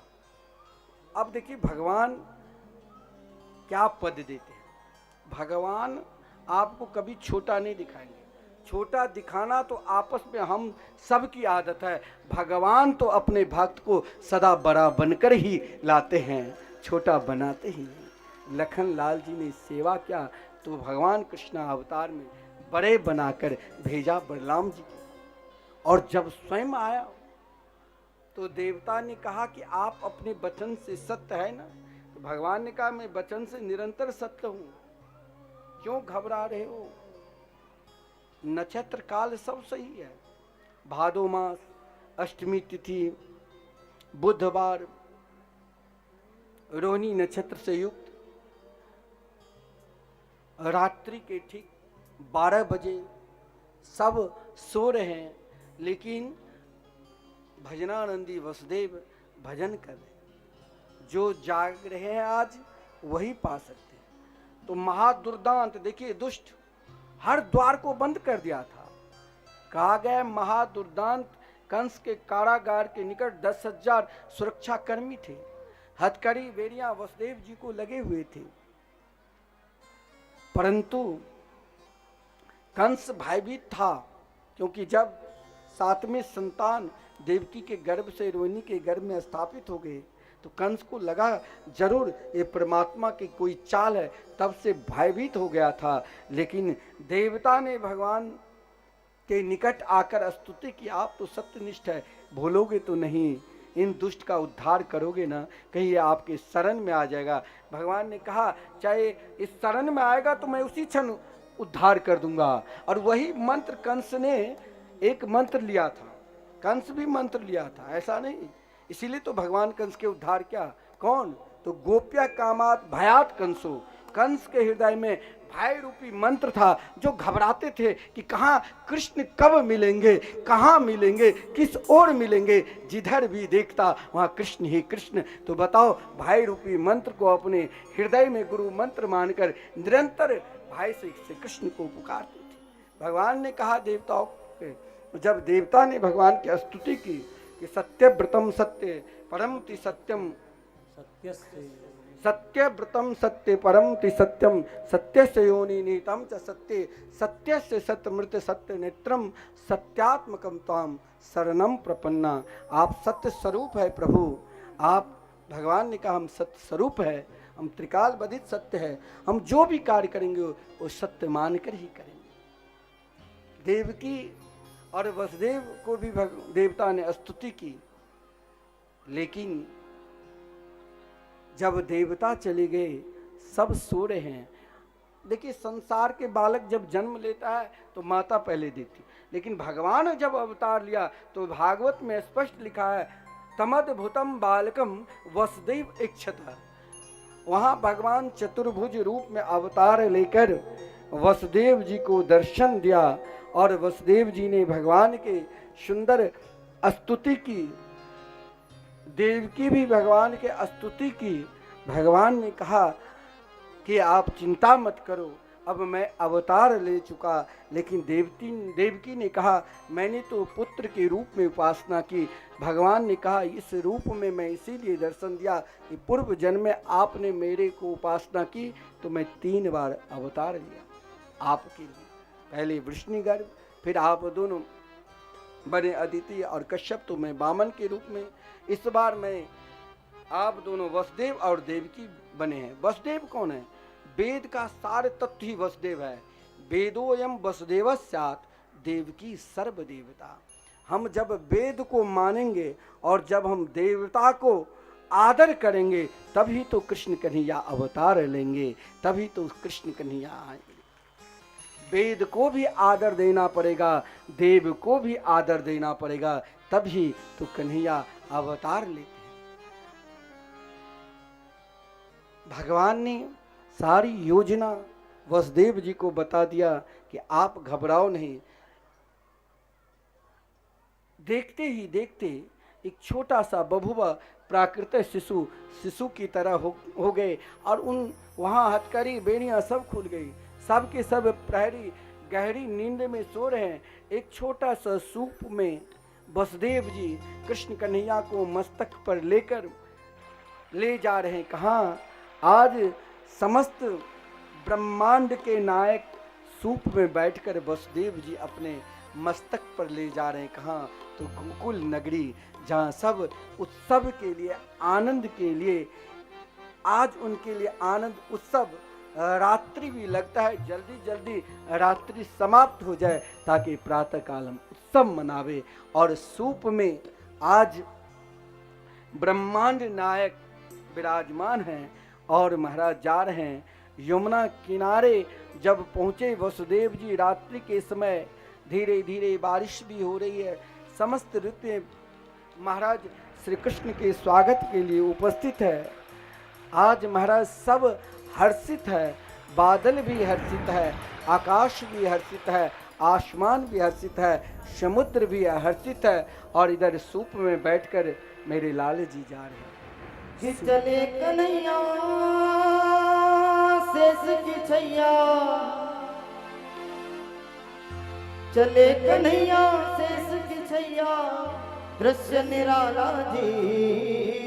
सूप में बैठे लाला जी, सूप में बैठे लाला जी, सूप में बैठे लाला जी, सूप में बैठे लाला जी, सूप में बैठे लाला जी, सूप में बैठे लाला जी, सूप में बैठे लाला जी, सूप में बैठे लाला जी।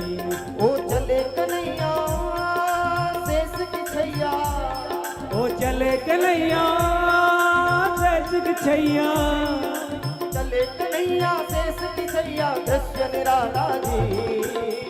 सूप में बैठे लाला जी, जय हो। सूप में बैठे लाला जी, सूप में बैठे लाला जी, सूप में बैठे लाला जी, सूप में बैठे लाला जी, सूप में बैठे लाला जी। सूप में बैठे लाला जी, सूप में बैठे लाला जी।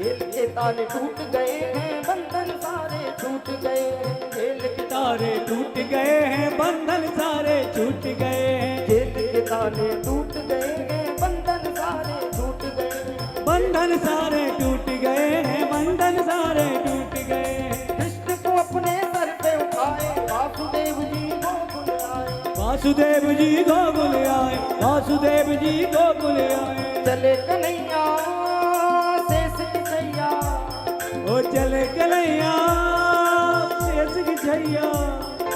चले कन्हैया शेष की छैया दृश्य निराला जी। एक बार प्रेम से बोलिए नंद के लाला की जय हो। सूप में बैठे लाला जी, सूप में बैठे लाला जी, सूप में बैठे लाला जी, सूप में बैठे लाला जी, सूप में बैठे लाला जी, सूप में बैठे लाला जी, सूप में बैठे लाला जी, सूप में बैठे लाला जी।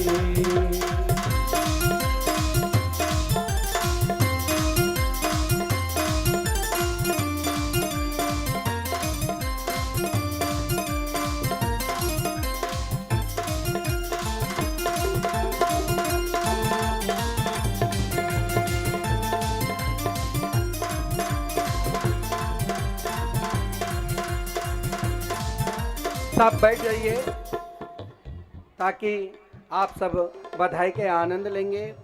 और महाराज सब अपने अपने स्थान पर बैठकर वहीं से ताली सेवा करते रहिए और बधाई का भी आनंद लेंगे।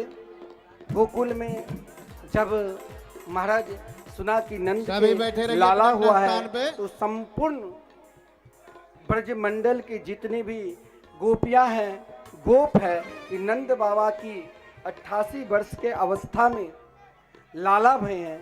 उन लाला शब्द को सुनते ही संपूर्ण ब्रजवासियों को, संपूर्ण ब्रह्मांड के जीव मात्र को यही महाराज प्रसन्नता हुई, आनंद हुआ और सब एक साथ गाते हुए जा रहे हैं नंद महल। और क्या बोल रहे हैं?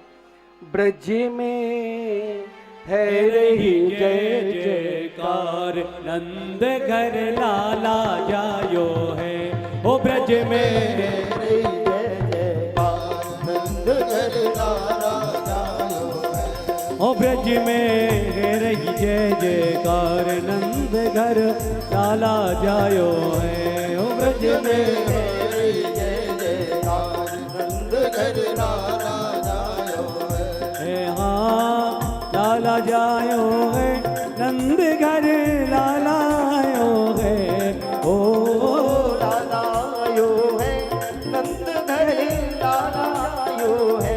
हाँ ब्रज में, अरे ब्रज में, ओ ब्रज में है रही जय जयकार, नंद घर लाला जायो है। सब दोनों हाथ को उठाकर और स्वयं आपस में झूमते रहिए और पुकारते रहिए। क्या? दोनों हाथ ऊपर करके कहिए कि ब्रज में गे रही जय जयकार, नंद घर लाला जायो है। ओ ब्रज में जय जयकार नंद घर लाला जायो है। हाँ लाला जायो है, हरि गोपाल आयो है। हाँ लाला आयो है, हरि गोपाल आयो है। ओ ब्रज में ये हो, ओ ब्रज में, ओ ब्रज में गे रही जय जयकार, नंद घर लाला जायो है। ओ ब्रज में मस्ती में झूमते हुए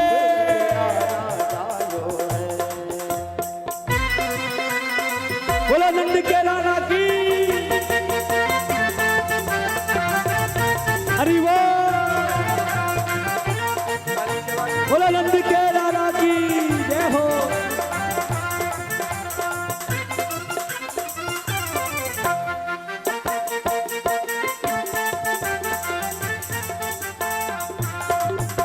देखो हमें लग रहा है कि आप सब लोगों को खुशी नहीं है भगवान के जन्म की। अच्छा खुशी, खुशी किन किन को है? दोनों हाथ ऊपर करो। सबको खुशी है ना? अगर जब खुशी है तो देखो हम खुशी में क्या करते हैं, झूमते हुए नाचते हुए मस्त होकर के गाएं सभी जय हो।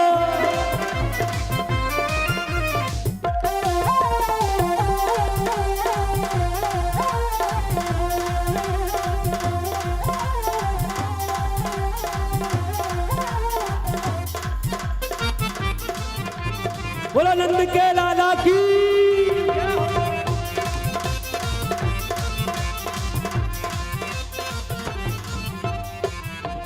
हाँ बाल बाल सब हिल मिल गावे, बाल बाल सब हिल मिल गावे, यूथ के यूथ नंद घर आवे, यूथ के यूथ नंद घर आवे, यूथ के यूथ नंद घर आवे, यूथ के यूथ नंद घर आवे।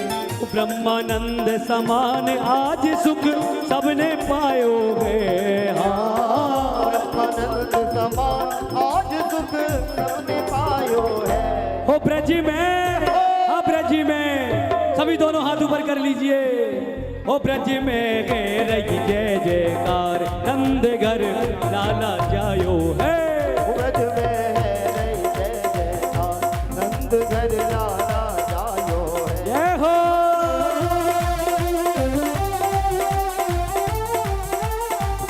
हरि बोल।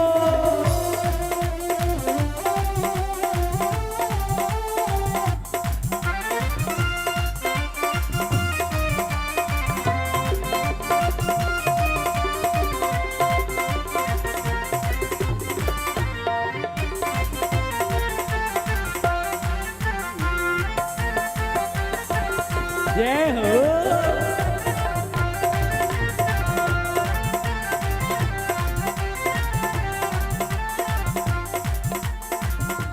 हाँ अरे ब्रज 84 कोस में भैया, ब्रज 84 कोस में भैया, ब्रज 84 कोस में भैया, ब्रज 84 कोस में भैया, सब ही कहे धन्य जसोदा मैया, सब ही कहे धन्य यशोदा मैया, सब ही कहे धन्य जसोदा मैया। सब ही कहे धन्य यशोदा मैया। अरे 80 साल की आयु में सुत ऐसो जायो है।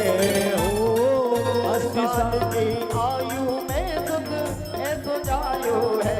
हो ब्रज में, हो ब्रज में, हो ब्रज में है रही जय जयकार, नंद घर लाला जायो है।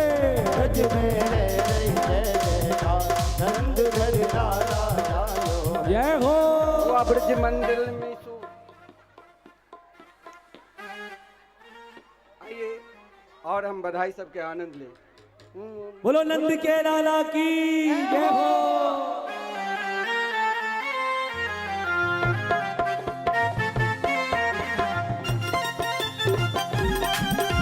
हरि बोल।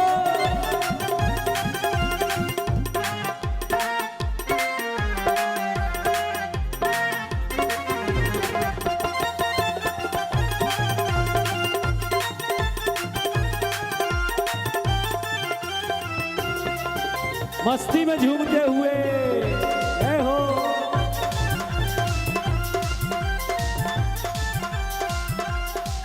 हाँ ब्रह्मा शिव शनकाद के आए, ब्रह्मा शिव शनकाद के आए, सिद्ध मुनि सब देव सिधाए, सिद्ध मुनि सब देव सिधाए, धर ग्वालन को रूप सब ही मिल मंगल गायो है।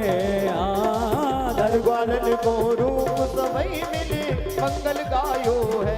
ओ ब्रज में, हाँ ब्रज में, ओ ब्रज में गे रही जय जयकार, नंद घर लाला जायो है। ओ ब्रज में गे रही जय जयकार, नंद घर लाला जायो है। ब्रज में गे रही जय जयकार, नंद घर लाला जायो है। ब्रज में रही जय जयकार, नंद घर लाला जायो है, नंद घर लाला जायो है। लो नंद के लाला की जय।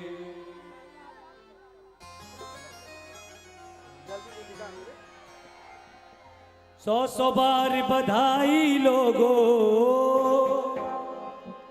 अरे 100 बार बधाई लोगो, लाखों बार बधाई। नंद झुके, नंद झुके, नंद झुके अंगना में बज रही आज बधाई। नंद झुके अंगना में बज रही आज बधाई। नंद झुके अंगना में बज रही आज बधाई। नंद झुके अंगना में बज रही आज बधाई। हाँ 100 बार बधाई लोगो, 100 बार बार बधाई लोगो, सभी सभी बोलिए बधाई हो, बधाई हो। अरे 100 बार बधाई लोगो, 100 बार बधाई लोगो, लाखों बार बधाई। नंद झुके अंगना में बज रही आज बधाई। नंद झुके अंगना में बज रही आज बधाई। जय हो।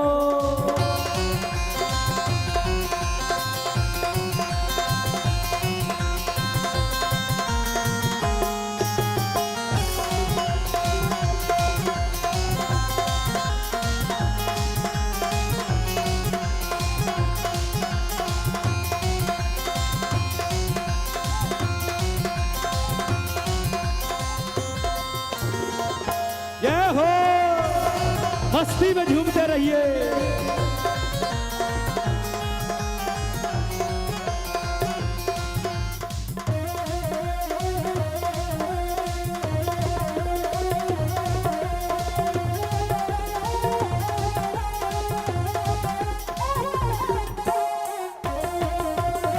जय हो।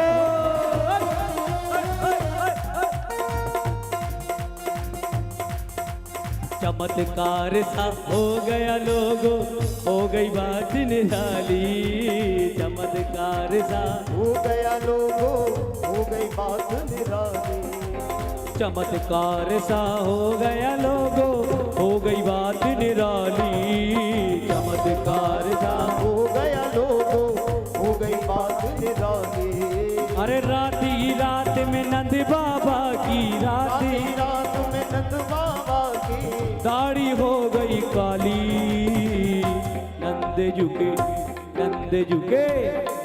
झुके अंगना में बज रही आज बधाई। नंद झुके अंगना में बज रही आज बधाई। ओ नंद झुके अंगना में बज रही आज बधाई। नंद झुके अंगना में बज रही आज बधाई। 60 साल के बूढ़े देखो हो गए आज जवान। 60 साल के बूढ़े देखो हो गए आज जवान। नाचे कूदे धूम मचावे, नाचे कूदे धूम मचावे। गावे मीठी तान। नंद झुके देखो नंद झुके अंगना में बज रही आज बधाई। नंद झुके अंगना अंगना में बज रही आज बधाई। ओ नंद झुके अंगना में बज रही आज बधाई। नंद झुके अंगना में बज रही आज बधाई। सब ताली सेवा करते हुए और एक बार सब दोनों हाथ उठाइए और बोलिए नंद घर आनंद भयो जय कन्हैया लाल की। ओ नंद घर आनंद भयो जय कन्हैया लाल की। नंद घर आनंद भयो जय कन्हैया लाल की। ओ नंद घर आनंद भयो जय कन्हैया लाल की। जय कन्हैया लाल की जय बोलो गोपाल की। जय कन्हैया लाल की जय बोलो गोपाल की। जय बोलो नंद लाल की जय बोलो गोपाल की। जय बोलो नंद लाल की जय बोलो नंद लाल की। हे नंद घर आनंद भयो जय कन्हैया लाल की। नंद घर आनंद भयो जय कन्हैया लाल की। हाथी दीने घोड़ा दीने और दीने पाल के। हाथी दीने घोड़ा दीने और दीने पाल के। हाथी दीने घोड़ा दीने और दीने पाल के। हाथी दीने घोड़ा दीने और दीने पाल के। हे ज्वानन का हाथी घोड़ा बूढ़न का पाल की। ज्वानन को हाथी घोड़ा बूढ़न को पाल के। ओ नंद घर आनंद भयो जय कन्हैया लाल की। ओ नंद घर आनंद भयो जय कन्हैया लाल की।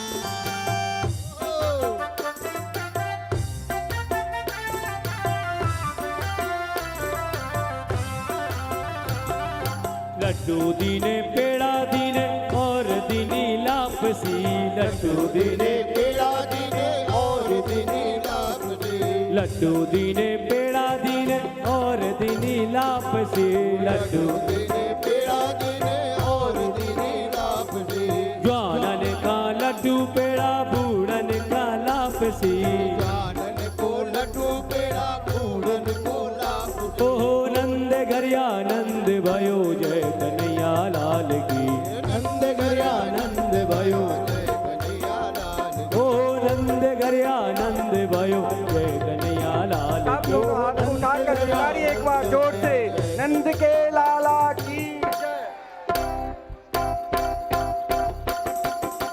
नंद घरिया नंद भयो जय कन्हैया लाल की, नंद दयानंद भयो जय कन्हैया लाल की, नंद घरिया नंद भयो जय कन्हैया लाल की, नंद दयानंद भयो जय कन्हैया लाल की, जय कन्हैया लाल की, जय बोलो गोपाल की, जय कन्हैया लाल की, जय बोलो गोपाल की, जय बोलो नंद लाल की, जय बोलो गोपाल की, जय बोलो नंद लाल की, जय बोलो गोपाल की। ओ नंद घरिया नंद भयो जय कन्हैया लाल की, ओ नंद दयानंद भयो जय कन्हैया लाल की, ओ नंद घरिया नंद भयो जय कन्हैया लाल की, ओ नंद दयानंद भयो जय कन्हैया लाल की।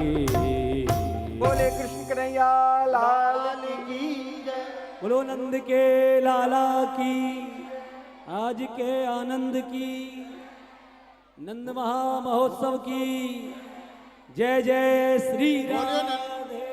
बोले नंद के लाला के जय जय श्री राधे। अब देखिए आरती होगी। आरती के पहले जो हमारे मिथिला कुंज आश्रम में कीर्तन चल रहा है और ये माँ भागवत मंदिर का निर्माण हो रहा है, उसके लिए जिन लोगों ने सेवा किया उनके नाम श्री उमाकांत झा जी, इन्होंने 1500 रुपए देकर एक दिन का कीर्तन की सेवा की है। और सुमनकांत झा, इन्होंने भी 1500 रुपए देकर के एक दिन की सेवा।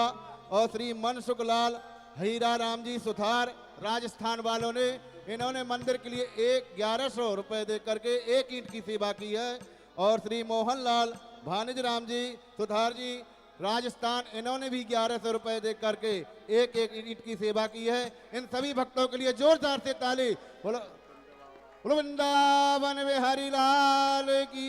अब आइए आरती होगी, आरती के दर्शन करेंगे और आरती करके सभी प्रसाद लेकर जरूर जाएंगे। और देखिए धक्का मुक्की कोई नहीं करेंगे, अपने अपने सामान की सभी सुरक्षा करेंगे। जय श्री राधे। राधे राधे राधे राधे। सभी जो व्यासपीठ पर उपस्थित है सभी कृपया नीचे जाइए। व्यासपीठ पर उपस्थित सभी लोग नीचे,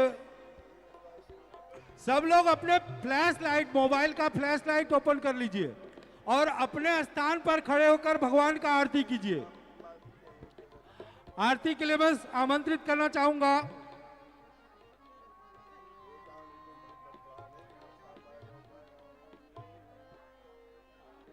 अपने अपने मोबाइल का फ्लैश लाइट ओपन करके अपने स्थान से ही भगवान का आरती कीजिए, मोबाइल के फ्लैश लाइट से। आरती के लिए मैं आमंत्रित करना चाहूंगा विक्रमादित्य एजुकेशन ट्रस्ट के अध्यक्ष श्री अशोक सिन्हा जी, सपरिवार देवशंकर चौधरी जी, शुभचंद्र झा जी, मिंटू झा जी, बिपिन प्रेमचंद सिंह, एडवोकेट सुनीता तिवारी, सुभाष मिश्रा, मनीष झा, पंडित मोद नारायण झा, पांडे जी, अनिल ठाकुर, प्रमोद यादव, मोहन झा, सुनील झा, सुरेंद्र झा।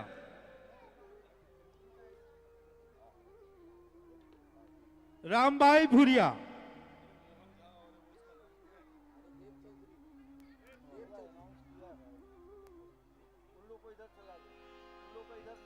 हरि ओम। चंद्रमा मनसो जात सक्षो सौर्यो अजायत श्रोत्रवश्य प्राणस्य मुखा दग्निरजायतो। आरती बाल कृष्ण की कीजिए, आरती बाल कृष्ण की कीजिए, अपनो जन्म सुफल कर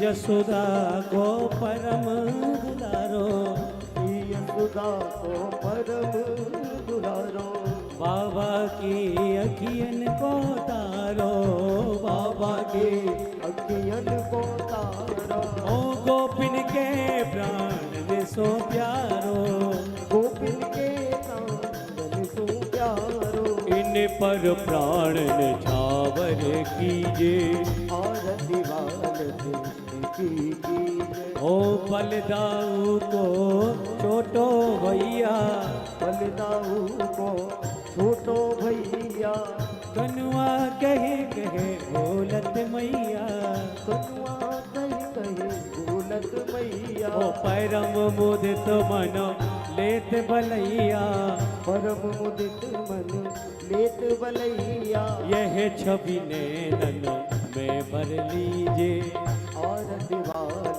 कृष्ण कीजिए, तो तरी बोलनी मधुर सुहावे, भूतल बोलन मधुर सुहावे, सखन संग खेलत सुख पावे, सखन संग लत सुख पावे, सोई सुकृति जो इनको ध्यावे, कोई सुकृति जो पूजावे, अब इनको अपनो कर लीजे, और दीवार कृष्ण कीजिए, श्री राधावर सुघर कन्हैया, श्री राधावर सुगर कन्हैया, ओ ब्रज जन को नवो नीत कवैया, जन को नव नीत खवैया, देखत ही मन लेत चुरैया, देखत ही मन नीत चुरैया, अपनो सर्वस्व इनको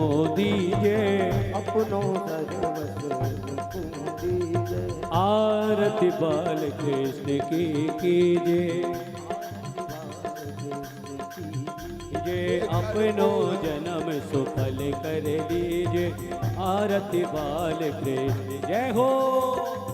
आरती बाल कृष्ण की कीजे, कर्पूर गौरम करुणापतारम संसार सारम भुजगंधहारम सदा वसंतम हृदयारविंदे भवम भवानी सहितं नमामि। मंगलम भगवान विष्णु मंगलम गरुड़ध्वज मंगलम पुंडरीकाक्ष मंगलाय तनोहरि सर्वमंगल मांगल्ये शिवे सर्वार्थ साधके शरण्ये त्र्यंबके गौरी नारायणी नमस्तुते। अच्युतं केशवं राम नारायणं कृष्ण दामोदरं वासुदेवं भजे श्रीधरं माधवं गोपिका वल्लभं जानकी नायकं रामचंद्रं भजे। हरे राम राम राम हरे हरे, हरे कृष्ण कृष्ण कृष्ण हरे हरे, हरे राम राम राम हरे हरे, हरे कृष्ण कृष्ण कृष्ण हरे हरे। हरि बोल हरि बोल हरि बोल हरि बोल हरि बोल हरि बोल हरि बोल हरि बोल। हरे राम राम राम हरे हरे, हरे कृष्ण कृष्ण कृष्ण हरे हरे, हरे राम राम राम हरे हरे, हरे कृष्ण कृष्ण कृष्ण हरे हरे। बोलिए कृष्ण कन्हैया लाल की, गोवर्धन नाथ की, भागवत महापुराण की, व्यास जी महाराज की, आजुक समैया की, नगर बस्ती की, सब प्रेमी की, माता पिता की, सद्गुरुदेव भगवान की जय जय श्री राधे, जय जय श्री राधे, जय जय श्री राधे श्याम।